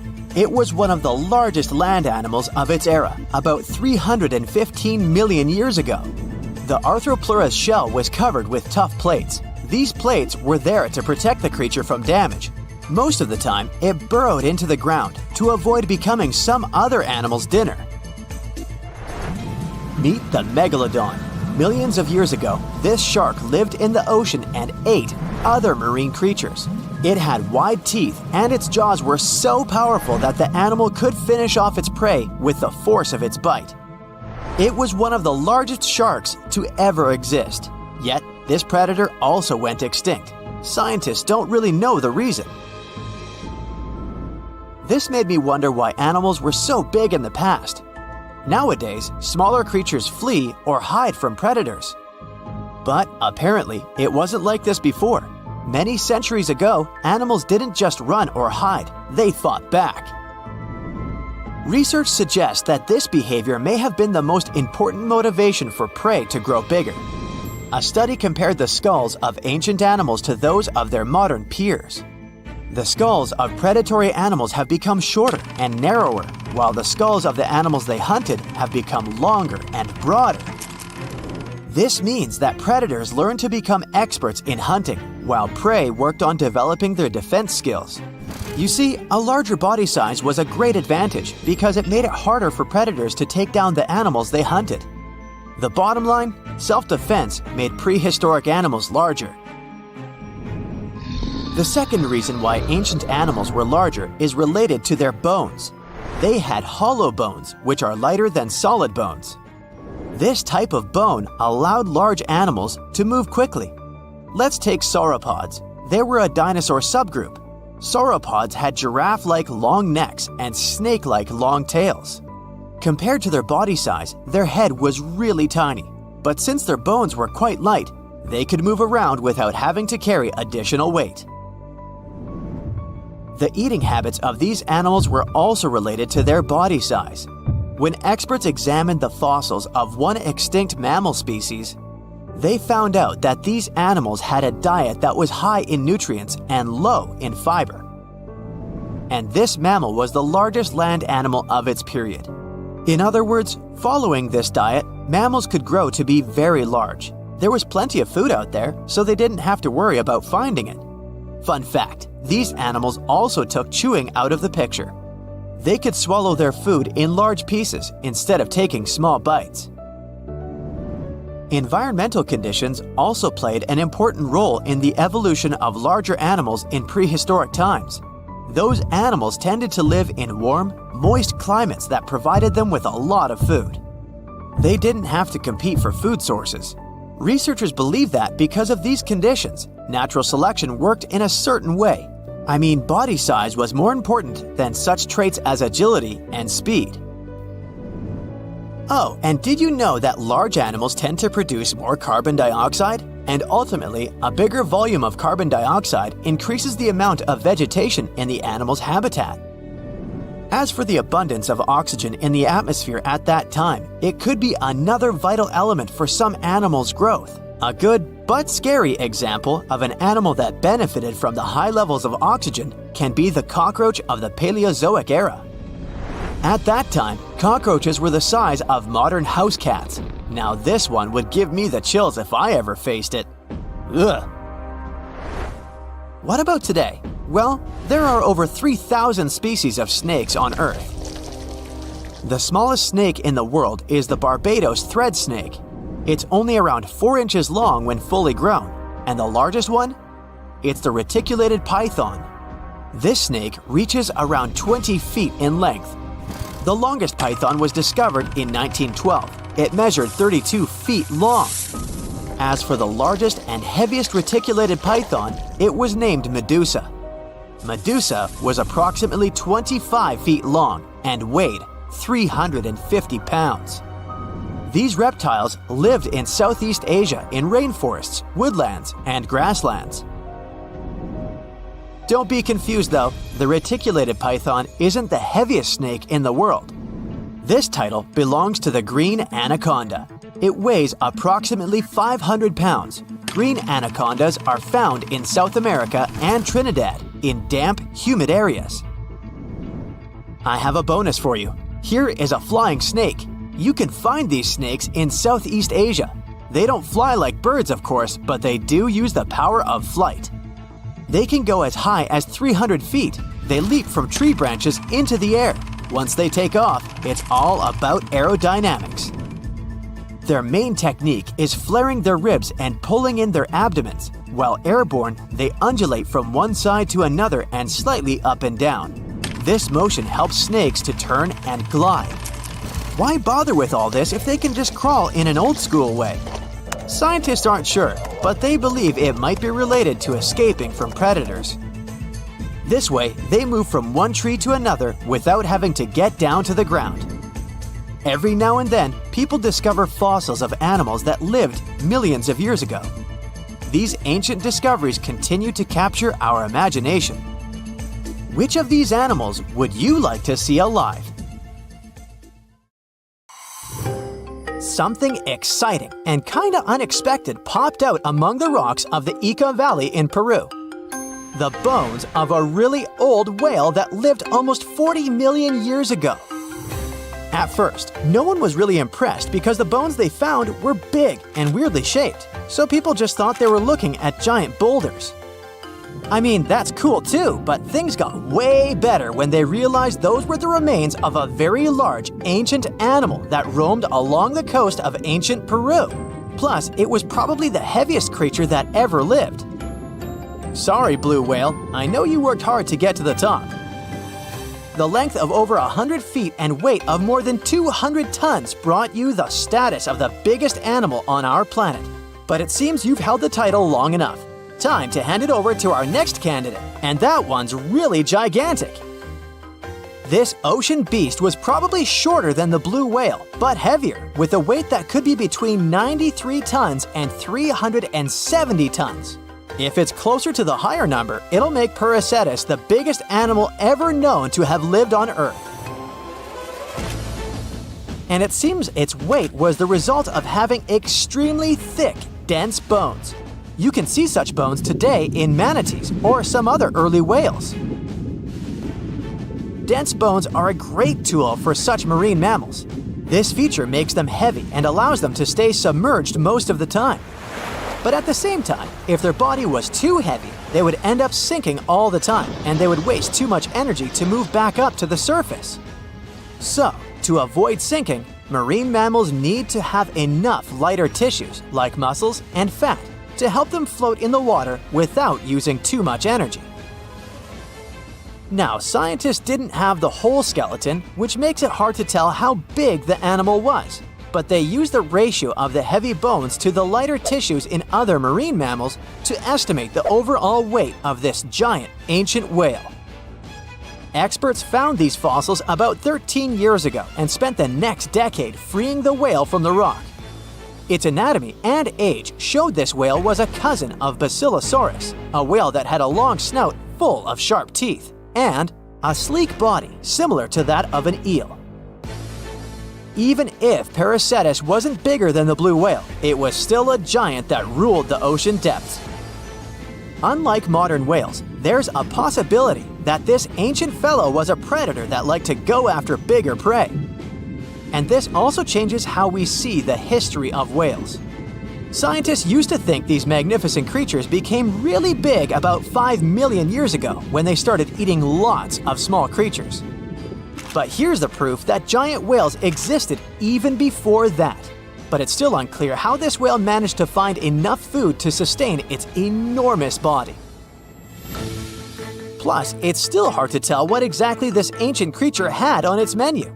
It was pretty large and not such a fast swimmer, so it's possible it searched for food in shallow waters. Then it probably ate crustaceans, clams, or some other small animals hiding in the sand. One theory says it was a scavenger, which basically means it munched on remains of everything that would come its way. It's not so unusual to find marine animals in deserts. Many of these regions used to be covered with water anyway. The Sahara in Africa is a perfect example. About 50 to 100 million years ago, this was not a dry desert, but a shallow saltwater body called the Trans-Saharan Seaway.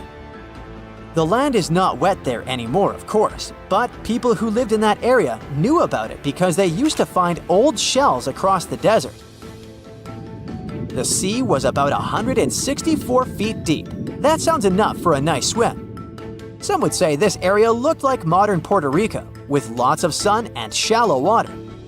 Mangrove forests were a common thing as well as seafloors covered with mollusks, like snails and clams. The marine sediment that was left behind after the sea had dried up is full of different fossils.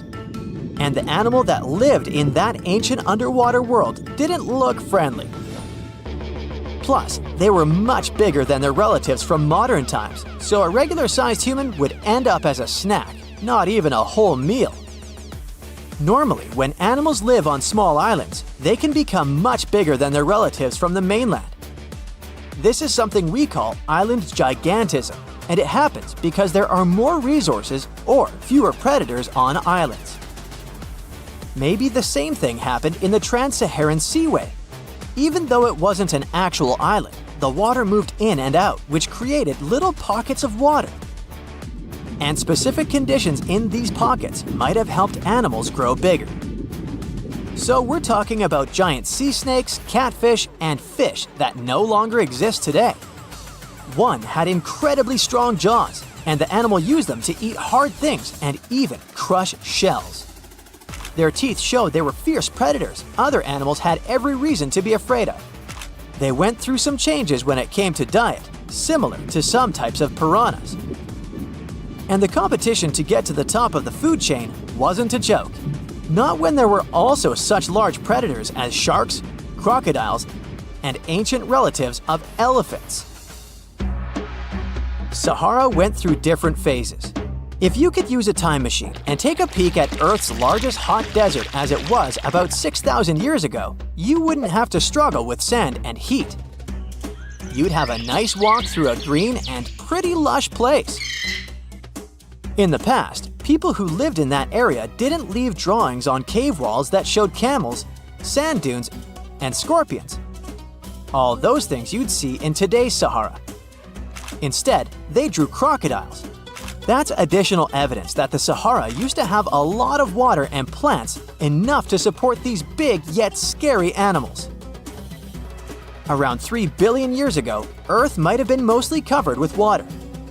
Today, it's about 71% of its surface, but it seems that our planet used to be a giant ocean world with no continents at all, just some scattered islands. Scientists studied special rocks in Western Australia that formed in a place deep under the ocean called a hydrothermal vent system. To explain this better, it's important to mention two common oxygen types, O16 and O18. O18 is heavier because it has extra neutrons. O16 evaporates from water more easily, and as researchers studied an old ocean floor, they found a lot of O18, more than in today's oceans. This way, they realized ancient Earth had less dry land than Earth today. Australia is a good spot to conduct these studies because a long time ago, it also used to be a beautiful place with large animals and lush rainforests. But as time went by, the land became drier and Australia had more deserts formed, such as the Great Victoria Desert. Rainforest remained only on the edges of the continent. What happens with deserts across the globe is called desertification. That's when land that used to be good for growing things turns into a desert or something similar. Our planet changes over time, together with its climate. But desertification also happens because of human activities, like mining, farming, and building cities. And when land turns into a desert, it's a problem because it can't support people and animals anymore. Food doesn't grow there. There's not enough clean water, and animals lose their homes. To help with this problem, there's a plan many countries agreed to. They decided to work with farmers to take care of the land, fix damaged areas, and manage water better. All in all,